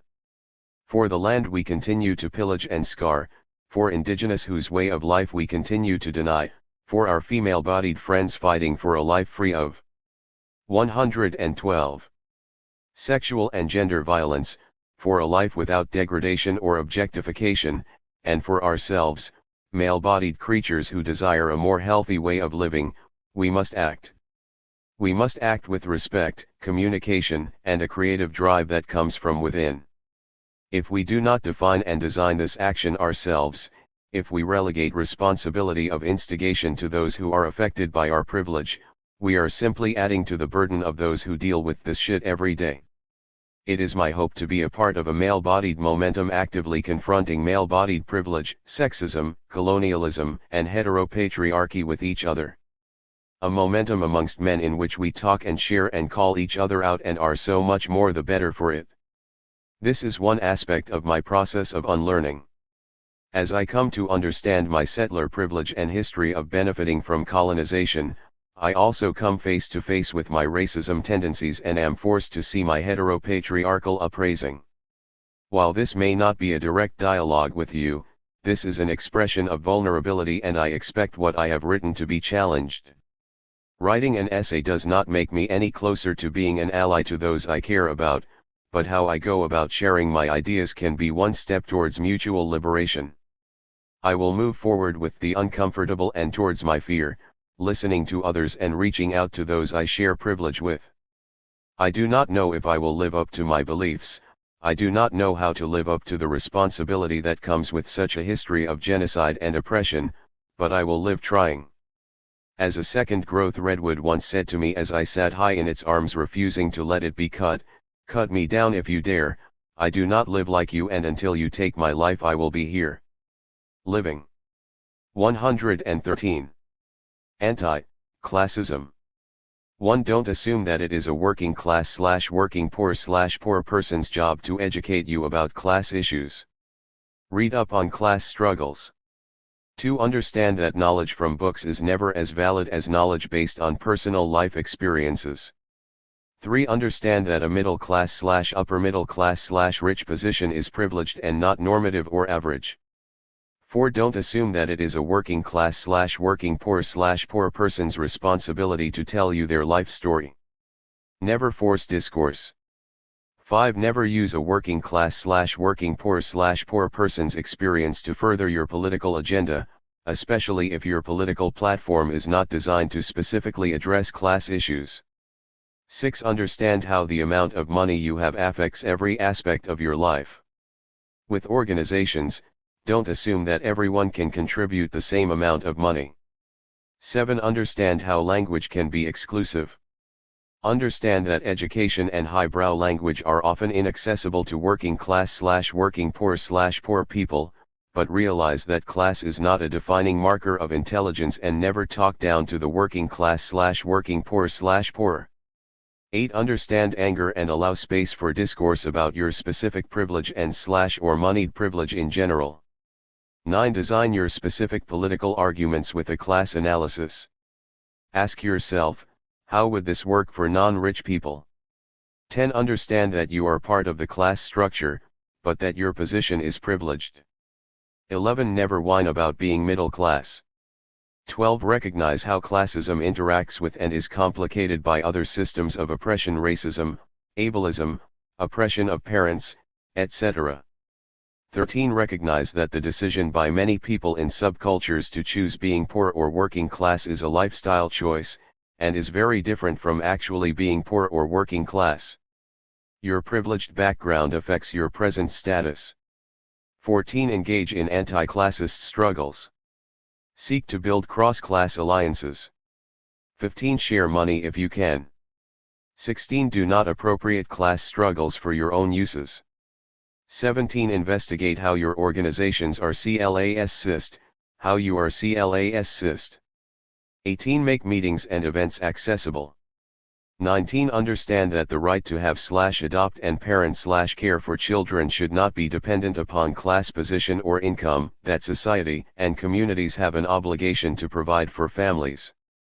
20. Recognize that class does not equal income. Education, geography, job, and many other factors influence class status. What you can do about classism. Class action. From inside a house of privilege, it is easy to believe, just by looking around you, that pretty much everyone has the same privileges you do. It is also easy to shut out those noises from the street that speak about others and their different experiences. 3 presumptions about the dominant culture: innocence, worthiness, and competence, perpetuate privileges for this cultural group, which often go unnoticed by members of the culture. The first presumption, innocence. The second presumption, worthiness. The third presumption, competence. What dominant groups can do about classism. A major feature of the classist mindset is the stereotype that suggests that poor and working class people are unintelligent, inarticulate, and overly emotional. A good ally will contradict these messages by soliciting the knowledge and histories of impoverished and working class people. Dominant group allies can also engage subordinated group members by being a thoughtful, considerate listener. When subordinated group members talk about their experiences, it is most helpful for an ally to resist becoming defensive and expressing their own guilt. It is also extremely helpful for dominant group members to refrain from criticizing how the message is being presented. Some ways of becoming an ally include: claim your identity. Learn all you can about your history as a dominant group member. Learn the history and experience of all working and impoverished people. Raise your children to be anti-classist rather than merely being non-classist in their own behavior. This means becoming active allies with subordinated group members to improve the quality of life for all. Give yourself and your children exposure and experience of the language and culture of working peoples. Listen with compassion when a member of a subordinated group relays experiences and feelings. Ask for clarification when needed and respond. What subordinated group members can do about classism. For some subordinated group members, distrust, despair, and anger are common responses to the oppression they experience. When subordinated group members begin to believe the stereotypical views and bias of the dominant group about themselves, it internalizes the oppression. To begin to undo the damage caused by classism, it is useful for subordinated group members to 115. Examine their feelings about money in terms savings, earning, and credit.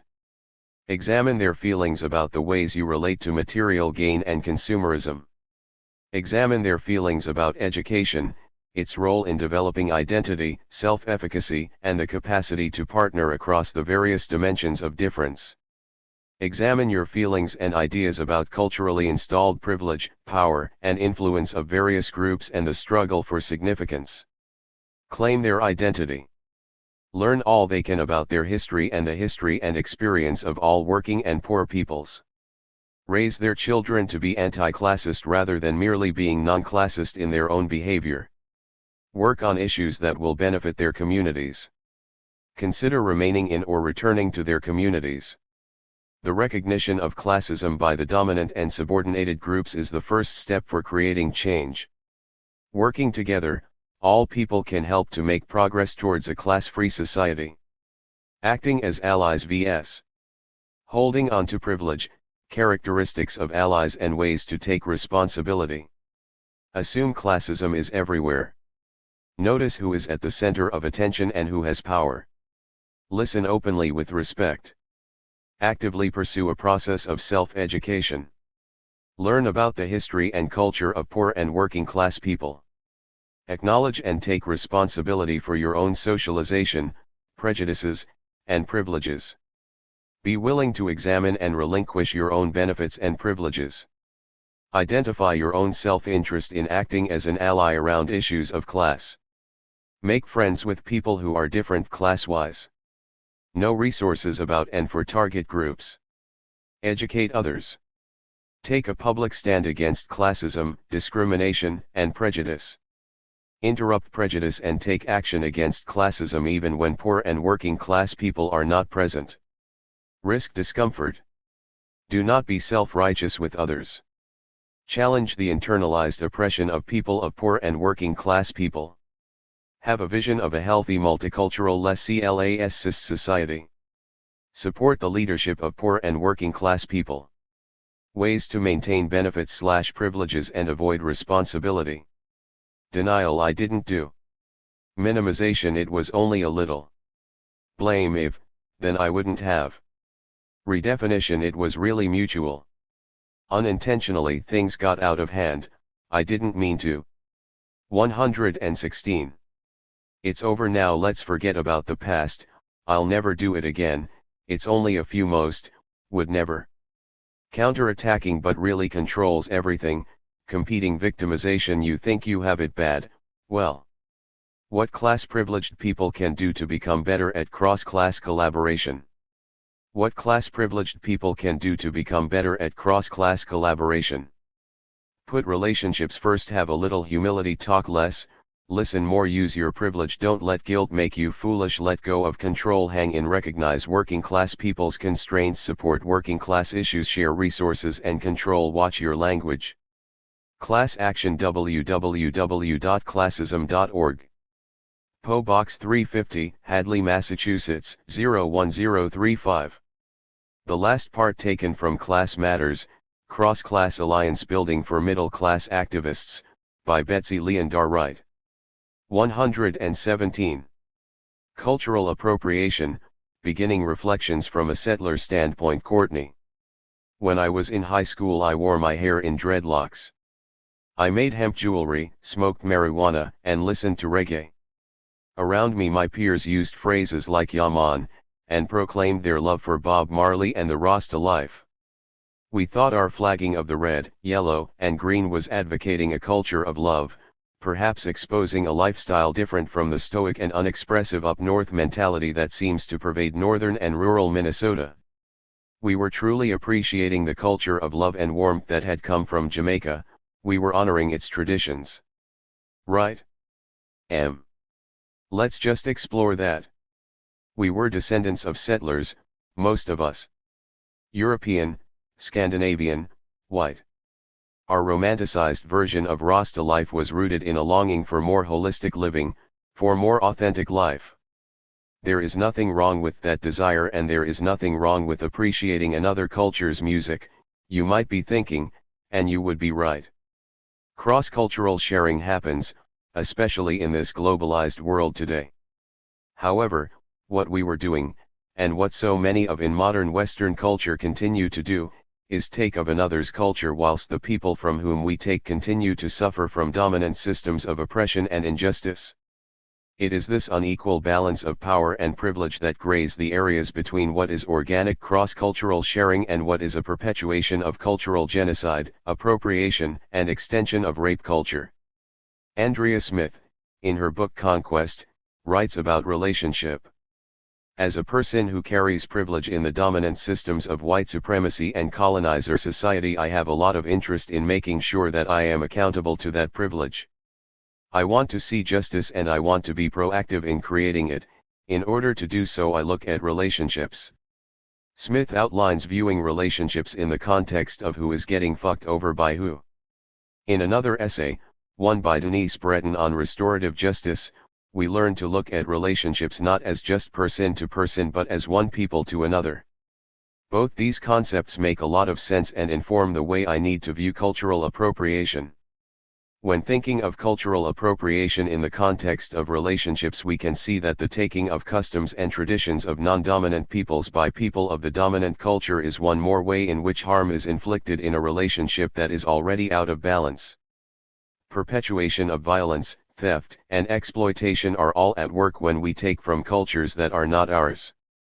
It is even more detrimental when there is unequal power balance to begin with. I think of this perpetuation of harmful and out of balance power relations in the way that I relate to the land base I reside on. For instance, I like foraging and I love herbalism. I like to go to the woods, identify what plants I can, and work with them.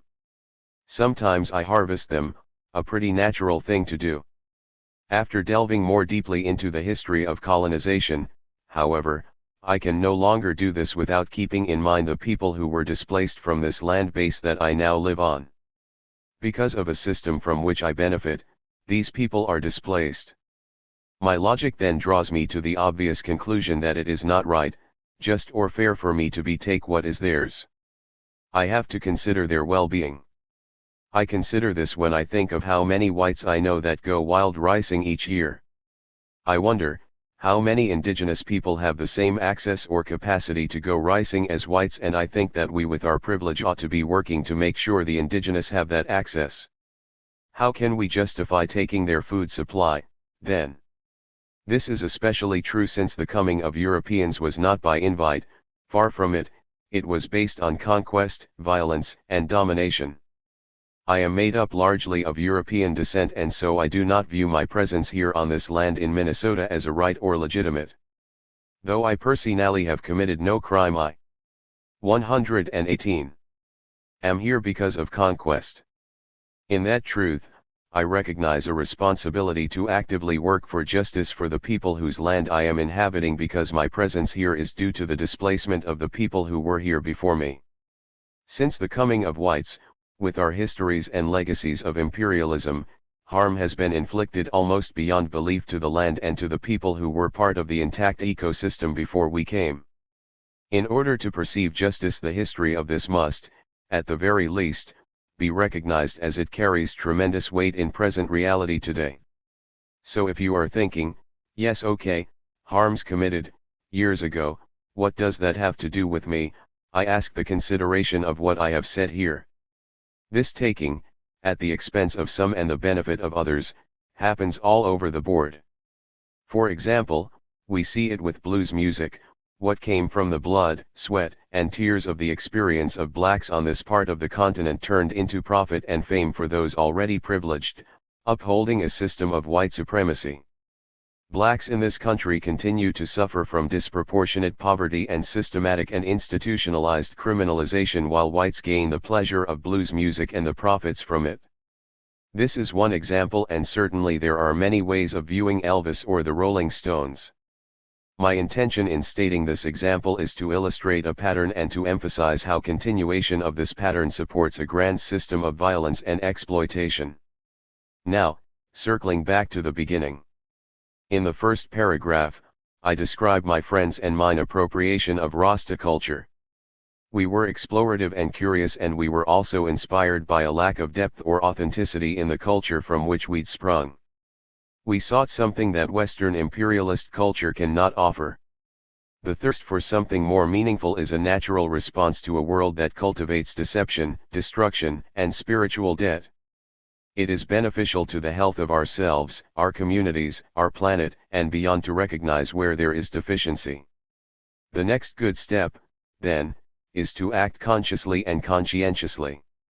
More authentic life does not come from stealing traditions from another's culture, this only perpetuates harm. If we want tradition, we need to trace our own roots, back to our own indigenous ancestry, a long process, for sure. Authenticity comes from acknowledging where harm has occurred and seeking to restore balance. We are, as the Unsettling Minnesota Points of Unity say, intimately positioned to do this work. If I want to forage food and herb from this land, then I must work for justice for the people who were not separate from it until genocide occurred. The people who were here before the settlers and colonizers came cannot be left exempt from the broader picture of caring for the earth and should be included in every vision we have regarding our lifestyles, where we plant our feet, and what ways we choose to express our spirituality. I want to see us claim responsibility for whatever acts of cultural appropriation we partake in and to be honest with ourselves about what we do that is appropriation and therefore inappropriate. I want us to be able to see with clarity how acts of appropriation are personal investments in the continuation of a system I seek to dismantle. From here we can work to create a world based on justice, to restore balance and to live a good life. Understanding colonizer status. Wazi Yatain. Colonial relations do not stem from individual goodwill or actions, they exist before his arrival or his birth, and whether he accepts or rejects them matters little. Albert Memmi. Colonization v. Oppression. Many oppressed people around the world identify with the oppression experienced by colonized people. Often, if they live in a colonized society, the poor, oppressed, disenfranchised, and marginalized individuals or classes have difficulty identifying with the colonizers and thus seek to identify with the colonized. Because they live in a society in which colonization is ongoing, they begin to see themselves as colonized. This discussion is designed to help differentiate between oppression and colonization, and to clearly demarcate colonization as a distinct historical, political, social, and economic relationship between the colonizer and the colonized. In our volume for Indigenous Eyes Only, a decolonization handbook, Michael Yellowbird and I offered this definition. Colonization refers to both the formal and informal methods that maintain the subjugation or exploitation of indigenous peoples, lands, and resources. In the context of the United States, everyone is part of this colonial society. By definition, however, indigenous peoples are the only people identifiable as colonized. Because every bit of land and every natural resource claimed by the United States was taken at indigenous expense, anyone who occupies that land and benefits from our resources is experiencing colonial privilege. Every non-indigenous person in the country continues to benefit from indigenous loss. In Minnesota, for example, all Minnesotans continue to benefit from the genocide perpetrated against Dakota people and the ethnic cleansing of our people. Occupation of Dakota homeland, especially while the vast majority of Dakota people still live in exile, places all occupants in the colonizer class. No matter the extent of oppression faced by various settler groups, being a settler means belonging to the class of colonizers. It may be helpful to develop your own definition of oppression and clearly distinguish how that definition differs from your understanding of colonization. Read, Albert Memmi, The Colonizer and the Colonized. Albert Memmi offers one of the clearest explanations of the relationship between the colonizer and the colonized in his classic work that is still relevant in the 21st century colonial context. Understanding the desire of many colonizers to distinguish themselves from the brutality of colonization, Memmi imagines an intermediary category in the African colonial context that he calls the colonial. A colonial, he states, is a European living in a colony but having no privileges, whose living conditions are not higher than those of a colonized person of equivalent economic and social status. Many oppressed or marginalized people would choose to embrace this identity because they envision the distinction between themselves and the colonial elites as both fundamental and immense. While the chasm between powerful and wealthy colonizers and the poor, working classes, for example, is certainly great, this 153 still does not alter the relationship between the colonizer and the colonized. Thus, Memmi explains, the colonial does not exist, because it is not up to the European in the colonies to remain a colonial, even if he had so intended. Whether he expressly wishes it or not, he is received as a privileged person by the institutions, customs, and people. All colonizers, by continuing their occupation of another people's homeland, remain colonizers, no matter their intent. Memi describes two kinds of colonizers, self-rejecting and self-accepting. Self-rejecting colonizers live in moral torment as they recognize the injustice of colonialism and do not want to participate in the subjugation of other human beings. They can return to their country of origin and relieve themselves of their guilt, or they can stay in the colony and continue to live a life fraught with contradictions. This is a difficult path. Memi would even say this path is impossible to sustain. Drawing on his experience with leftist, self-rejecting colonizers, Memi describes the point of divergence between colonizers and the colonized, but now he discovers that there is no connection between the liberation of the colonized and the application of a left-wing program. And that, in fact, he is perhaps aiding the birth of a social order in which there is no room for a leftist as such, at least in the near future. Memi refers to the self-accepting colonizer as a colonialist. A colonialist is a colonizer who agrees to be a colonizer. About the colonialist, Memi tells us, by making his position explicit, he seeks to legitimize colonization. This is a more logical attitude, materially more coherent than the tormented dance of the colonizer who refuses and continues to live in the colony. In the United States, nearly everyone has agreed to be a colonizer.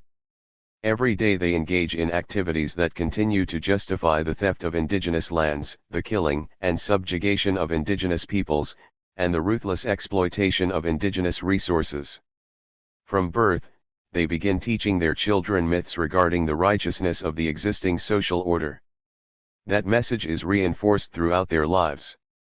It is hard work maintaining such lies, so whenever the colonized threaten to disrupt their myth-making, they are quickly silenced, suppressed, and further subjugated. The actions of the colonialist are predictable and consistent. Non-Dakota allies are essentially choosing the path of a self-rejecting colonizer. If you support Dakota liberation, what are the implications of Dakota liberation for you? What is your vision of the future? If you are an anarchist, for example, what is your anarchist vision of the future? How might this differ from our vision of Dakota liberation? If we realize Dakota liberation, what will your role be? Many self-rejecting colonizers maintain fantasies, at least for a while, about their incorporation into indigenous societies post-liberation. These fantasies need to be shed quickly. Most colonizers will not be incorporated into our cultures post-liberation. Can you accept this? Disagreements with Memi. While I agree with Memi's articulation of the relationship between the colonizer and the colonized, I also believe there is an important role that the self-rejecting colonizer can play in our struggle. Indeed, I think ally support of Dakota liberation will help facilitate the liberation of everyone from a perverse society.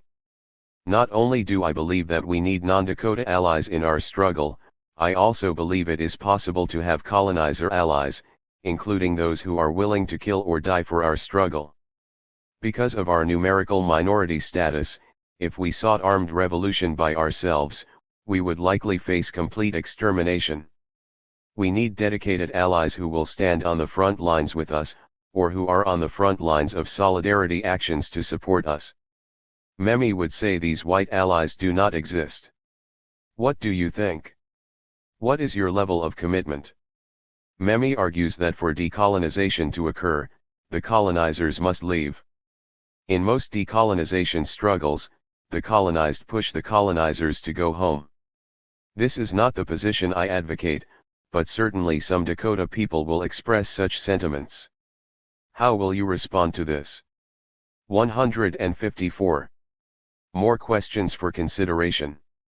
If you are a colonizer rejecting colonizer status, are you willing to do whatever was necessary to assist in our liberation struggle, including killing, dying, or life imprisonment? Are you willing to work to challenge the status quo rather than maintain it? Are you willing to take on a lifetime of ambiguity, uncertainty, moral torment that is the life of a colonizer who rejects colonizer status? Are you willing to constantly engage in critical self-reflection and routinely have your white colonizer programming challenged? About cultural appropriation. Cultural appropriation is an issue that we must engage with all potential non-indigenous allies. When colonizers appropriate aspects of our culture, this is just another part of a long colonial history. Colonizing society has worked systematically, over the centuries, to strip our cultures from us. Most Dakota people today are prevented, still, from living as Dakota people within our homeland. All aspects of our lives are subject to colonial regulation. That is, we are not in control of caring for our land base, establishing our own economy, educating our children, governing our people, or practicing our own spirituality. Consequently, we grieve the losses we have suffered and continue to suffer. Loss of culture is tied to feelings of shame and guilt, as well as pain. Most of us do not have the privilege of learning or practicing Dakota ways of being because we are so busy trying to survive any way we can. Many of us have low expectations for our lives and for our future. Most of our communities were also heavily Christianized. Missionaries and government workers were so successful at eradicating our spirituality that throughout much of the 20th century, most of our ceremonies ceased to be practiced in Minnesota. At Upper Sioux, where I come from, we have had no traditional spiritual leadership since 1862. Even today, we do not have a spiritual leader in our community. We do not have a sun dance. Our spirituality remains inaccessible to most of our community members because our people do not know where or how to begin practicing the traditions that were stripped from us. Further, many of our people feel unworthy to practice them. We are working hard to revive the spirituality, but we still have a long way to go. What does it mean, then, to see white people practicing aspects of our culture? What does it mean when white colonizers practice aspects of our culture while that privilege is still denied to us, or remains inaccessible for a variety of reasons? It is deeply offensive to most of us. White people coming to our ceremonies do not carry the traumatic history that we do. Instead, they come with a sense of entitlement. They consider themselves cultural ambassadors, and under the guise of creating peace between all peoples, they believe it is righteous to exploit our most sacred teachings. When indigenous people object to their theft of our traditions, they dismiss those objections as hateful, angry, and unspiritual. Yet, those individuals have appropriated our inheritance. They are practicing what has been denied our ancestors and what our children have yet to recover. It is just another assault on our spirit. This kind of violence through appropriation can extend to other cultural practices as well. For example, if colonizers are practicing sugar bushing or wild ricing within Dakota homeland while most of our people live in exile, they become just the latest wave of colonizers exploiting indigenous resources at indigenous expense. Dakota people will respond to such appropriation with anger, resentment, and hurt. This is not a good way to build solidarity with the indigenous struggle. Does this mean that others should never engage indigenous ways of being? Not necessarily. If we are struggling for indigenous liberation on indigenous lands, all people are going to have to practice indigenous ways of being in some form. We will all need to engage in sustainable living practices and indigenous cultures. 155. Including Dakota culture, offer excellent models for all people. That does not mean former colonizers can appropriate our spirituality and ceremonial life, but it will mean they need to embrace indigenous values such as balance and reciprocity. In the meantime, it is far more appropriate for colonizers to work to ensure that Dakota people are able to practice Dakota ways of being. If you believe sugar bushing and wild ricing are important, then help Dakota people recover land so that we can engage that practice. Perhaps, we can eventually engage such activities together. Points to remember for Indigenous solidarity activists. The movement for Indigenous liberation is a radical political struggle. Being an ally does not mean signing up for Indigenous spirituality. We need strong, solid individuals who are not floundering with their own spiritual struggles. This is not a struggle for those people who believe it's trendy to support Indigenous causes. We are in it for the long haul. You can find Indigenous individuals who will support any position you want them to support that is a direct result of the colonial experience. Those indigenous individuals who encourage non-indigenous participation in ceremonies are often those who are attempting to curry favor with white women, or white people for their own purposes. Because this is a political struggle, it is essential to work in solidarity with critically minded and politically engaged indigenous individuals. Remember that decolonization is a process for both the colonizer and the colonized. The big picture. In the end, we must all recognize that we are full of contradictions, colonizer and colonized alike. Even those of us who have a greater critical consciousness are tormented by the contradictions and compromises with which we must live. In the end, we all have considerable work to do. Derek Jensen and Eric McBay, in their latest collaboration, What We Leave Behind, ask us a fundamental question regarding our role in the well-being of the planet. They ask, will your legacy be a world who is healthier, stronger, more resilient, more diverse, than had you never lived? If not, then the world would have been better off without you. If not, then the world would have been better off had you never been born. If we wrestle with this question, we quickly come to the conclusion that the vast majority of us would not leave a positive legacy if we left the world today, whether we are colonizers or colonized. That means that we all have significant work to do to defend the planet from further destruction. As indigenous peoples, for thousands of years we have been the first defenders of our homelands. We must resume that role. Those who presume to be our allies, must join us. 156. Part 3. Organizing. 157. Unsettling Settler Desires. Scott Morganson. My presentation to the Dakota decolonization class echoed my broader teaching and writing by centering the principles of indigenous feminist thought and its ties to women of color and third world feminism.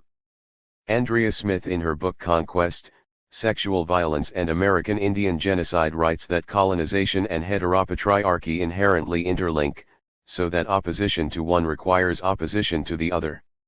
Her indigenous feminist argument links to the principle of intersectionality in women of color and third world feminisms, which appears in the Combahee River Collective's A Black Feminist Statement, in the claim that all the major systems of oppression are interlocking.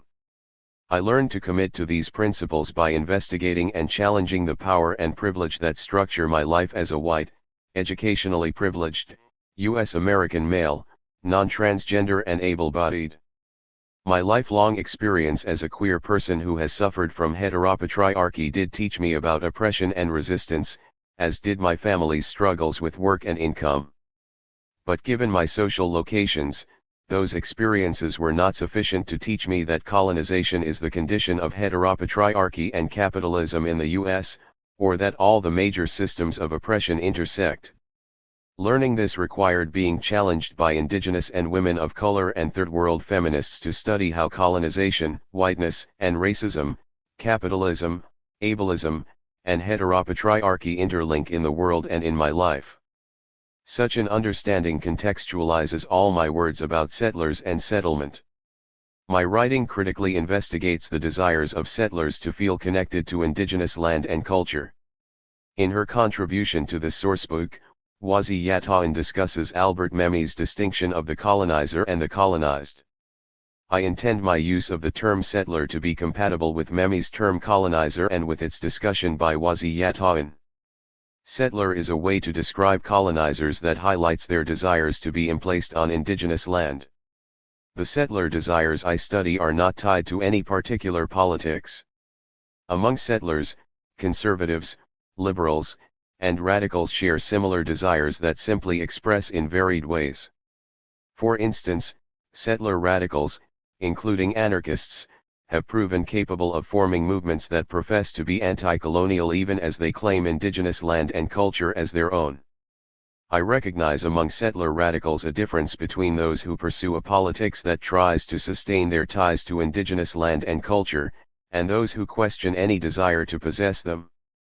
I promote the latter in this essay as a way to radicalize settlers to challenge settler colonialism and support indigenous decolonization.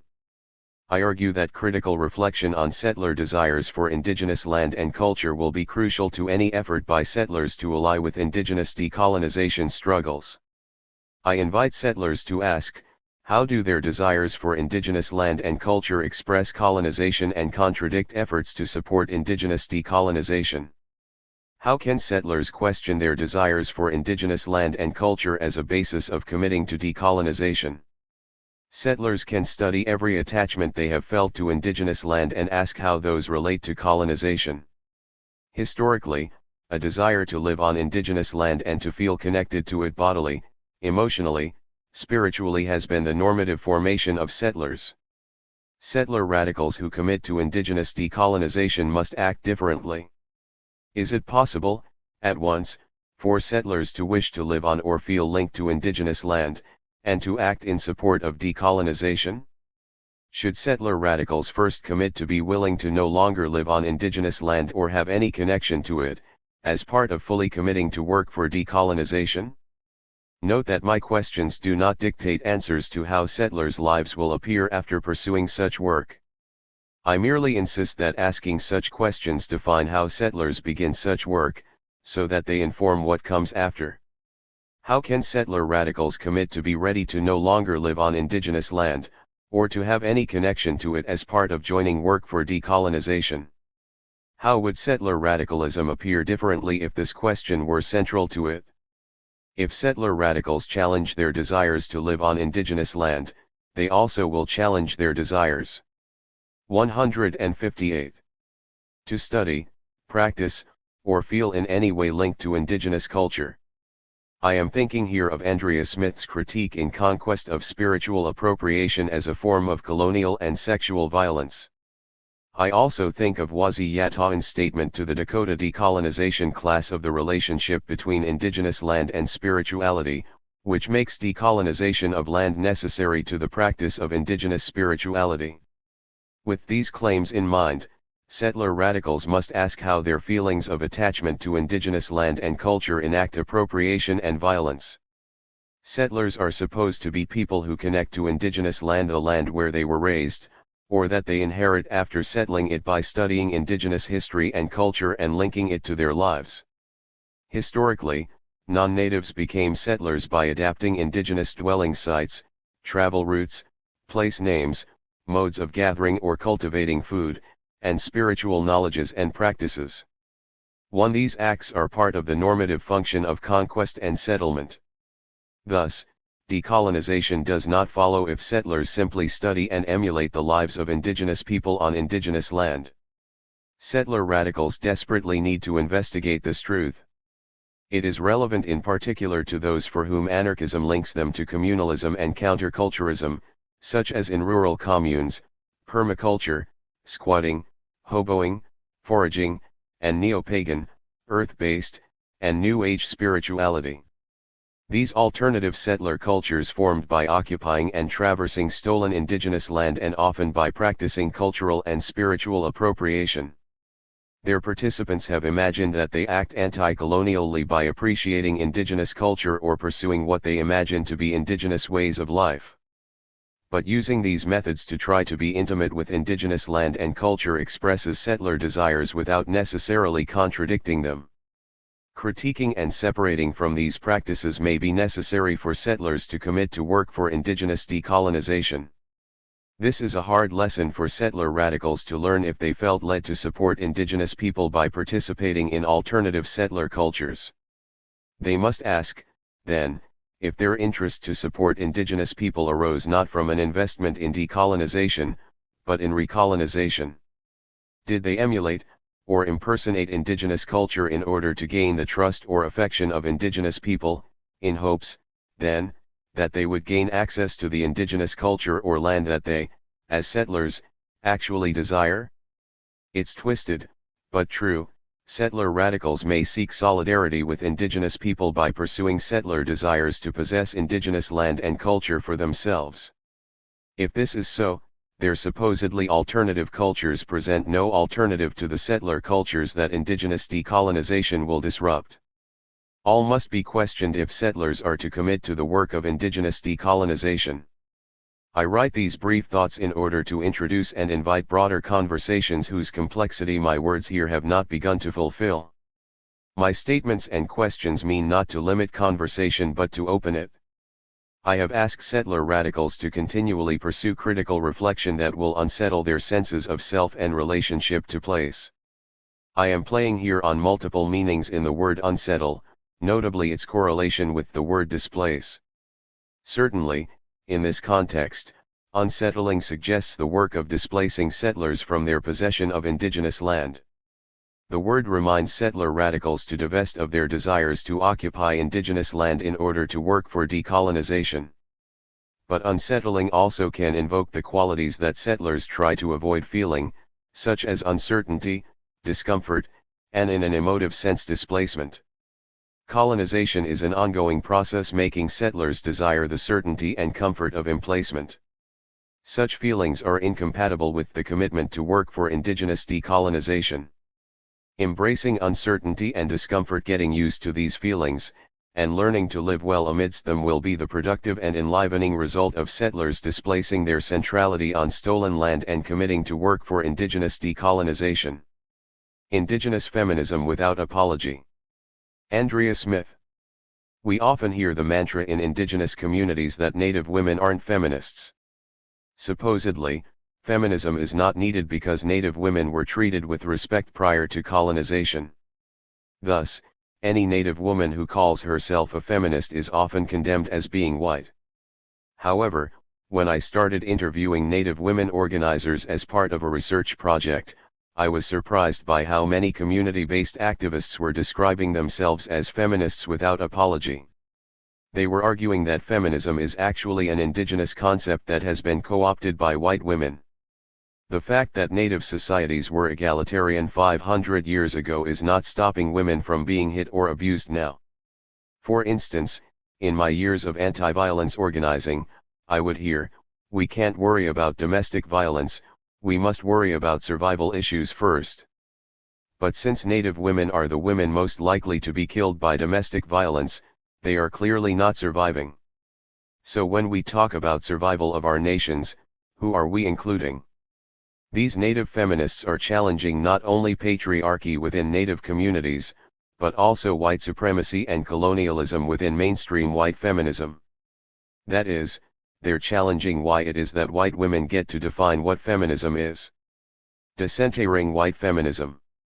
The feminist movement is generally periodized into the so-called first, second, and third waves of feminism. In the United States, the first wave is characterized by the suffragette movement, the second wave is characterized by the formation of the National Organization for Women, abortion rights politics, and the fight for the Equal Rights Amendments. Suddenly, during the third wave of feminism, women of color make an appearance to transform feminism into a multicultural movement. This periodization situates white middle-class women as the central historical agents to which women of color attach themselves. However, if we were to recognize the agency of indigenous women in an account of feminist history, we might begin with 1492 when Native women collectively resisted colonization. This would allow us to see that there are multiple feminist histories emerging from multiple communities of color which intersect at points and diverge in others. This would not negate the contributions made by white feminists, but would decenter them from our historicizing and analysis. Indigenous feminism thus centers anti-colonial practice within its organizing. This is critical today when you have mainstream feminist groups supporting, for example, the U.S. bombing of Afghanistan with the claim that this bombing will free women from the Taliban. Challenging the state. Indigenous feminists are also challenging how we conceptualize indigenous sovereignty. It is not an add-on to the heteronormative and patriarchal nation-state. Rather, it challenges the nation-state system itself. Charles Colson, prominent Christian right activist and founder of Prison Fellowship, explains quite clearly the relationship between heteronormativity and the nation-state. In his view, same-sex marriage leads directly to terrorism. The attack on the natural moral order of the heterosexual family is like handing moral weapons of mass destruction to those who use America's decadence to recruit more snipers and hijackers and suicide bombers. Similarly, the Christian Right World magazine opined that feminism contributed to the Abu Ghraib 160 scandal by promoting women in the military. When women do not know their assigned role in the gender hierarchy, they become disoriented and abuse prisoners. Implicit in this is analysis the understanding that heteropatriarchy is essential for the building of U.S. empire. Patriarchy is the logic that naturalizes social hierarchy. Just as men are supposed to naturally dominate women on the basis of biology, so too should the social elites of a society naturally rule everyone else through a nation-state form of governance that is constructed through domination, violence, and control. As N. Berline argues in Lift High the Cross, it may be a mistake to argue that the goal of Christian right politics is to create a theocracy in the U.S. Rather, Christian right politics work through the private family to create a Christian America. She notes that the investment in the private family makes it difficult for people to invest in more public forms of social connection. For example, more investment in the suburban private family means less funding for urban areas and native reservations. The resulting social decay is then construed to be caused by deviance from the Christian family ideal rather than political and economic forces. As former head of the Christian Coalition Ralph Reed states, the only true solution to crime is to restore the family, and family breakup causes poverty. Unfortunately, as Navajo feminist scholar Jennifer Dale points out, the Native response to a heteronormative white, Christian America has often been an equally heteronormative Native nationalism. In her critique of the Navajo Tribal Council's passage of a ban on same-sex marriage, Dale argues that Native nations are furthering a Christian right agenda in the name of Indian tradition. This trend is equally apparent within racial justice struggles in other communities of color. As Kathy Cohen contends, heteronormative sovereignty or racial justice struggles will effectively maintain rather than challenge colonialism and white supremacy because they are premised on a politics of secondary marginalization. The most elite class will further their aspirations on the backs of those most marginalized within the community. Through this process of secondary marginalization, the national or racial justice struggle either implicitly or explicitly takes on a nation-state model as the endpoint of its struggle, a model in which the elites govern the rest through violence and domination, and exclude those who are not members of the nation. National liberation. Grassroots Native women, along with Native scholars such as Tayac Alfred and Craig Womack, are developing other models of nationhood. These articulations counter the frequent accusations that nation-building projects necessarily lead to a narrow identity politics based on ethnic cleansing and intolerance. This requires that a clear distinction be drawn between the project of national liberation, and that of nation-state building. Progressive activists and scholars, while prepared to make critiques of the US and Canadian governments, are often not prepared to question their legitimacy. A case in point is the strategy of many racial justice organizations in the US or Canada, who have rallied against the increase in hate crimes since 9/11 under the banner, "We're American too." This allegiance to America or Canada legitimizes the genocide and colonization of Native peoples upon which these nation-states are founded. By making anti-colonial struggle central to feminist politics, Native women place in question the appropriate form of governance for the world in general. In questioning the nation-state, we can begin to imagine a world that we would actually want to live in. Such a political project is particularly important for colonized people seeking national liberation outside the nation-state. Whereas nation-states are governed through domination and coercion, indigenous sovereignty and nationhood is predicated on interrelatedness and responsibility. 161. As Sharon Venn explains, our spirituality and our responsibilities define our duties. We understand the concept of sovereignty as woven through a fabric that encompasses our spirituality and responsibility. This is a cyclical view of sovereignty, incorporating it into our traditional philosophy and view of our responsibilities. It differs greatly from the concept of Western sovereignty, which is based upon absolute power. For us, absolute power is in the creator and the natural order of all living things, not only in human beings. Our sovereignty is related to our connections to the earth and is inherent. Revolution. A Native feminist politics seeks to do more than simply elevate Native women's status. It seeks to transform the world through indigenous forms of governance that can be beneficial to everyone. At the 2005 World Liberation Theology Forum held in Porto Alegre, Brazil, indigenous peoples from Bolivia stated that they know another world is possible because they see that world whenever they do their ceremonies. Native ceremonies can be a place where the present, past, and future become co-present. This is what Native Hawaiian scholar Manu Meyer calls a racial remembering of the future. Prior to colonization, Native communities were not structured on the basis of hierarchy, oppression, or patriarchy. We will not recreate these communities as they existed prior to colonization. Our understanding that a society without structures of oppression was possible in the past tells us that our current political and economic system is anything but natural and inevitable. If we lived differently before, we can live differently in the future. Native feminism is not simply an insular or exclusivist identity politics as it is often accused of being. Rather, it is framework that understands indigenous women's struggles part of a global movement for liberation. As one activist stated, you can't win a revolution on your own. And we are about nothing short of a revolution. Anything else is simply not worth our time. Andrea Smith is Cherokee and a professor of Native American Studies at the University of Michigan, Ann Arbor, and co-founder of Insight. Women of Color Against Violence and the Boarding School Healing Project. Talking to settlers about unsettling. Rita. People listen to people they trust. Start with people who trust you. Build relationships with those you want to influence. Come up with a short, concise position statement, slogan, and/or story that communicates the essence of this issue for you. Practice it on friends, until you can communicate clearly and in a good tone.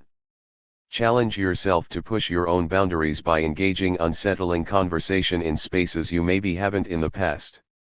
Try experimenting with your language and approach to learn how to reach people from different positions.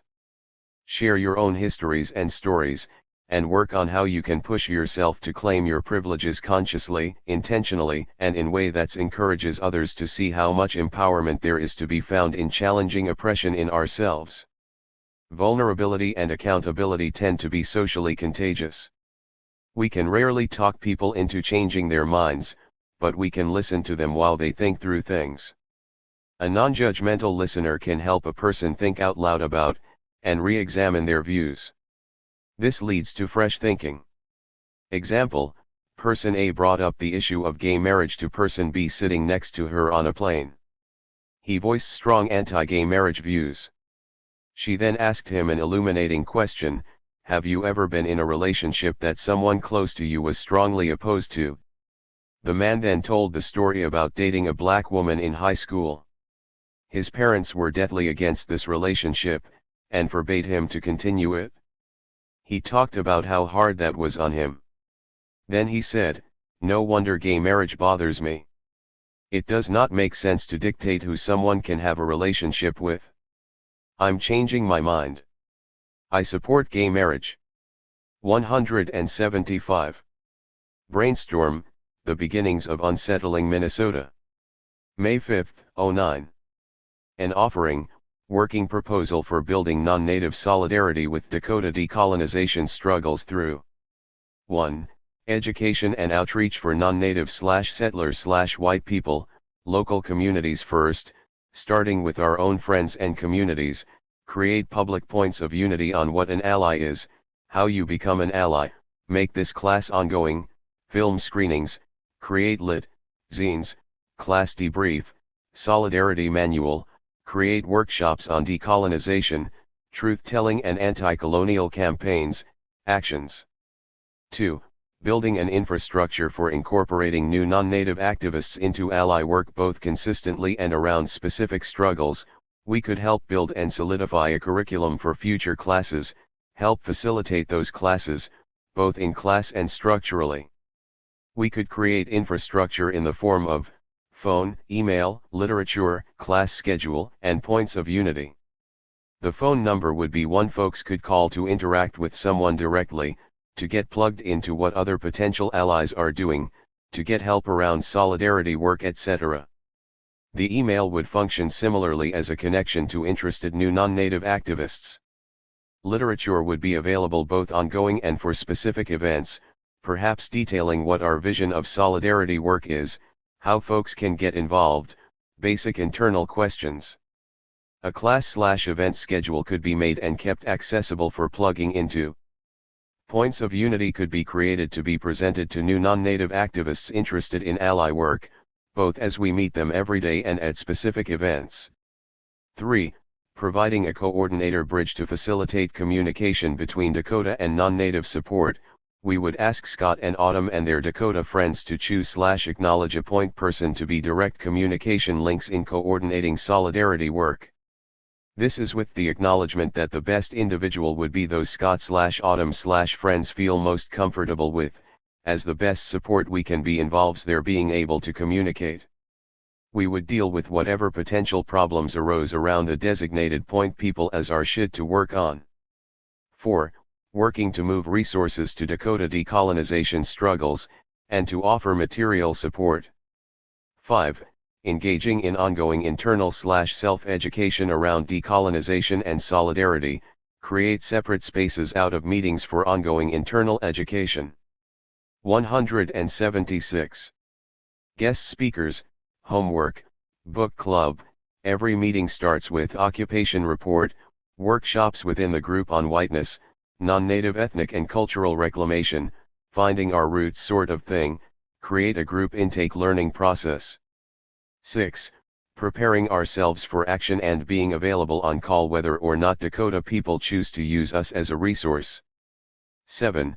Continuing internal work to understand and challenge gender oppression and all forms of social hierarchy as a necessary part of any and all efforts for decolonization. We will have oppression vibe checks as a place to bring up in group/world oppression issues. There will be /is a men's group. 8. Meeting every Tuesday at 7 p.m., possible locations, Sisters Camelot, Common Roots, Teachers Collective, Walker Church, Powderhorn Community Center.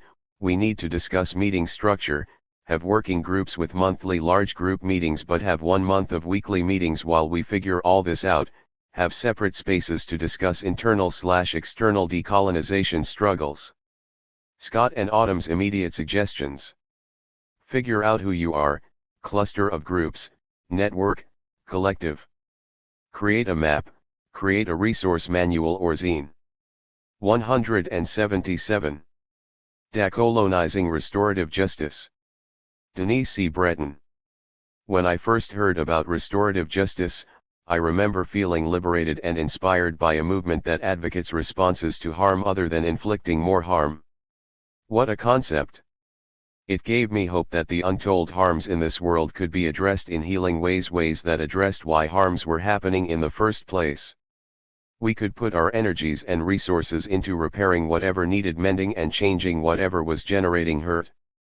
If, for example, a square peg was not fitting into a round hole, hitting it harder, denigrating squareness, or locking the peg in a drawer for a few years was not going to solve the problem. According to restorative justice, harms alert us that we need to look deeper into our relationships and how we are going about life. If we respond to harms in a good and open way, they can help us live better with a greater understanding of those around us and the nature of our worlds. Because there is no part of our lives where conflicts, hurts, and harms do not arise, restorative justice can be revolutionary to virtually everything we do. The concept seemed so simple yet so profound. Restorative justice still gives me hope, but I have had more time to think about it, and I have since been on the 2004 Dakota Commemorative March. I still think restorative justice holds huge promise for helping us learn how to coexist as people, but I think the very essence of restorative justice as a philosophy and way of life calls us to expand our focus to include more than person-to-person harms. What about our history, how we got to where we are as peoples? How did we end up with this round pegs only pegboard, and at what cost? These are the more fundamental questions, those that make us look at the roots of harms. As we do, we are challenged to apply what restorative justice practitioners have learned about healing harms between people to healing harms between peoples. This is the direction restorative must go, I believe, or it will fall short of fulfilling its promise. Indeed, it will risk joining the other side and becoming part of the institutions that not only deny the greatest causes of suffering but also actively perpetuate harm. For those new to the concept, restorative justice is about intervening on painful plot lines and exploring how to shift those plots, so that people's lives can move in more healing directions. It is about responding to harms not with knee-jerk forced removals to detentions, suspensions, jails, or prisons but with concerted efforts to work things out and make things right. At its core, restorative justice is about coexistence. How can we make coexistence work not when things are easy but when they are hard? Precisely when hurts occur and where harms exist, restorative justice poses the questions. What happened? Who was hurt? Who caused the hurt? What amends could and should be made now? And what might it take for those harmed to feel whole? When all those affected, including communities, come together to address these questions in open, honest, and heartfelt ways, healing generally follows. With time, effort, and resolve, people change, relationships blossom, and communities grow. Possibilities open for addressing harms that before seemed impossible. Central to the restorative justice process is listening.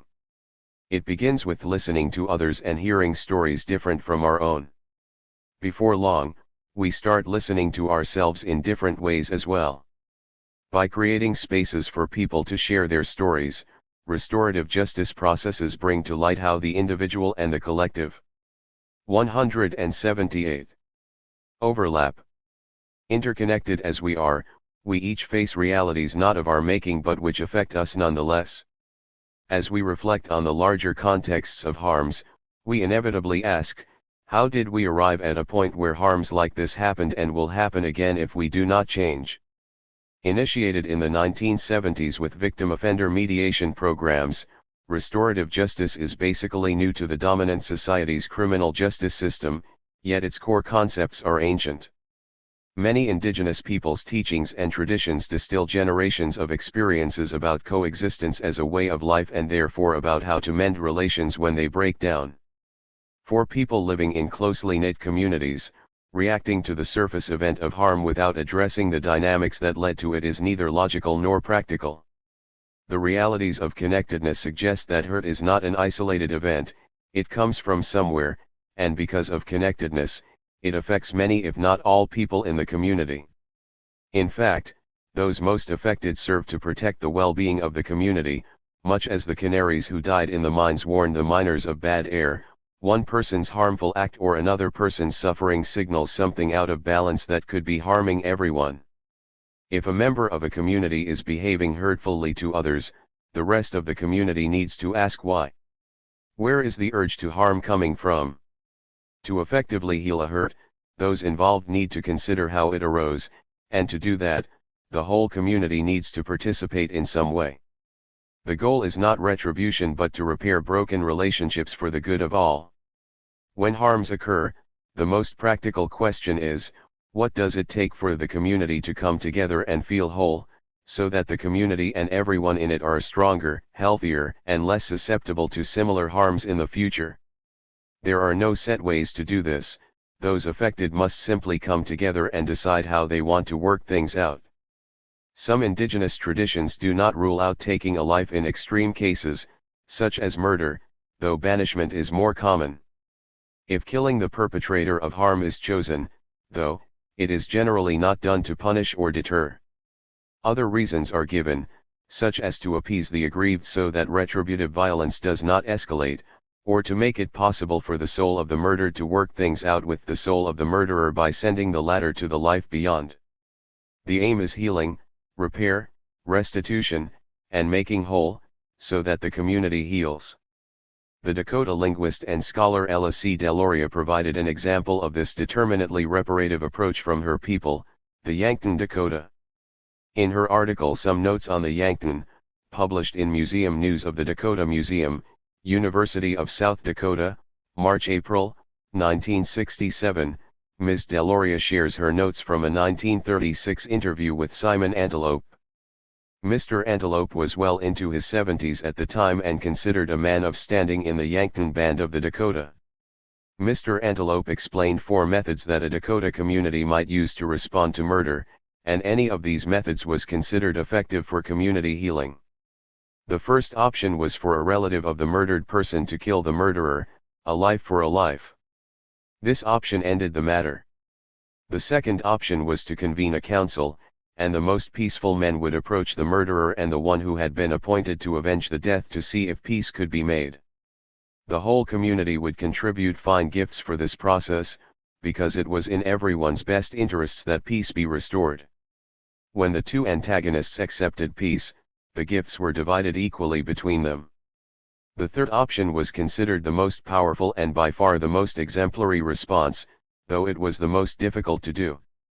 It was for the family of the murdered person to adopt the murderer as a relative to take the place of the one killed. If this path was chosen, the murderer was not treated as a despised slave to the family but was given the finest gifts and treated with all the kindness and respect that the dead relative would have received. By so doing, both the family of the murdered person and the murderer would spend the rest of their lives committed to healing a harm that might otherwise have divided the community. Such a man usually made a far better relative than many a natural relative, Mr. Antelope observed, because he was bought at a 179 high price. Putting the murderer through ordeals of physical endurance was a fourth possibility. If the person failed the test, he was killed instantly by the arrows of onlookers related to the person who was murdered. If he passed, he was either taken in as a relative by the kin of the murdered or allowed to go free, exonerated. The challenge for restorative justice today, I believe, is to apply this determinately reparative, healing approach to addressing harms between peoples, harms that go back generations. Yet the choice to engage in this process remains a hard sell, and many objections are raised to dismiss it. All this awful stuff happened in the past. I didn't personally do it. Why should I pay for what my great-great-great-uncle did or didn't do, or for people I'm not related to at all? People are just using the past to avoid taking responsibility for their lives now. My grandfather came here with 2 pennies in his pocket and built a good life.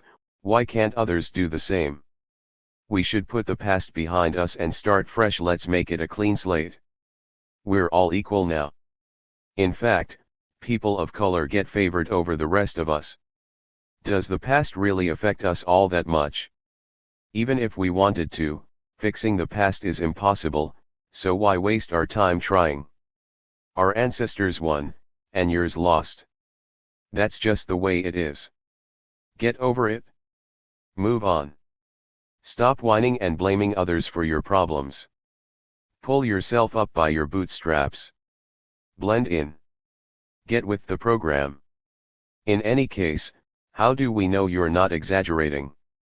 Our historians don't tell us about these terrible events. Stories of atrocities aren't in our written records. When Columbus landed, there probably weren't more than 1 or 2 million Indians here anyway. I can't help it if their immune systems couldn't handle European diseases.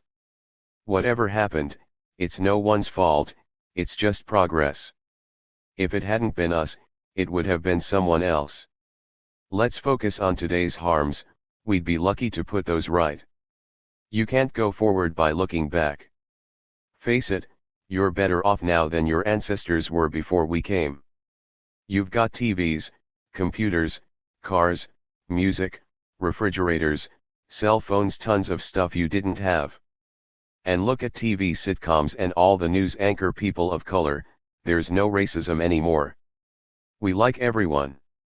I do anyway. Some of my best friends.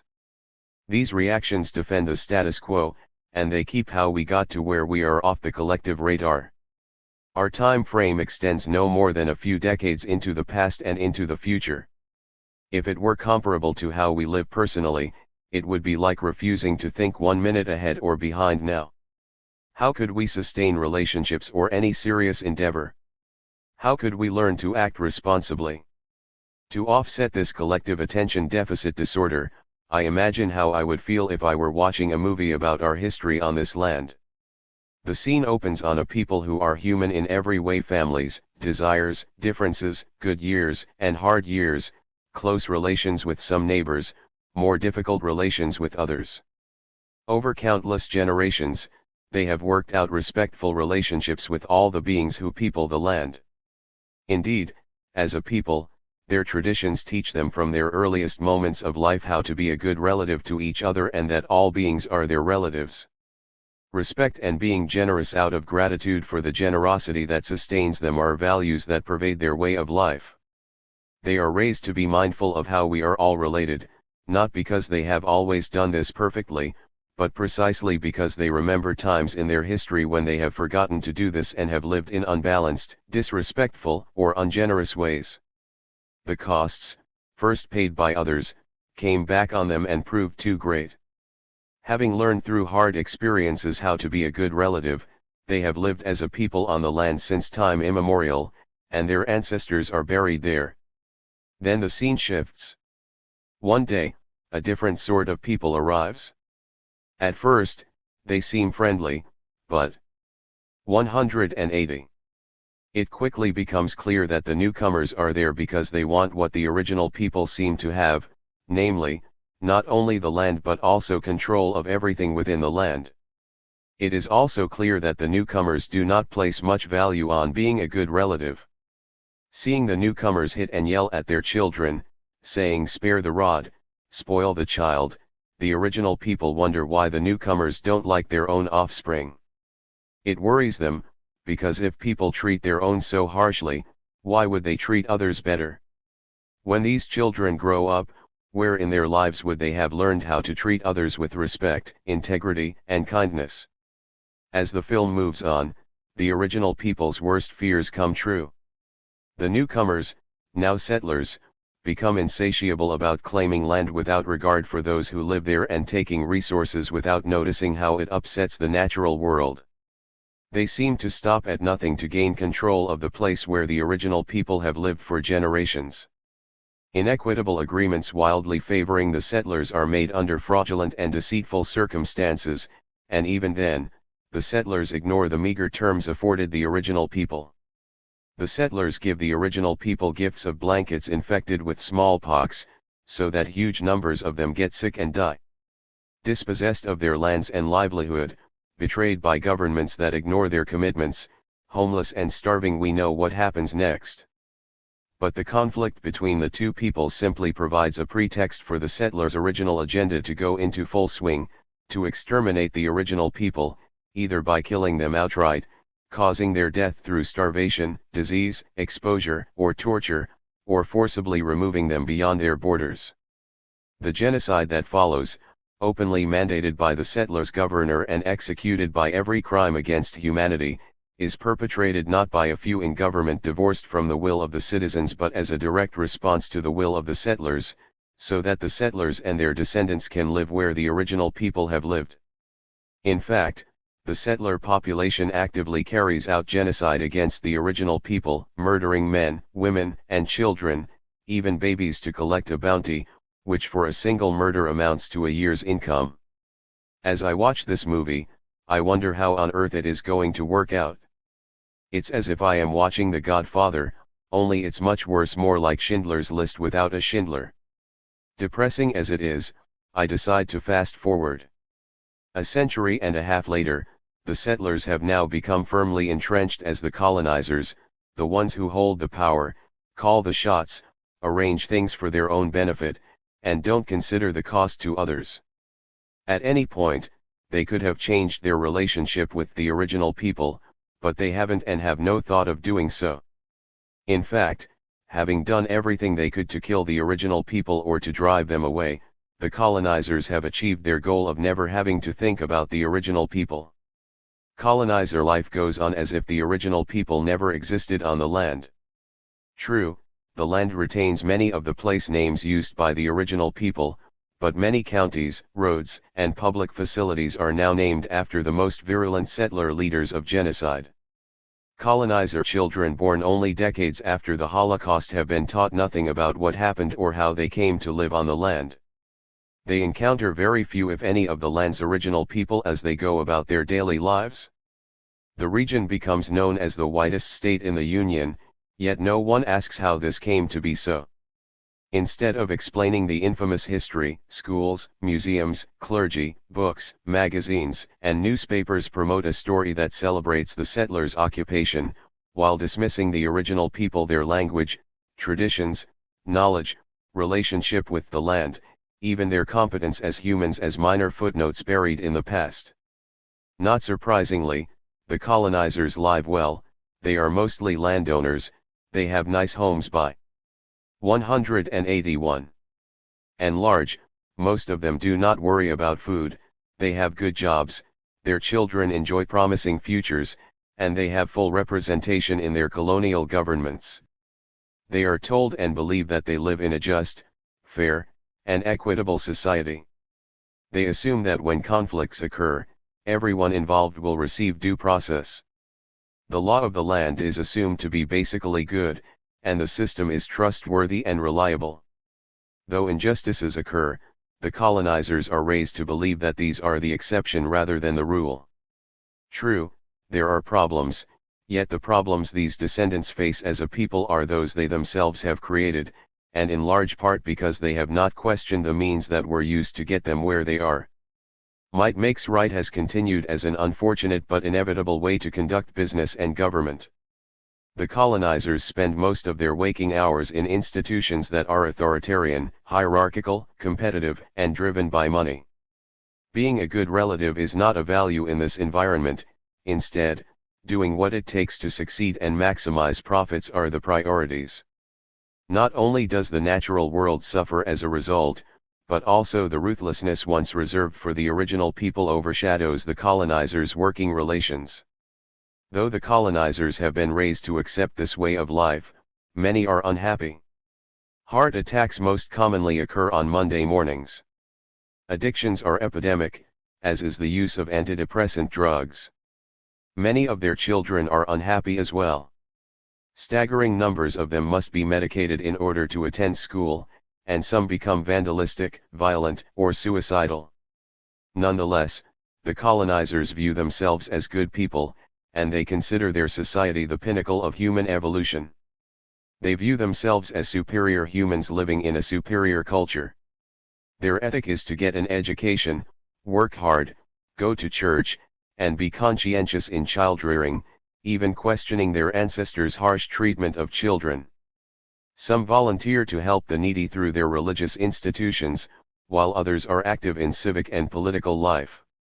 Precisely because their schools and institutions still promote win-lose ethics and competition as the way to find one's place in the world, the colonizers feel they have earned whatever they have and that they deserve a good life.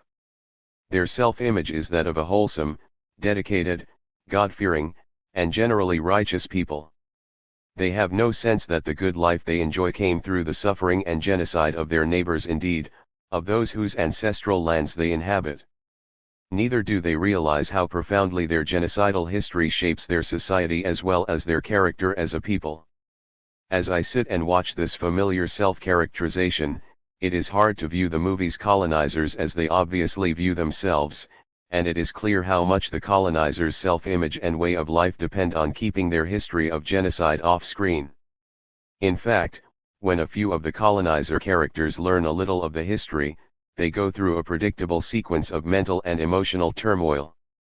The ones who persevere through the stages of denial, defensiveness, self-justification, and anger find themselves plunging into identity crises, self-doubt, shame, guilt, grief, loss of the otherwise solid sense of themselves as good people, depression, and despair about what to do. As a moviegoer, I think about what I would want the good citizens to do. What would feel satisfying to me as their response to this history? What would I like to see happen? And how would I feel if the movie ended here? When the scene shifts to the descendants of the original people, I see how differently they live. 200 years after the newcomers arrived, many original people do their best to maintain their traditions, for it is through them that they have maintained the will and the means to survive. Being a good relative has not been forgotten, and its attending values of respect, honor, and generosity continue to be taught to their children through practice more than words. A sense of community and identity as 182. Original people remains. Yet despite the positive force of their traditions and values, these descendants struggle under the realities of multigenerational trauma created by the core conflicts between the original people and colonizer society, which remain unresolved centuries later. The crimes of genocide and massive land theft have been made invisible. In fact, they continue, but under bureaucratic, corporate, economic, social, political, legal, or institutional guises. For the colonizers, it is as if the deeds of genocide never happened. For the original people, they never stopped happening. As a result, the original people do not share the colonizers' belief that the prevailing colonial order is just, good, or reliable. Due process is not something they experience, either as victims or offenders or as a people. Quite the opposite. Against their will, they have been forced to live under the constant threat of annihilation, since the colonizers have never questioned their state's official policy of genocide. It is as if post-World War II Jews had to live in a place called Hitler County, and when they went to some of the finest restaurants where the moneyed and powerful go, they saw pictures of Hitler hanging on the walls. How safe would the Jews feel? Would they feel that the society was committed to their safety and well-being or to reversing the genocidal policies of the past?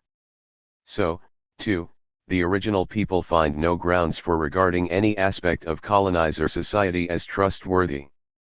For example, when a group of them broke into a colonizer headquarters a few decades ago, they discovered that the health care provided by the colonizers had been routinely sterilizing their women without their knowledge or consent. Billions of dollars that treaties guaranteed them in payment for access to resources on their lands have somehow mysteriously disappeared.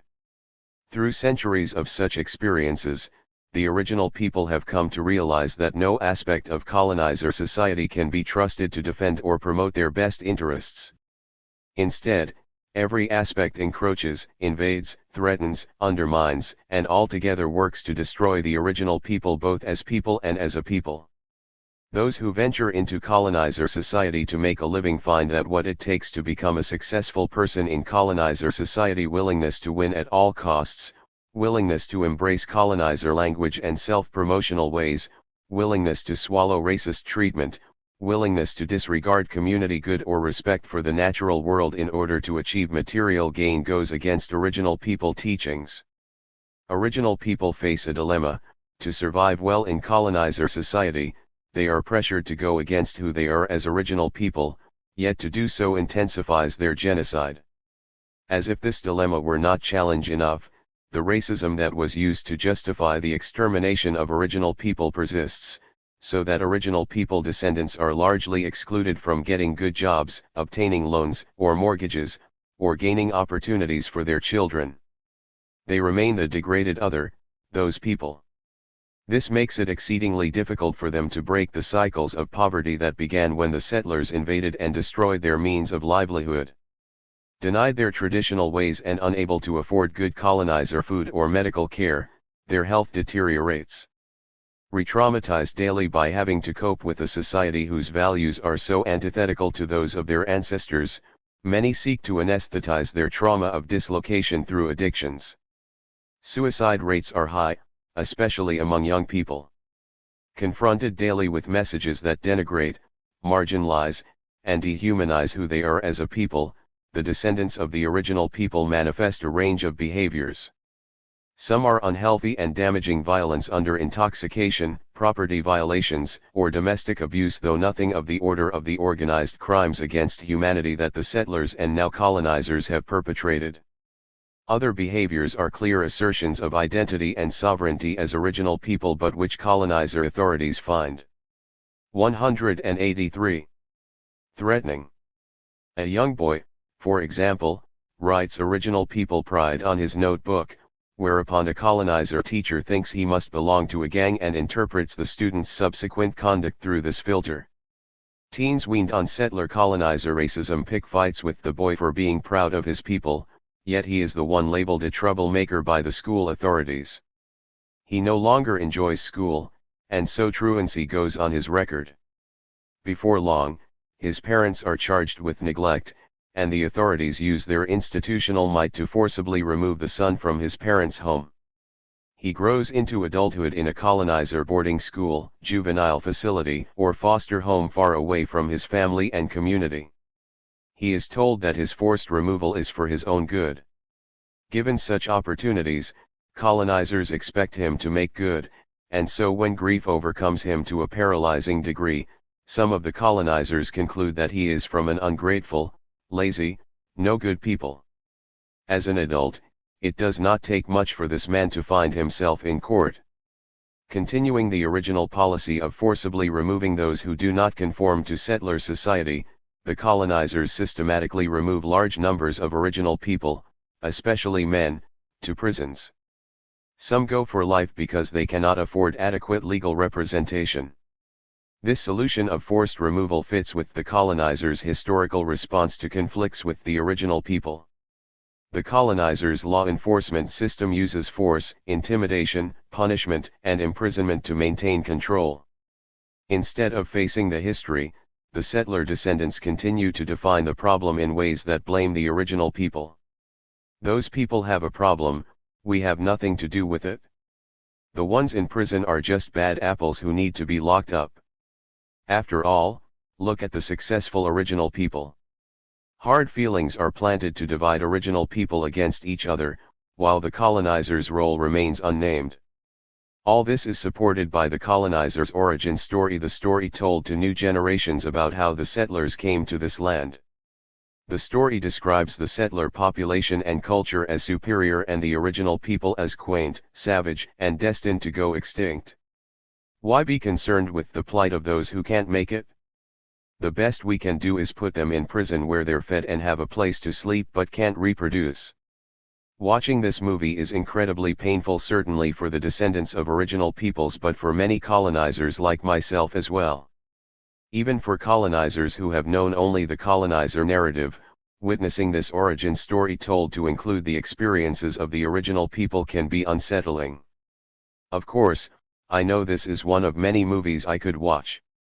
I could, for example, watch a movie about a time and place several millennia earlier where my ancestors were the original people and faced a similar invasion and colonization. In that story, the physical differences between the settlers and the original people were not so marked, and so assimilation and hence loss of culture occurred more completely as the centuries passed. Even so, millennia later, vestiges of my original people ancestors' teachings and traditions remain. I could also watch a movie about the traumas my ancestors suffered in Europe as a result of their colonization, the social, economic, and political traumas that drove them to find new homes, to treat their children as they did, and presumably to behave so savagely to the original peoples when they came here. By the time they arrived, my settler ancestors were apparently unable to conceive of coexistence as an option. Whereas native peoples largely operate from a me and my relatives paradigm, and relatives includes all of creation, my ancestors largely operated from a me and not me, or us and not us paradigm. Everything that was not me or not us was viewed as a threat. Given this outlook, they evidently had no knowledge or experience of what it means to work out relationships with those who seem different but whose needs are much the same. They assumed coexistence was impossible. One people or the other could survive but not both. Not me and not us had to go. Participating in the Dakota Commemorative March was like seeing the original people, colonizer. 184. Movie for a week, only I was in the movie and living it, and I still am. It's a painful movie to live in, to be sure, but it keeps me focused on harms that, from a restorative justice perspective, I and my fellow colonizers need to address if we care about our dignity and self-respect. Whether I personally committed these crimes or not, I benefit from them. They were planned and executed precisely so that I could live here now in the whitest state in the country, Minnesota. And I perpetuate these crimes by continuing in the colonizer habits that have been my way of life since birth. Colonizer habits include ignoring the history, acting like it never happened, not holding myself and my people accountable for immense harms done, and escaping to a comfortable, consensual, racial amnesia. These habits reinforce the biggest colonizer habit, which is to regard the land I live on as legally, legitimately mine. After all, everything that happened was done for land.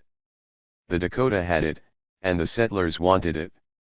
Once they exterminated the Dakota to get it, the Minnesota colonizers finished the job by passing laws that made the whole land grab through genocide seem legitimate, lawful. The land is now legally ours. This is the epitome of colonizer thinking. Participating in the march is about breaking these habits. If I am here, how I came to be here matters. The history directly affects me, and on more levels than I ever realized. Most fundamentally, I live on this land gained through mass murder. Yet not only do I benefit materially from being a descendant of the people who did these things, but also I am shaped by my people's collective character, which has been formed through this history. My Euro-American history tells me, for example, that if my position affords me the power to harm another for my own benefit and to get away with it, then I should do this, and I should never question whether I did something wrong, much less worry about making it right. If this were not so, Congress and corporations would not behave as they do.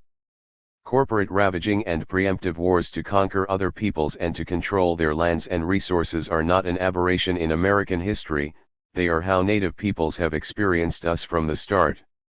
These classic colonizer habits are programmed into me, and even if I work every day to question and challenge this internal programming, its ways of hooking me are continually reinforced by the colonizer society, which is everywhere now. Yet once I have seen the movie and lived in it, I can no longer escape asking myself if this is the kind of person I want to be. Is this a kind of people in whom I can take pride? The movie is still playing, and, although I am not its director, I have some say in how it goes. Keeping the painful movie in view helps me to remember the programming, to name it for what it is, and to attend to its dismantling. I no longer see myself or my fellow colonizers only as we see ourselves but also in the light that our people-to-people history sheds. I need the pain to help me do my work and not get lost in the mesmeric forgetting, which every nuance of my programming would have me do. To be clear, it is not that I enjoy the pain of putting my hand on a hot burner, it is rather that the pain reminds me to pull my hand away. The burner in this analogy is not the Dakota people or even the history, it is the settler-colonizer programming that set horrific cycles of pain in motion and then tried to build a good society on this foundation. The pain is also useful, insofar as it marks the first movements toward learning what it means to be a good relative. I can't imagine healing a relationship that's been so broken by so many for so long without experiencing pain in the process.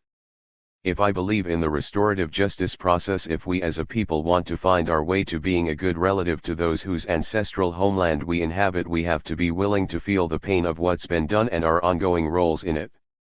As useful as the pain can be, though, it is also good to be living in a movie whose plot we can alter. Obviously, there are some things about this movie that we cannot change. We cannot change that genocide happened, for example, but we can change denial of this fact. We can begin to acknowledge the magnitude of harm and its ongoing effects. We can acknowledge who did what to whom, and then we can work to heal these. 185. Harms in whatever ways are possible, and much is possible. We can begin to intentionally imagine coexistence in ways our colonizer programming has kept off screen. Minnesota's colonizer society has responded to this history and its effects mainly through social service programs or, if those don't work, through the criminal justice system, i.e., imprisoning Native people. Yet neither of these responses addresses the roots of harm. Quite the opposite, they keep the movie's plot going in its original genocidal direction, because the aim of both institutions, social services and criminal justice, is forced assimilation into colonizer society. They are not designed to honor the Dakota people or to rectify long-standing harms against them. Restorative justice could offer a more appropriate response, because it would require acknowledging that at the root of these harms lies a criminal act, indeed, immense crimes against humanity. The issue between Minnesota's colonizer population and the Dakota people is a criminal issue first. All the social, economic, and political issues that Native people face today follow from this central truth: crimes have occurred that have never been rectified or brought to justice. As with any victim, Offender situation. Restorative justice processes begin when the perpetrators of harm acknowledge guilt and take responsibility. Acknowledging the crime and rectifying its effects are central to helping both the victim and the offender recover and be able to live good lives. Only when the crime is addressed to the victim's satisfaction can the victim and the offender begin to explore whether or not they are able to be in a good relationship with each other. If, however, the crime is not even acknowledged, much less repaired, victims are continually revictimized. In fact, they are often blamed for the harm, as if they deserved to suffer or as if it were their fault. They are blamed for failing to bounce back, or they are blamed for the dismal condition that the crime left them in. The assumption is always that something is wrong with the victim. In the meantime, the offenders not only go scot-free with the booty but also continue to harm their victims by not holding themselves accountable for the ongoing suffering they are causing. If the restorative justice movement fails to address the people-to-people issues and the crimes embedded in our history, it will risk losing credibility in this country, as it seems to have already done in Canada. Many First Nations now reject restorative justice, and precisely on these grounds. The core vision of going to the roots of harm and doing what it takes to make things right is experienced as empty rhetoric, invoked only when colonial power structures deem it advantageous to do so. Instead of working toward wholeness for peoples, restorative justice functions as another tool of colonizer institutions, whose goal is not healing but for one people to conquer and dominate another. Restorative justice is simply used to make the violence of the criminal justice system the colonizers control by fear device seem more humane. Instead of addressing the wider contexts that generate harms, the focus stays on trying to fix person-to-person conflicts. Individuals, families, or communities are viewed as the problem, while the larger reasons that individuals, families, or communities have problems remain invisible. This does not mean that we as individuals, colonizers or original people should not be held accountable for the harms we do. Yet here in Minnesota, we colonizers have not been held accountable at all for state-sanctioned, citizen-supported crimes against humanity, and yet we describe ourselves as international leaders in restorative justice. How could Dakota people or anyone else who knows the history take restorative justice seriously if we diligently hold this or that offender accountable for drug possession or stealing a car while we fail to hold ourselves accountable for genocide that we committed so we could steal an entire state's worth of land? If we were to apply our own laws about murder and stolen property to this case, we would have to rule that every time we sell a house in Minnesota, we commit a felony, and every Minnesota realtor should be imprisoned for dealing in stolen property gained through murder. Restorative justice does not have to be hijacked into being an accomplice to colonization, for its roots 186 are not there. If restorative justice embarks on people-to-people healing, the systemic issues causing suffering to Native peoples will begin to be addressed and rectified. Together as peoples, we can acknowledge the massive harms done, name racism as it operates to hurt Native peoples, arrange land return, honor the inherent sovereignty and self-determination of Native peoples, make restitution and reparations, find and return the billions of dollars in missing trust funds, respectfully cease behaviors that denigrate Native peoples, and teach everyone the full history of this land. Such efforts would help heal our people-to-people relationships by grounding them in economic, social, political, and basic human justice. It may take decades or even centuries to rectify harms of this magnitude. But with this work, it is reasonable to postulate that many if not most person-to-person harms done by Native people committed largely against themselves or each other, not against colonizers, would likely disappear. It is also reasonable to postulate that both peoples would benefit by taking the journey to coexistence. Indeed, this is another reason why I hope that restorative justice will embark on people-to-people healing. A core tenet of restorative justice, something practitioners have come to believe because of extensive experience in this work, is that holding the perpetrators of harm accountable is essential not only for fairness but also for their healing and transformation. When offenders experience accountability, they are transformed. In restorative justice, being held accountable is not about punishment or revenge. It is about connecting and becoming more real, connecting with more of reality than the narrow sphere in which inflicting harm made sense. To start, it means becoming acquainted with the effects of their harms, which usually involves listening to victims. Offenders meet the human faces of their harms. They hear the pain in the voices of their victims as they tell their stories. Harm is not abstract or over there.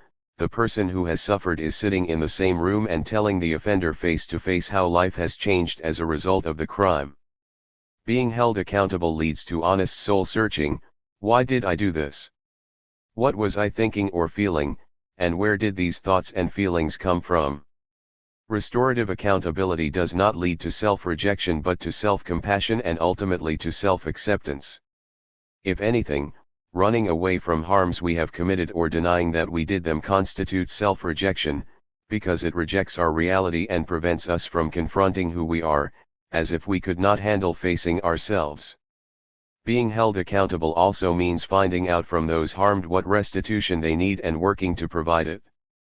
Offenders step up to the plate of doing whatever they can to put things right, no matter how long it takes. Making restitution affirms the offender's competence and establishes their dignity and self-respect. It feels good to own up to a harm and to work to make it right, just as it feels demeaning not to do so. Another reason that holding perpetrators accountable transforms them is that, through the process, people who obviously felt isolated now learn to build connections. The process forms relationships, and offenders experience something of what it means to be related. Even though the process is filled with pain and remorse, it is still transforming, suggesting that even the slightest experience of being related can bring profound change. Transformation is certainly what we colonizers need as a people, and we would be among the first to be blessed by the process of making things right. Holding ourselves accountable for the massive crimes embedded in our history and recurring in our present would help us become the kind of people we aspire to be but are not. By making ourselves come to terms with other people's realities, we could discover coexistence, a way of being that depends not on conquest and oppression but on respect, honesty, integrity, and mutual good. Embracing our accountability could also effect a healing in our collective psyche of traumas going back millennia, traumas that conditioned us to think in me versus not me terms. Instead of engaging in Darwinian, colonizer struggles for survival, we could learn how to be a good relative, and we could discover that it is a better, happier, and more sustainable way to live. 187. Can restorative justice play a significant role in affecting this level of transformation? Yes, but only if we are serious about decolonizing. What does this mean? This is a huge question, and I can only begin to respond by trying to set the restorative justice compass in a decolonizing direction. To start, restorative justice must set its sights on undoing colonization, since this is the core injustice, the root crime that must be addressed. To address the crime of colonization, decolonizing restorative justice means raising the questions that restorative justice typically poses, but raising them on the level of peoples, the level on which the crime of colonization has occurred. What happened in our history on this land? Who as a people was hurt and continues to be hurt? Who as a people caused the hurt and continues to benefit from it? What people-to-people amends could and should be made now? And what might it take for the Dakota people to be made whole? Those of us who are the perpetrators and beneficiaries of colonization in Minnesota must be involved in addressing these questions, but we are not the ones to determine the answers. We must listen to what the Dakota people have to say. In the process, we have to give up the power advantages as well as the presumptions of superiority that we have taken on ourselves as colonizers, and instead humbly and sincerely work to make things right as equals with those of the Dakota Nation. Certainly, decolonizing restorative justice means not using restorative justice to reinforce colonization. For example, restorative justice must not be used as a better way to enforce assimilation or to perpetuate the criminal justice system. White supremacy and colonizer hegemony must be challenged. Our premise must be that the state of Minnesota is not the government of the Dakota people, it is their oppressor, the might makes right regime of the occupiers. Therefore, The restorative justice agenda here is not to make Dakota people more comfortable in the state of Minnesota or more willing to live under its rule. It is to establish a healthy nation-to-nation, people-to-people relationship that enables us to coexist respectfully as equals, as we do with Canada or France. To get there, some serious amends must be made, and the process of making these amends is how respect is built on both sides. Indeed, everything we have learned about restorative justice says that we simply have to do the work that the healing process requires, and we discover what is required as we engage in it. If we commit to engaging in this process not as colonizers but as decolonizers, the restorative justice work is not something we do to Dakota people, it is something we do with the Dakota people. In 2004, I was invited to participate in the Dakota Commemorative March. Whether I will do so again in 2006, 2008, 2010, or 2012 will depend on the Dakota. What contribution, if any, can colonizers make by being present? In restorative justice, the victims of harm get to say what feels healing and what doesn't. Certainly the perpetrators and beneficiaries of harm are in no position to decide on these matters. During the march, I saw the look on the faces of the Dakota, especially the elders, when they saw me blonde as can be, clearly not raised among them. I saw the effects of lifetimes of suffering at the hands of my fellow colonizers, nearly boiling water poured on children's hands in boarding schools as punishment for speaking their language, beatings and sexual abuse in schools, rapes and murders never even investigated, much less brought to justice, children stolen from their parents, continually dehumanizing stereotypes and messages about them in colonizer society, exclusion from economic opportunities, yet complete denial that injustices had ever been done. Though not ungracious, the Dakota elders did not come up to me, shake my hand, and say how glad they were to see me there. How could they?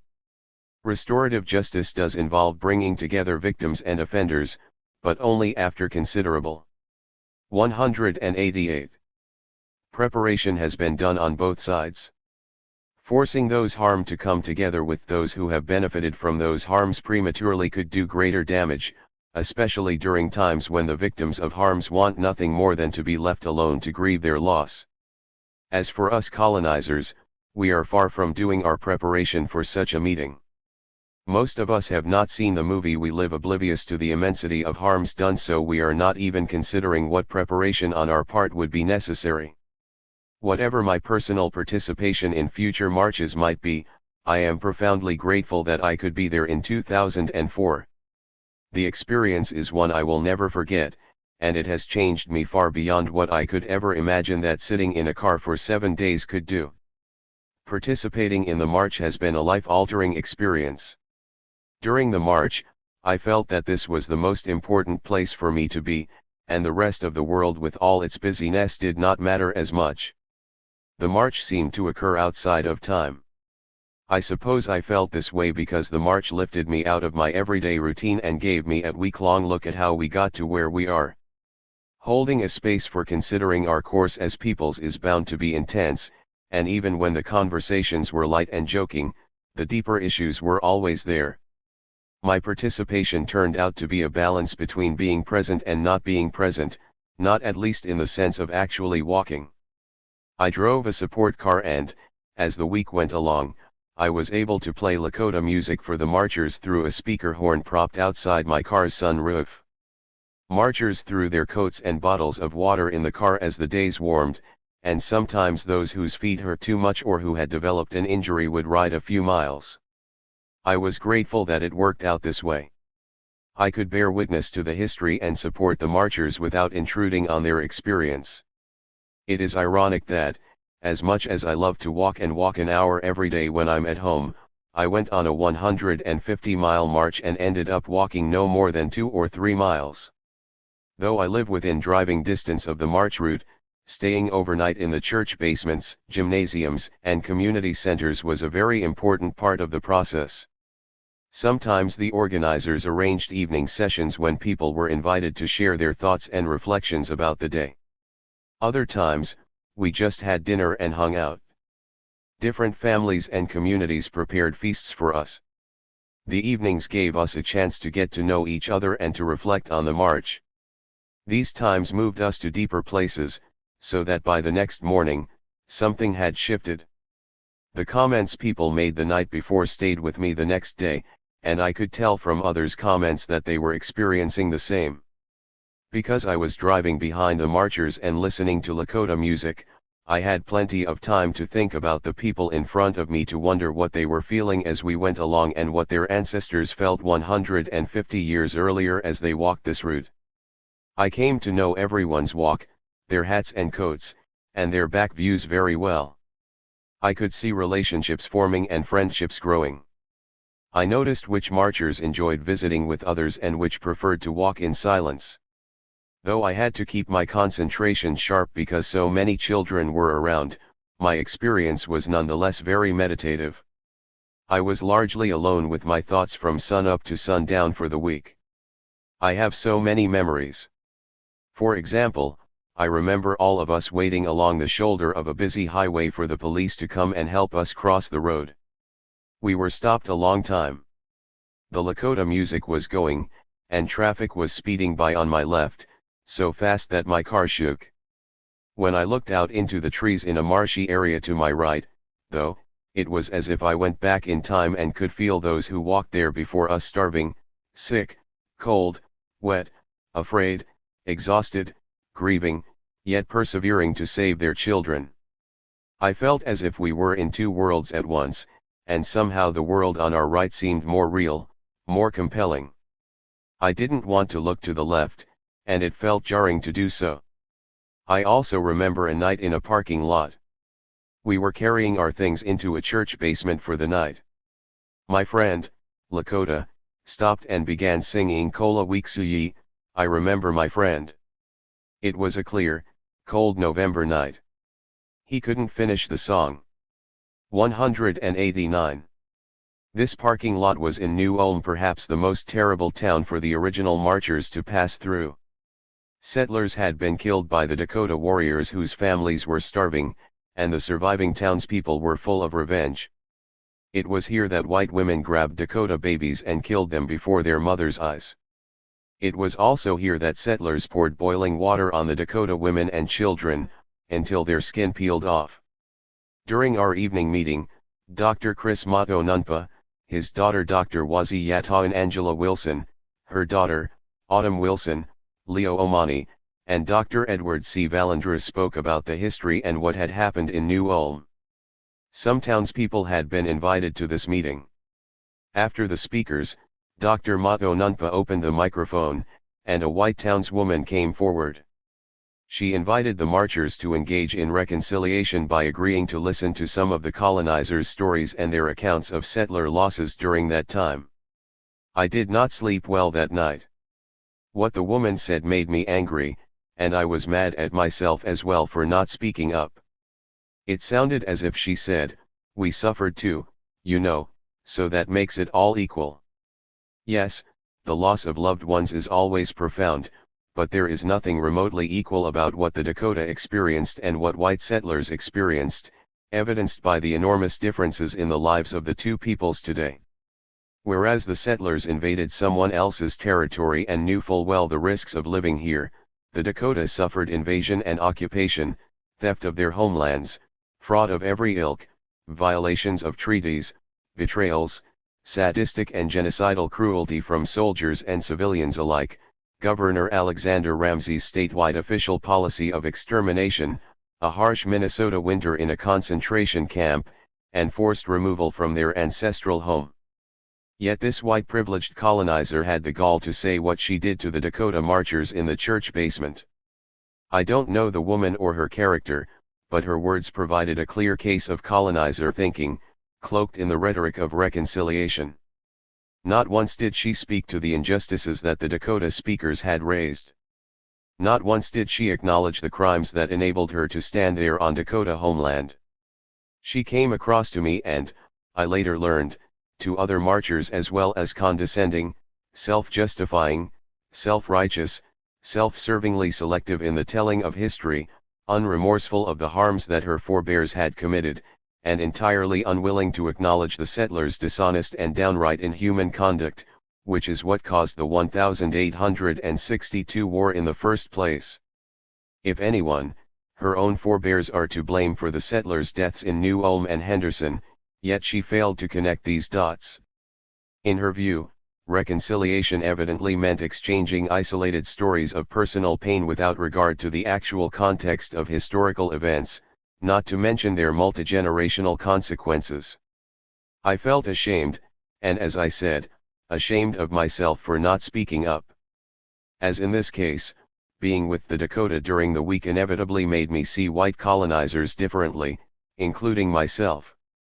I was aware of my legacy as a colonizer, and I could observe in myself how this has shaped me much more starkly than when I am among other whites.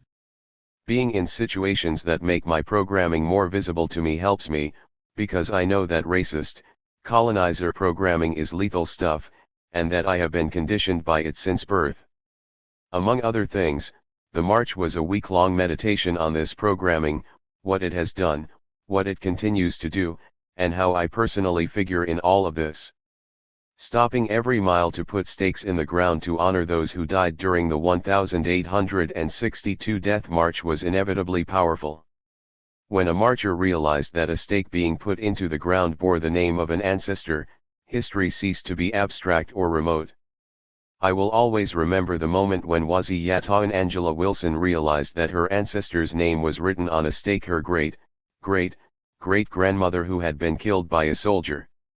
She could not speak for her tears, so her father stepped in to continue telling their ancestor's story for her. I remember every detail of that stop: her face, her voice, her father's face and words, her children coming to comfort her, the place where we were, the time of day, where people were standing, and the deep silence that followed her father's words, because so many people were weeping. I also remember how hard it was to leave that place, how slowly we moved away. 190. Spending much of the week on dirt roads and along rivers gave me a different sense of the land as well. I gradually stopped seeing the land the way it is now, with houses, telephone poles, roads, and SUVs scattered all over it, and I began to reflect on how it was before the white settlers came. I also began to sense something about the relationship that the Dakota people have with their homeland, and realized that their relationship is not diminished by white occupancy, which felt increasingly transient and ephemeral to me. The reason, as far as I could tell, is that the Dakota continue to have an intimate relationship with their homeland. In spite of dislocation and genocide, this has not changed.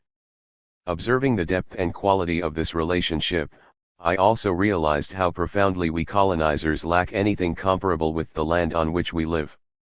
Pondering this during the week, it seemed to me that, because we have not sought to be good relatives to either the Dakota people or the land, we continue here as intruders, false notes, no matter how long we've been here.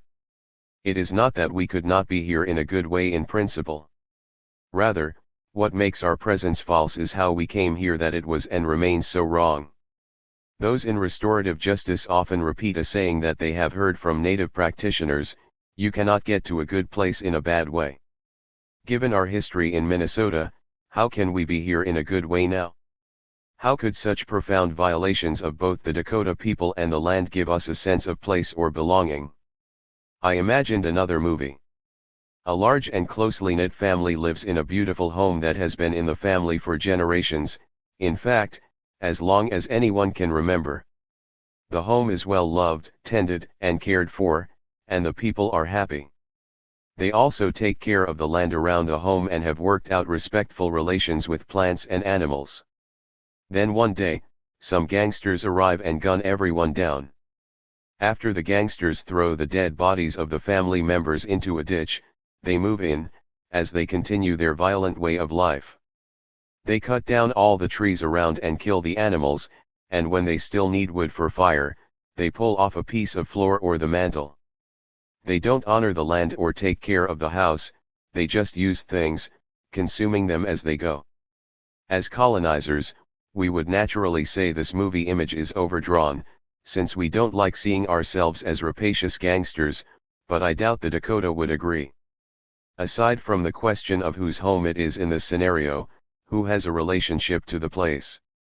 Could the gangsters claim to have the same relationship to the home that the family had? If the gangsters wanted to have that same kind of relationship, what would they have to do to get it? What process would they have to go through in order to change their way of being there? As I pondered such things on the march, I realized that being deeply connected to a place develops over generations. Moreover, it develops as people live in a place in a good way, that is, with integrity and respect in every direction of their lives. Being a good relative to all beings is evidently how we come to belong in a place.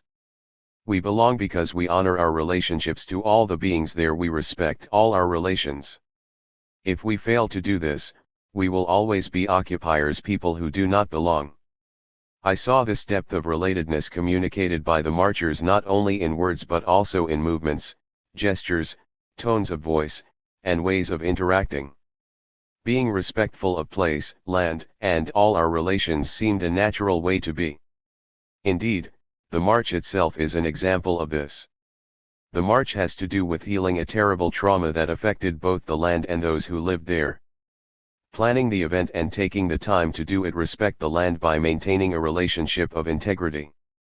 If a people and their homeland share a deep wound, it is respectful to acknowledge that wound and work to heal it, just as it would be disrespectful to ignore that wound, causing it to continue unhealed. Among the indigenous peoples of the world, the Dakota would not be alone in saying that the land remembers. My Celtic ancestors said the same, as do many other indigenous peoples of Europe. For those of us who are colonizers now, though, such values have not guided our relationship with this land or how we came here.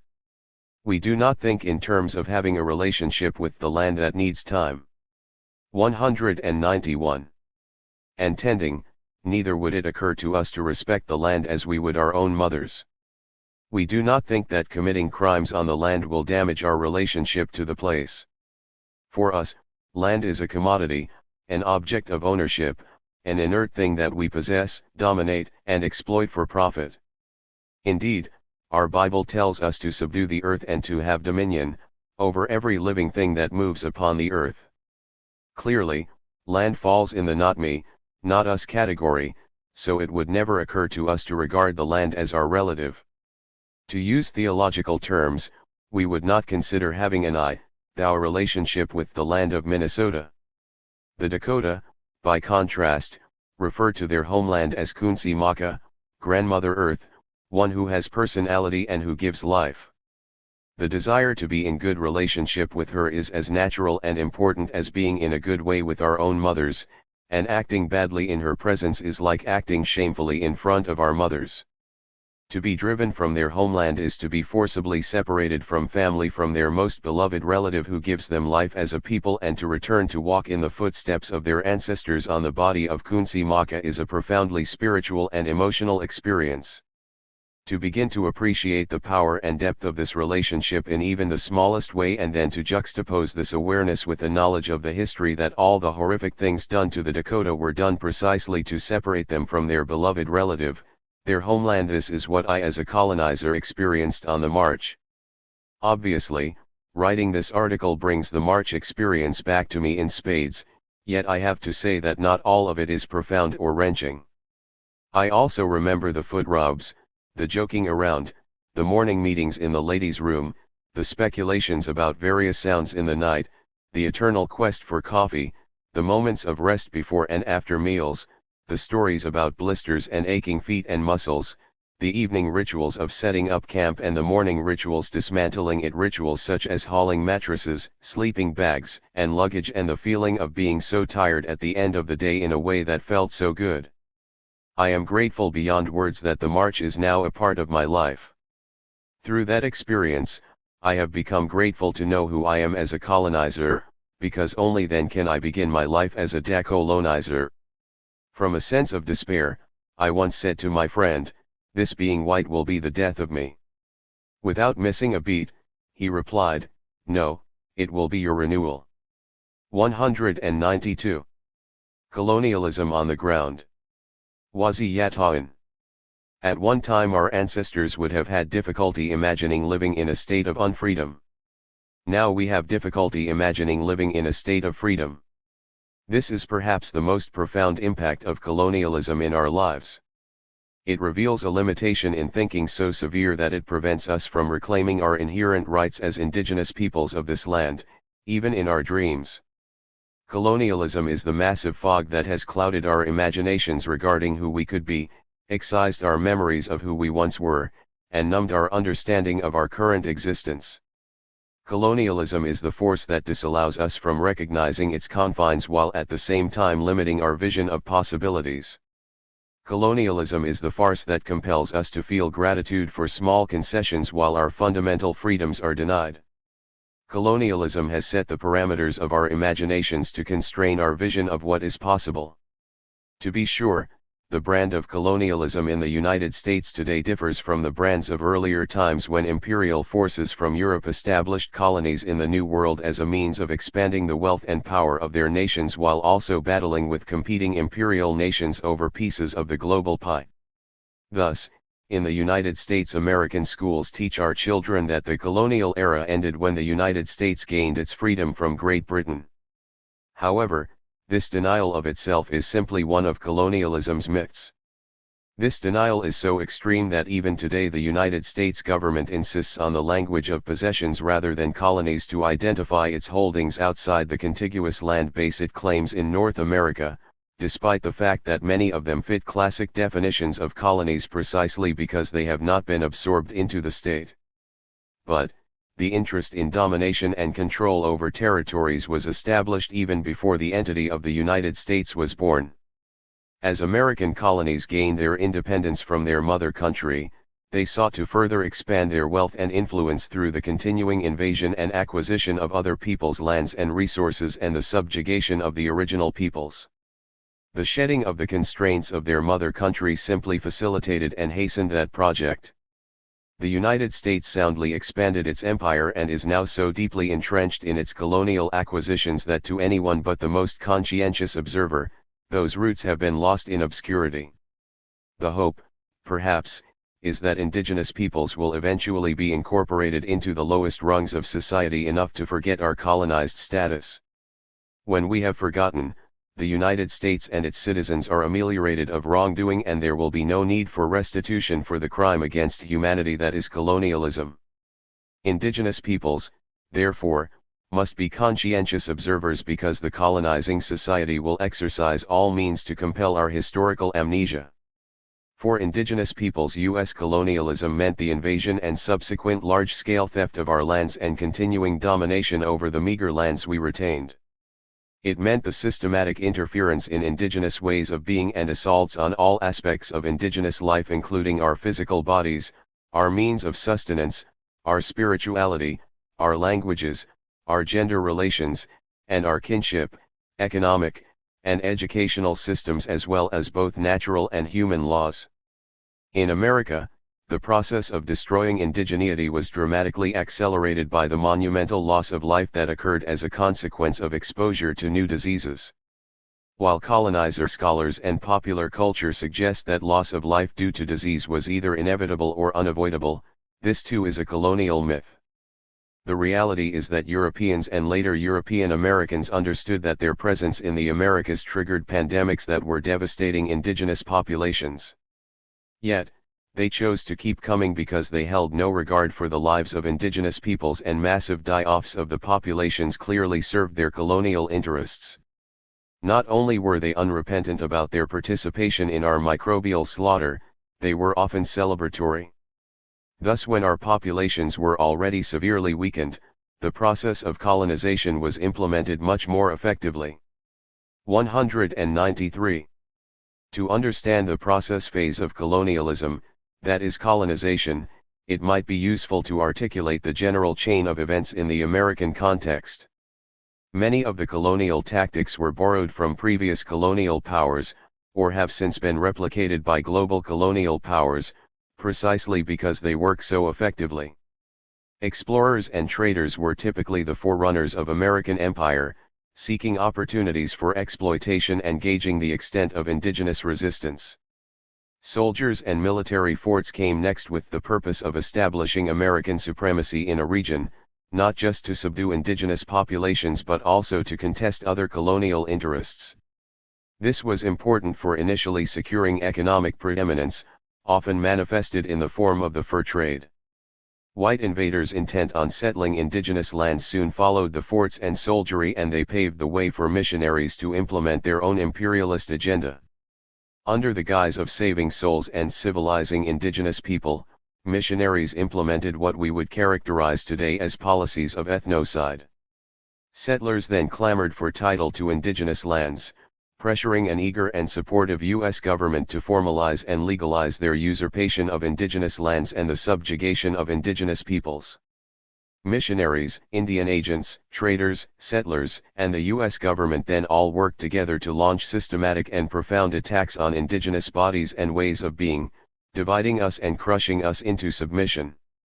All segments of our populations were subject to colonial violence and brutality, including the children who bore the brunt of colonizer indoctrination and manipulation in the genocidal boarding schools. Divide and conquer techniques are the hallmark of colonial manipulation. Those indigenous individuals considered the friendliest to colonizer interests were singled out for special favors and rewards until they were firmly co-opted to do the colonizer's bidding. Those who resisted colonizer interests most vehemently were targeted for particularly oppressive punishments. The collaborators are often distinguished in written records as the friendly or good Indians, while those who continued to resist co-optation were quickly identified as the savage or hostile Indians. The leaders, thinkers, peacemakers, warriors, spiritual leaders, healers, and teachers who did not fall in line with the emerging order were isolated, dehumanized and diminished. Thus, colonizers ably and superbly fostered resentments between the two groups, pitting them against one another and always calling on the favorite friendlies to monitor their colonized cohort and enforce the colonial system. These divisions severely eroded the unity in indigenous societies that were often simultaneously devastated from disease, warfare, forced removals, loss of homelands, mass killings, and policies of ethnic cleansing. The tremendous harm caused by generations of factionalism as a direct consequence of colonialism cannot be overstated, as it has greatly affected the capacity of indigenous peoples to mobilize broadly for significant change. Even today, those who attempt to restore indigenous ways of being in the modern world are dismissed by colonizers and their colonized puppets as angry, unrealistic, naive, less sophisticated, or even less intelligent than those mimicking the values and ideals of the dominant society. The friendly Indians invested in whatever small perks they gain from the colonial system are deeply devoted to maintaining the existing system, and they defend its justness at every turn. Or, they have individually reaped substantial prestige and power from toting the colonizer's party line, and as a consequence turn their back on the suffering of their indigenous communities while at the same time applauding the amazing resiliency of the people. They see no need to seriously challenge the existing system because, having bought into the American dream, they are well on their way to achieving it. They actively participate in the blind march toward progress, regardless of how that march continues to devastate the people, their homelands, or their relationship with the rest of the universe. Some of them talk about tweaking the existing system, maybe passing better legislation on this issue over here, or developing a more strategic economic plan over there, and they have abandoned the struggle for liberation. They, in fact, do not want liberation because it might affect their comfortable status.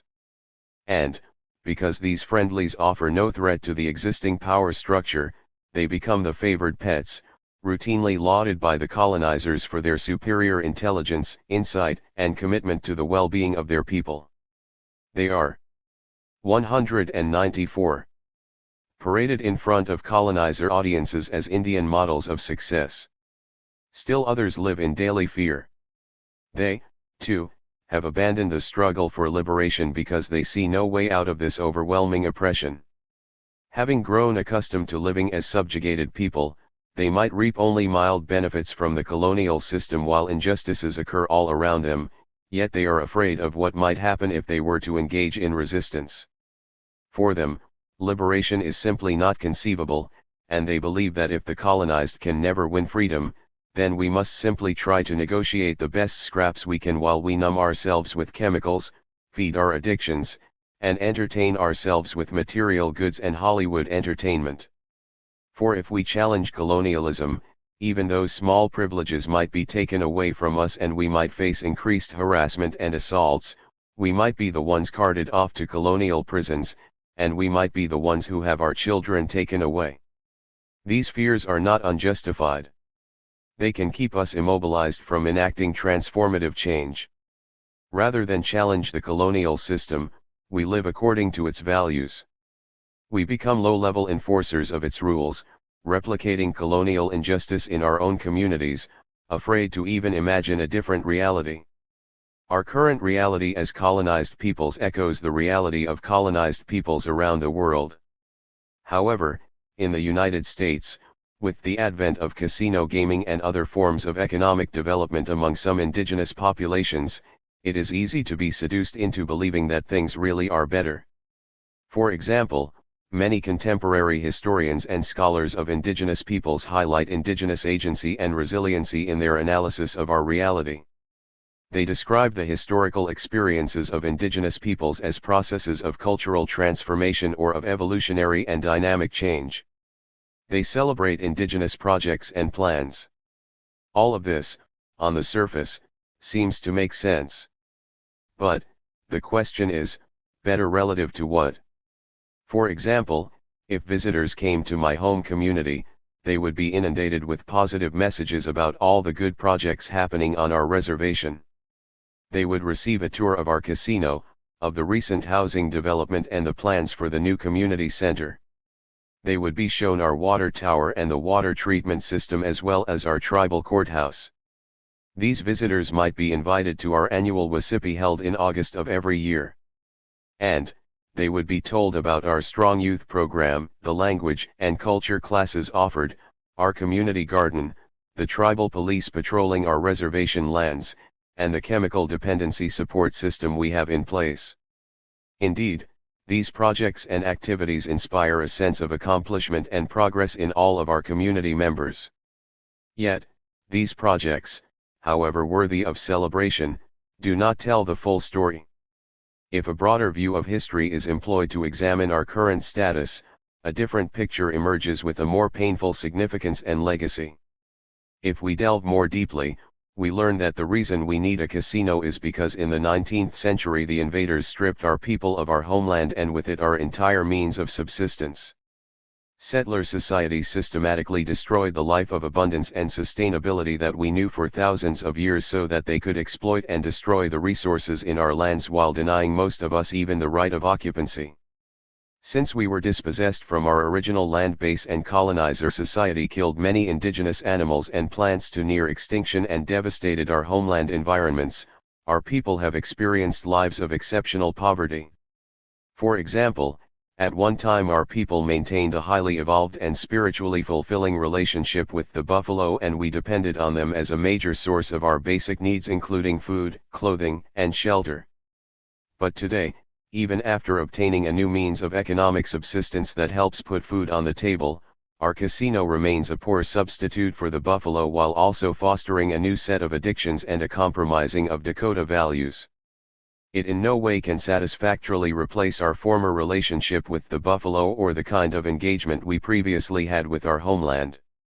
In pre-colonized time we sustained ourselves in accordance with natural laws, each generation possessing extraordinary capacities for economic self-sufficiency and self-determination, while now we have a gaming operation that helps sustain the community, but at a heavy social and spiritual 195 cost that does not induce the same sense of individual or collective self-sufficiency and self-determination.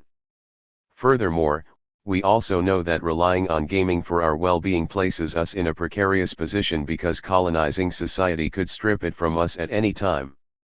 A larger scope of comparison from the self-determination that existed in pre-colonial days to the costly compromise with oppressive external authorities for limited economic gain that occurs today in the context of gaming, indicates that progress has not been achieved, at least if progress is intended to indicate some kind of improvement.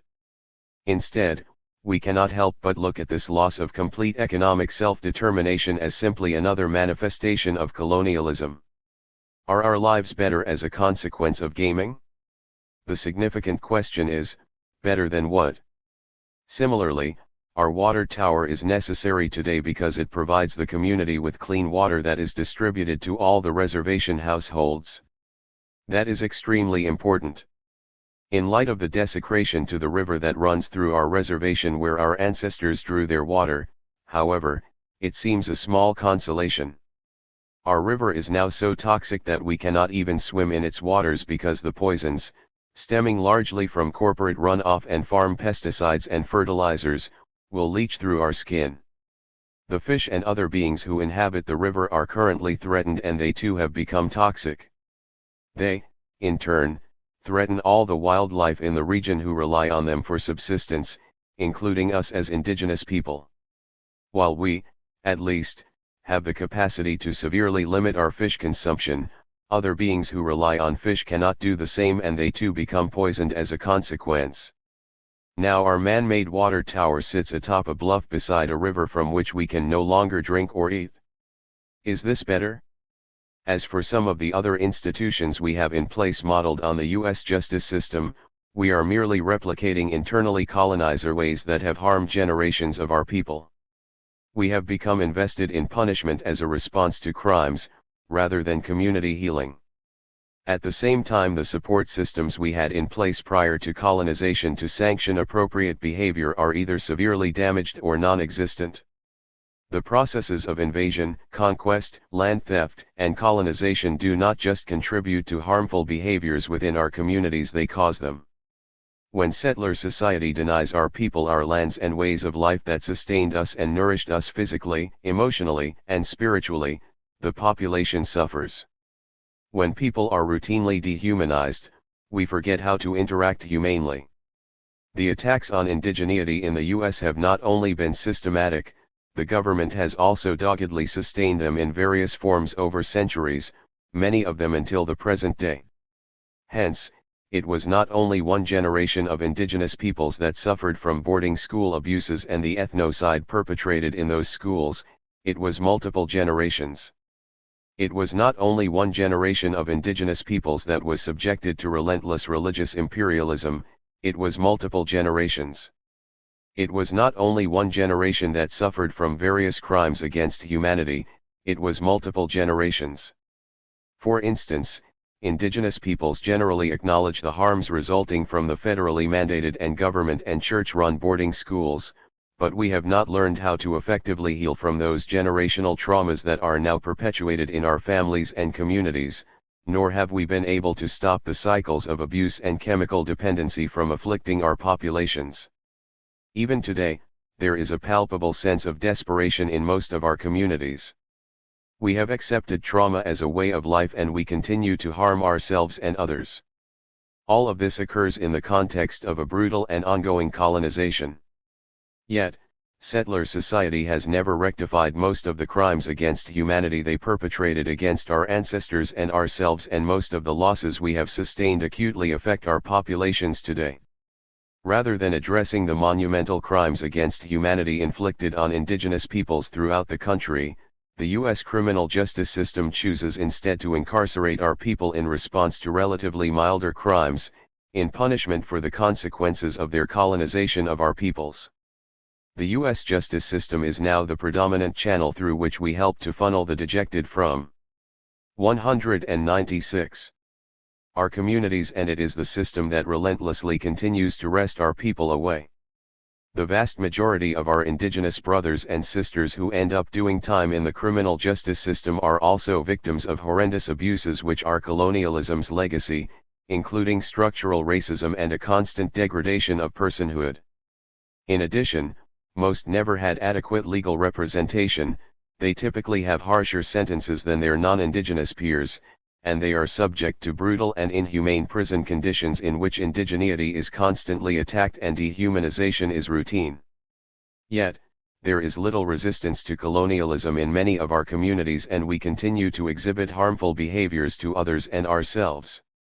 Many of those harmful behaviors begin early, and colonizer society criminalizes them. Our severe social problems are a reflection of our state of colonization. What indigenous family is not affected by chemical dependency? By some form of violence? What community is not plagued by high rates of addictions, depression, suicide, incarceration, and early mortality? Our communities have normalized pain and suffering to such an extent that many of our people do not know or can even envision a life different from the one we have experienced and seen modeled for us. Many of our people contemplate suicide as children and then slowly enact lifestyles that facilitate an early death, either through violence, accidents, or compromised health. How many of our people have been killed or injured in car accidents or ended up incarcerated because of violent crimes perpetrated under the influence of drugs or alcohol? The latest harmful drug to sweep through our community is crystal meth, and it is devastating the lives of our young people. The reality is that well people do not use crystal meth. Well people do not feed their addictions. Well people do not commit suicide. Still, these behaviors are not the consequences of weak or inferior individuals. These behaviors are a direct outcome of a colonization process that sinks people into a state of despair and does not offer any recognizable alternatives. Against this overwhelming backdrop, if we attempt to identify progress in the community, what could possibly qualify? Suddenly the chemical dependency or addiction treatment programs we now offer can offer only a small bit of hope in the face of a devastating social reality. This is in severe conflict with indigenous ways of being prior to colonization. From the time children were born, they were embraced by a whole nurturing community deeply invested in producing individuals who would be healthy, contributing members of society. Amidst constant love and compassion, our ancestors raised children with strict teachings about how to be a good relative, and what was acceptable behavior according to the communal ethic. Our communities praised the positive behaviors and publicly celebrated individuals during rites of passage as well as for actions that benefited the community. If, after years of this upbringing, individuals still perpetrated a terrible crime, their behavior would be considered so aberrant, they would likely face harsh consequences such as death or banishment as a way to restore balance and peace to the community. Today, we employ similarly harsh consequences, not as a way to restore balance and peace, but as a means of punishment, without providing the years of communal support, teaching, and nurturing. Consequently, after incarceration, many of our people return home only to repeat offenses. This does nothing to help heal our communities. Meanwhile, settler society locks away our relatives in white colonial institutions, individuals with tremendous gifts and strengths to potentially offer our communities often for years at a time. Similarly, the corresponding cultural programs in my community, while worthwhile and important, are also responses to tremendous devastation wrought from colonialism. We now have an annual Wasipi when dancing and singing at one time accompanied part of our daily existence. When our dances were outlawed and Indian agents jailed practitioners of heathen rituals, we eliminated our practice of them, practiced them in secrecy, or learned to adjust our traditions to colonial regulations. We learned how to cloak our traditions in monikers of settler society. We now have a grand entry in which we carry the American flag, the ultimate icon of our own subjugation, out of apparent respect for our veterans who fought to enforce American interests throughout the world, thereby expanding the American empire. And, because we could not have our traditional dances frequently under colonial rule, we learned to concentrate them into one weekend a year. Thus, even this celebration of culture is marred with colonial compromises. 197. One of the starkest examples of the misplaced argument for indigenous resiliency occurs in the area of language. Our high school age youth are offered the opportunity to take our language in the local high school, and there is an occasional class offered to other interested community members. These classes are absolutely essential today and they are worthy of celebration. However, before any of us can get carried away with a celebration based on some notion of progress, we have to remember that the urgency regarding intensive language programming today exists because most of our languages are hanging on the edge of extinction. If we do not take drastic and immediate steps to revive our languages, we will lose them. This, too, is not a coincidence, but is a direct consequence of the U.S. government's policy of cultural genocide perpetrated against indigenous children through brutal boarding schools and reservation day schools. Thus, to anyone committed to indigenous languages, there is a mixture of excitement about the growing language movements in our communities coupled with a sense of sheer panic about the losses our cultures have sustained. At the end of 2007 we buried 3 fluent-speaking Dakota elders in Minnesota, and we can count on 2 hands all the fluent Dakota speakers remaining on our Minnesota reservations. What does this say about our agency? About our resiliency? For those indigenous peoples who already lost their languages, do they maintain a sense of resiliency and agency? Or, are they mourning their tremendous loss and grieving as a people? If the latter is true, it suggests a rejection of the notion of mere cultural change and challenges the notion of vibrancy and agency. It suggests instead that the forces of colonialism were historically so brutal and effective that some of our people and traditions have not been able to survive them.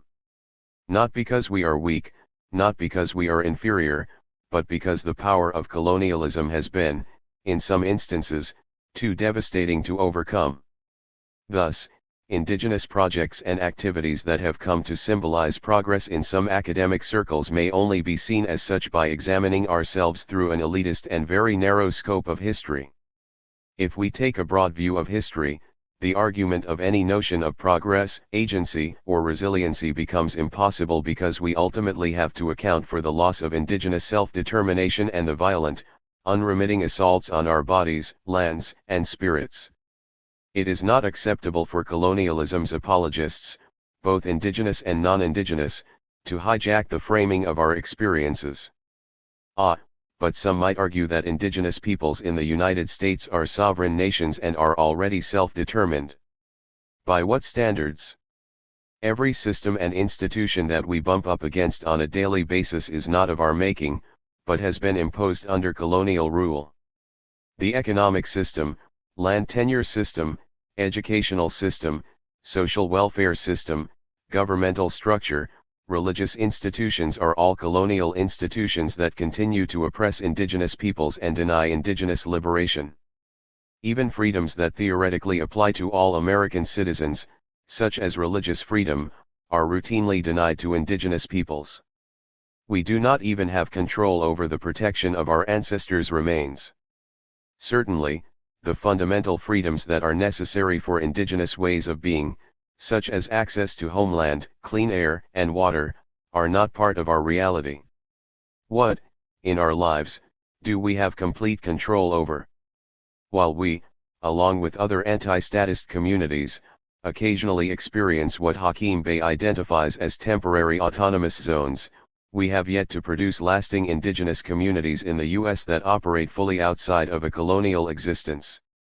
Instead, we create spaces where our ways of being are practiced and nurtured, where we attempt to liberate ourselves from the oppression that surrounds our daily existence, where it is good to be indigenous. We make them last as long as we can, but because they, as of yet, cannot be sustained, we are forced to return to the real world that smothers with an oppressive weight not all of us can bear to carry. Self-determination is an impossibility under colonial rule. Meaningful change will require dramatic action on our part that can move us beyond colonial interference. If we as indigenous peoples in the United States ever want a liberated future for our future generations or ourselves, we have to work toward decolonization. Decolonization is the intelligent, calculated, and active resistance to the forces of colonialism that perpetuate the subjugation and/or exploitation of our 198 minds, bodies, and lands, and it is engaged for the ultimate purpose of overturning the colonial structure and realizing indigenous liberation. A growing awareness of colonialism inexorably leads to a simultaneous dissatisfaction with the situation and a growing unrest. This, in turn, has the potential to lead to revolutionary praxis. Thus, recognition of this colonial reality is the first step toward our liberation. We cannot resist what we cannot identify and name. Then we need to begin to imagine an alternative reality. Our colonizers have told us that we must accept the way things are because we cannot change them.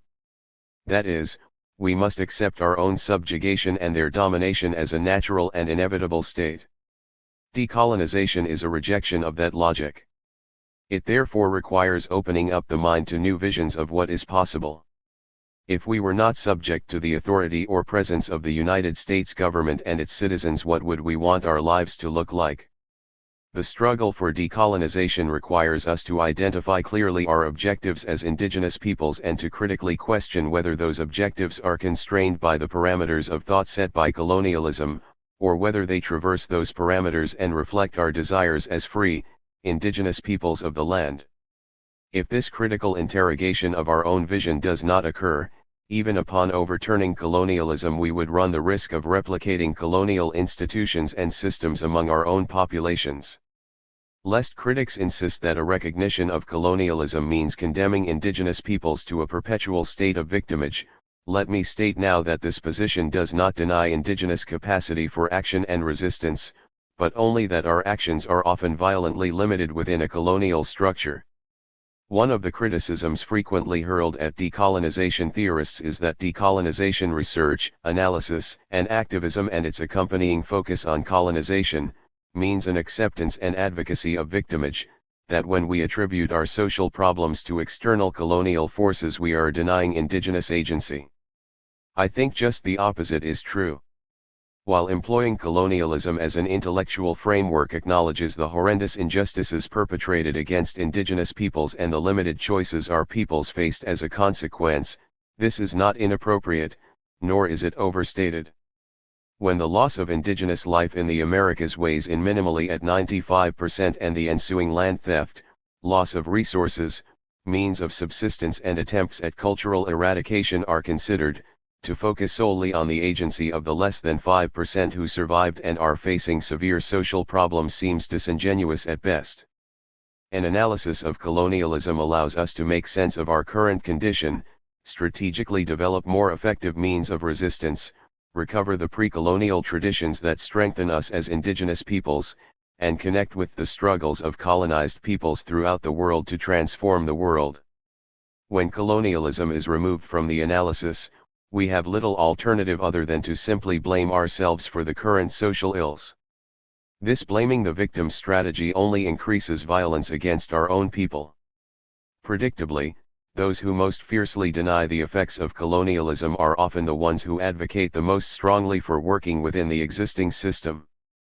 They reject dreams of liberation, and defeatist rhetoric characterizes their position. It includes such sentiments as "the world is not going to change," or "we have to accept the way things are and do what we can within the existing system." Ironically, this position denies the profound nature and propensity of human agency and relegates the results of human activity to negligible proportions. This is what decolonization advocates cannot accept.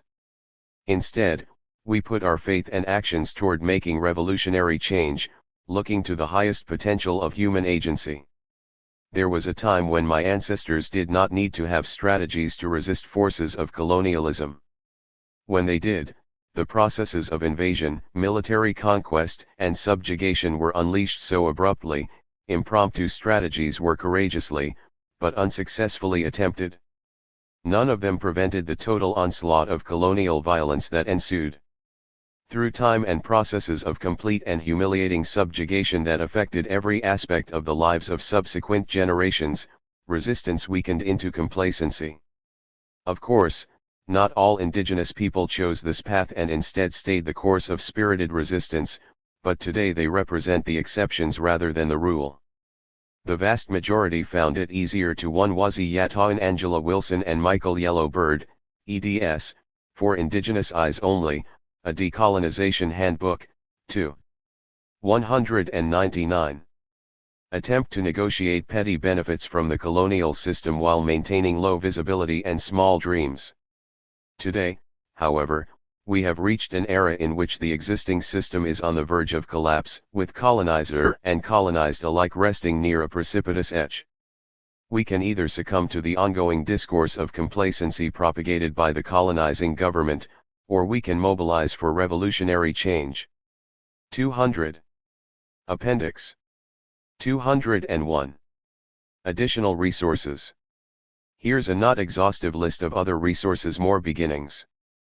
PDF versions of all content in this sourcebook can be found at http://sites.google.com/site/unsettling-minnesota/home. A few allies. Black Mesa Indigenous Support, http://blackhemisize.org. Snag Magazine, a Bay Area Indigenous Youth magazine.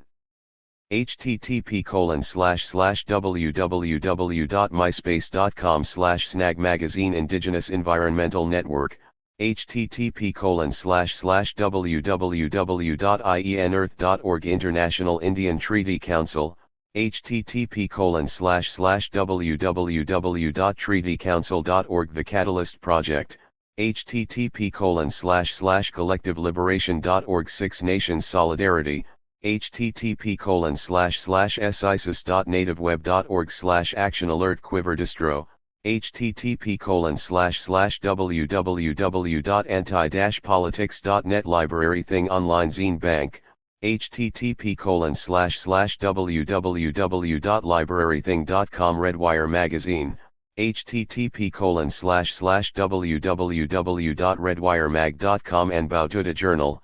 https://www.anpaoduta.net. Decolonization news sources. http://intercontinentalcry.org. http://upsidedownworld.org/main. http://indianz.com. http://no2010.com. http://indigenousaction.org. http://www.turtleisland.org/news/news-6nations.htm. Histories of colonization. The Grid of History. Cowboys and Indians, Roxanne Dunbar, Ortiz.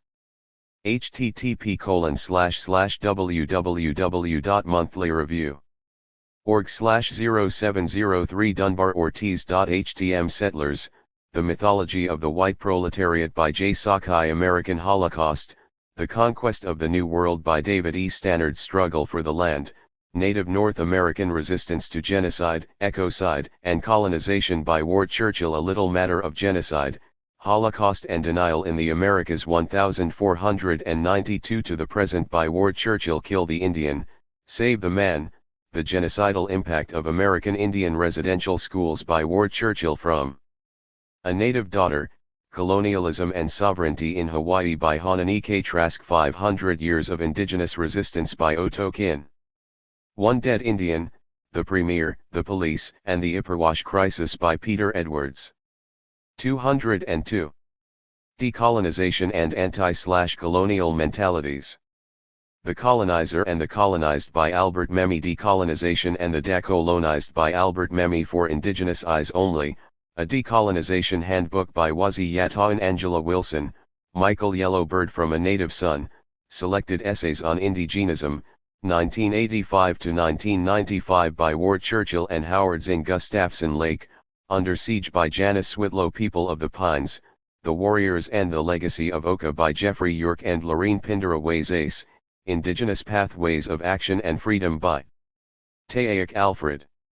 Dakota Histories. In the Footsteps of Our Ancestors, The Dakota Commemorative Marches of the 21st Century by Wazi Yata and Angela Wilson and Wazi Yata and Angela Wilson Remember This. Dakota Decolonization and the Eli Taylor Narratives by Wazi Yata and Angela Wilson and Wapatunwan Carolyn Schamer. Indigenous and Women of Color and Third World Feminisms. The Color of Violence, The Insight. Anthology by Insight. Women of Color Against Violence Welcome Home, Settler Sexuality and the Politics of Indigeneity by Scott Morganson Fem Sharks Communique No. 2, Against Intrauterine Cannibalism. By Leah Lakshmi Pipesna Samarasiha DVD/videos. Broken Rainbow, a Black Mesa documentary. Frozen River, 2008. Directed by Courtney Hunt. Hanani K. Trask, We Are Not Happy Natives, 2002. Edited by John Kikuo Shishido. Where the Spirit Lives, 1989. Directed by Bruce Pittman. Incident at Oglala, the Leonard Peltier story. Directed by Michael Apted. Above the Law, Deception at Gustafson Lake Knesset, 270 Years of Resistance. Directed by Alanis Abamsain. 203. Course Schedule and Reading Syllabus. Dakota Decolonization, Solidarity Education for Allies. Preface, you can teach a version of this class, too. Use this syllabus from our original class, taught through the Experimental College as a guide. For more info, email us at unsettlingmn@gmail.com. March 3, May 5, 2009. Course Description. This course is designed to create community, education, and organized networks for non-Dakota allies to act in solidarity with upcoming Dakota decolonization struggles. We will listen to the desires, demands, knowledge, and goals of Dakota community members struggling for liberation and decolonization. We will educate ourselves about Dakota history, perspectives on decolonization, white privilege, and racism, through carefully chosen texts and in-class education with Dakota and non-Dakota people. Together, we will build a communal knowledge base that centers decolonization within our ideas of anti-oppression. Dakota traditional knowledge and spirituality will not be shared, and this is not a space for non-Dakota people to seek appropriation of Dakota culture or an into spiritual practices. For white people, acknowledging and owning white privilege, as well as working to transform feelings of white guilt into action towards decolonization, will be crucial personal work required during the course. The end goal is to create active ally solidarity networks that can be mobilized when need be in answer to Dakota calls for solidarity from non-Dakota folks, based on communication with and knowledge of Dakota needs. Class members will be asked to act not as individuals, but as members of their own communities, to act within their networks to further spread knowledge and mobilize solidarity. Section 1, Dakota Histories of Minnesota. 1. Intros. Brown, D. Bury My Heart at Wounded Knee. Chapters 1 and 3. 2. Dakota Colonization, Genocide and War of 1862 Narratives. Wazi Yatahin. What Does Justice Look Like? The Struggle for Liberation in Dakota Homeland. Chapter 1. 3. Colonialism, From Rome to Dakota Genocide Today. Wazi Yatahin. Colonialism on the Ground. Wazi Yatahin. What Does Justice Look Like? The Struggle for Liberation in Dakota Homeland. Chapter 2 and 3. 4. Chris Mato Nunpa, Colonizer Privilege and Resistance Histories. Wazi Yatahin. What Does Justice Look Like? The Struggle for Liberation in Dakota Homeland. Chapter 4 and 5.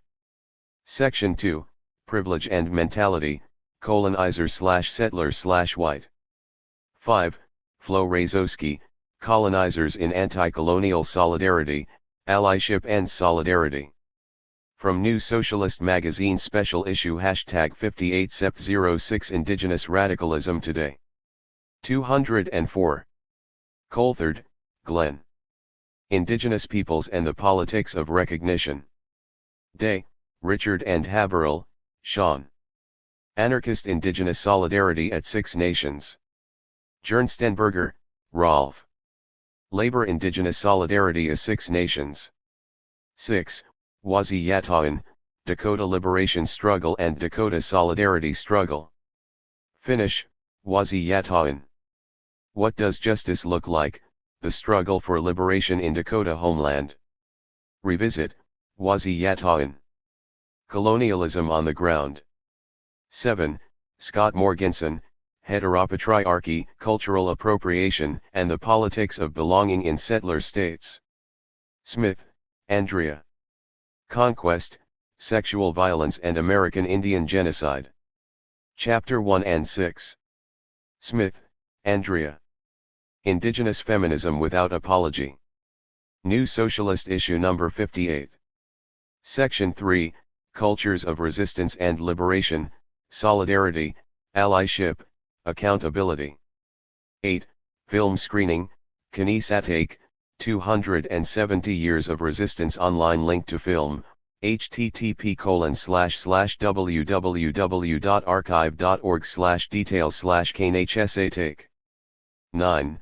Building Settler Anti-Colonial Solidarity Brainstorm Communities on Call Brainstorm, Writing. 10. Offerings of Solidarity to Dakota Decolonization Organizers Small Group Solidarity Offering Creation. Letter to the New Ulm Journal.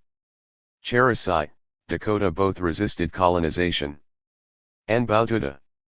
This letter was written to the editor of the New Ulm Town newspaper on the occasion of the Herman Monument Society's celebration of the 2000-year anniversary of the Battle of Teutoburg Forest. September 15, 2009. To the editor.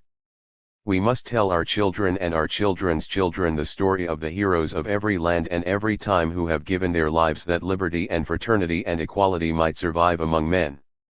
Governor David Marston Clough, Dedication of Herman Monument, New Ulm, Minnesota.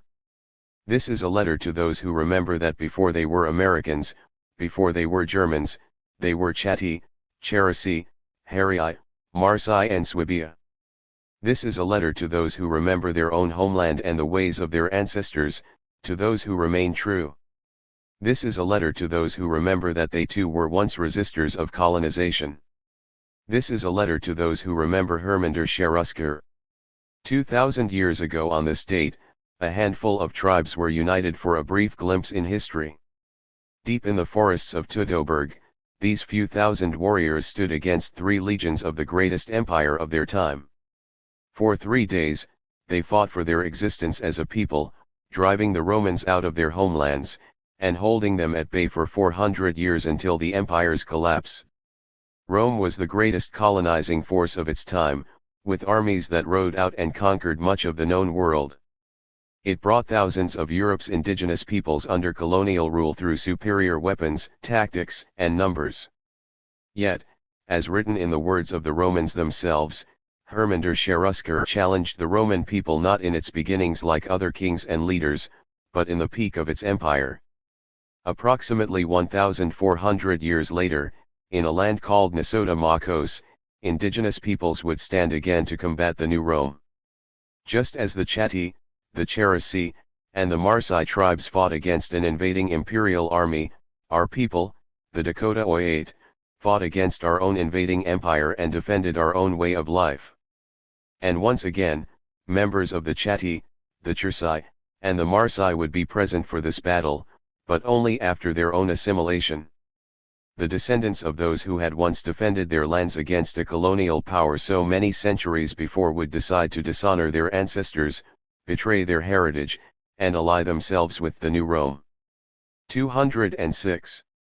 The citizens of New Ulm, descendants of Herman der Cherusker, uniter of tribes, defier of Rome, resistor of empires, would become perpetrators of colonialism against those who should have been their relations in a common struggle. And so, the Dakota resistance came with much pain. Our women and children were force-marched to concentration camps before exile from our homelands. It was through the town of New Ulm that German Americans threw rocks and harassed these captives.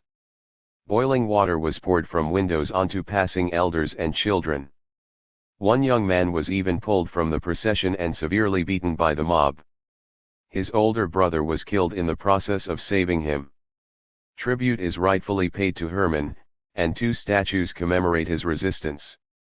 One on a hill near the site of the Battle of the Teutoburg Forest. Another, 4,000 miles away in the town of New Ulm, in the heart of Dakota Territory. While it is an honor that a tribute to a hero of liberation stands amongst us, it is both sad and ironic that the fields next to him stand empty, where a monument to the successful defenders of Dakota homeland should have stood had another people remembered their own tribal past. That emptiness is now only filled with the painful memories of the loss of our homeland, the genocide of our people, and the betrayal of descendants of a faraway tribe. Tonight, we put out tobacco for all the descendants of Herman der Cherusker, for the descendants of all who stood with him, and for our own ancestors who continued their fight. We do this in hopes that these descendants might remember the commonalities between our 2 peoples and our 2 struggles. It is up to you to also honor those ancestors and to continue their fight. Stand with us, as you stand with them, and forever resist the new Rome. In the spirit of Hermander Cherusker. In the spirit of Dawit Duda. Unki Tamakos Kaoni Unkitawapi. Anbautuda Dina Unkiepi. Granite Falls. 207. Watershed. Nick. Twisted faces, crying out for lost history. Buried under years of thick white lies and textbook parchment parching the land. Evaporating the tears and blood that saturate the soil, eyes like deep wells now dry, denied the right to cry lest mothers grieve for their children in this ongoing state of genocide, lest children grieve for their mother. I wonder if our mouths can open wide enough to name what's been taken. Layers of ash and bone hold up pillars of conquest under concrete, shuffling feet plugged into iPods don't touch the truth between slabs, walk in tall so as not to step on cracks or feel dirt between toes. Cover the truth in a slick status quo, a layer of thick white construction between what was and what is, still a thin layer that crumbles without constant maintenance, twisted roots crying for air, parched lands sighing for water, generations of tears not yet shed, centuries of repression built up like a dam wall between power and its captives, between colonized mind and liberated self, a thin shelf, concrete erected vertical, waiting to release the waters of grief, truth, and justice, tears of dignified rage held up like a guillotine, quivering with the anticipation of 500 years. 208. Decolonizing ourselves. The true face behind Minnesota's history. Lee. One of Minnesota's more overtly colonialist institutions, the Minnesota Historical Society, does not allow the public access to the true history of how our fair cities came to be. In late July, several white people committed to exposing the lies of Minnesota's official history attended a Civil War/War of 1862 tour at the MNHS flagship attraction, Fort Snelling. The mere act of understanding the real history that we are all very much a part of is an integral part of fostering change within our movements. If what we truly want to accomplish is revolutionary social change, we must begin with these simple actions that foster a true story to be told. But what story was told at Fort Snelling on that day? The lead tour guide, Fort Snelling program manager Kevin Majula, began the white settler narrative by talking about the Dred Scott decision of 1857. Scott fought in the courts for his freedom from slavery under the premise that he had lived at Fort Snelling from 1836 to 1840. During this time, the stolen land that would later become Minnesota had not yet been incorporated as part of the U.S. Nowhere in the tour guide's presentation on the case did he condemn slavery, racism, or white supremacy inherent in the founding of the state. He referred to Minnesota as the frontier and basically in the middle of nowhere. Did he forget that this was the homeland of the Dakota people, or did he choose to ignore their history on purpose? After discussing the Dred Scott decision and, briefly, slavery at the fort, the predominantly white tourist group visited the oldest standing structure at the fort, the Round Tower. Here Majula told the tale of the brave Minnesota men who fought and died for the glory of our country during the Civil War at Bull Run, Northern Virginia and Gettysburg. Think of all the families in, say, Hastings, that would be forced to deal with that even today, he says. Nowhere during the tour does he make an even vaguely similar statement about the families of Dakota people killed by the U.S. troops during the same time period, many within the walls of Fort Snelling. Leaving the fort proper, the tour wound down the hill into Fort Snelling State Park, towards a memorial of the Sioux Uprising, Sioux being a colonial term given to the Dakota during the beginning of their colonization. Majula stops halfway to discuss the genocide, or as he tended to call it, the U.S. Dakota conflict. The war is a really complex, painful topic which is never easy to talk about, he says. He calls it the most significant event in Minnesota history and says it seriously affects the Dakota people even today. This is the closest he comes to speaking the truth about the Dakota genocide. Still, he fails to mention yet again the fact that the Dakota were systematically slaughtered in order to fulfill the standards of the state. Majula talks in general terms about the first treaties between the U.S. and the Dakota, saying they are as binding as treaties today with other nations, and states that the native tribes held the same status as sovereign nations today. The white truth-tellers in the group pointed out the fact that the treaties have never been upheld. Majula becomes defensive. They should have had legal standing, he says, but adds, I'm talking about how they were established and their purpose. He admits the US did not live up to its treaty obligations. One of the truth-tellers mentions to the amnesia-stricken Majula that the purpose of the treaties, which were not actually ratified by a significant representation of the Dakota people, was to control land. The tour guide deflects the statement, and says that the 209 Dakota used the treaties to reserve for themselves reservations. Those reservations, however, comprise less than 0.1% of the total land base of Minnesota. Dismissing the group's concerns, Majula grudgingly states, "You come in with some prejudices that aren't necessarily true. I don't think you understand what the purpose of the program is."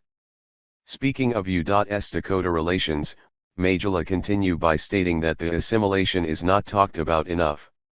The U.S. worked to divide the Dakota into factions. After the Treaty of 1958, the Dakota gave up most of their northern lands, he says. Soon there was a drought and the Dakota were not receiving enough food. The money that was supposed to go to them for food instead illegally went to traders. How that happened is long and complicated, he said, glossing over the crimes of white settlers with those short, simple words. In 1862 many Dakota were starving and angry, and in August, their payments were late. It seems logical that they would choose this time to fight back and gain back their land, he says. But then, he skips over what actually happened during the war to silence the Dakota dissent, the forced marches, the slaughter of women and children, the tortures by military men and common settlers alike. Saying that the conduct of war is less important than the end result. He says several hundred military men were killed in addition to an unknown number of Dakota.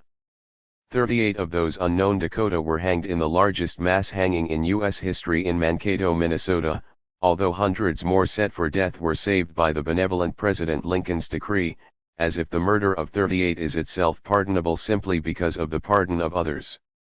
The tour guide then states that while the men were sent to Davenport, Iowa, the women were held at Fort Snelling. They were continuously attacked by whites, Majula states. After being challenged that what actually occurred was rape, he argues that the word rape is too strong to use in the presence of the children on the tour. Later, when asked about the charges against the 38 Dakota hanged in Mankato, he says they were tried for, among other things, raping children. This failure to acknowledge the sexual violence committed by white men against Dakota women at the fort furthers the colonial control between white and American Indian men. The mere fact that the Dakota were tried and murdered under these pretenses but never in one case was a white man found guilty of such a crime reiterates the cultural genocide that occurred during that winter of 1862. This connection was not made by the self-proclaimed neutral tour guide. The tour group then descended down the hill to the memorial for those who had died within the fort's walls. Currently, the commemoration of the Dakota genocide is centered alongside a parking lot just north of the Mendota Bridge. The Minnesota Historical Society believes the actual location of the camp is underneath the asphalt of the parking lot, yet another symbolic blow against allowing the Dakota to heal from their traumatic history as a people. The effects of genocide are still prominent amongst the Dakota people in Minnesota.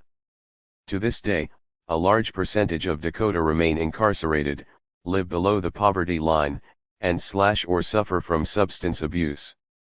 Compared to any other ethnic group in the state, Dakota people experience shorter lifespans.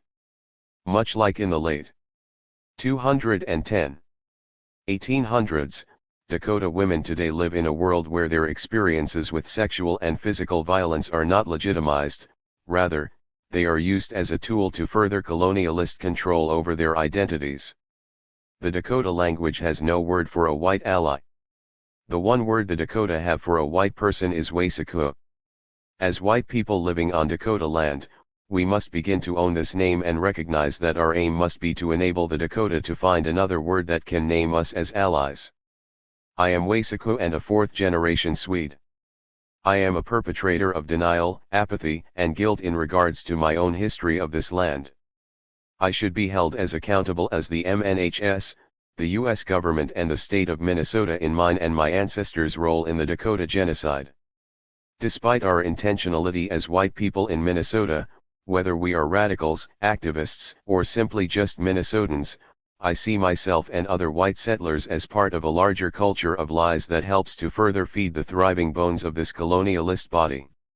The genocide that occurred in the 1860s has expanded well beyond the violent physical realm. It has been integrated into our modern cultural and historical perceptions as well. To this day, there is a war being waged on the Dakota with the appropriation of their culture, language, spirituality, and the root that started it all, their land. If we as white settlers wish to foster social change in our home of Minnesota, we must understand that the root of the problem began with the colonization of this land. We have dug up, cultivated, raped and pillaged holy Indian land all around us, and it will take more than an afternoon of truth-telling to make reparations for the damage our ancestors and ourselves have caused. We must begin to hold ourselves accountable to those that we have taken so much from. To open lines of communication, to ask what we can do for them.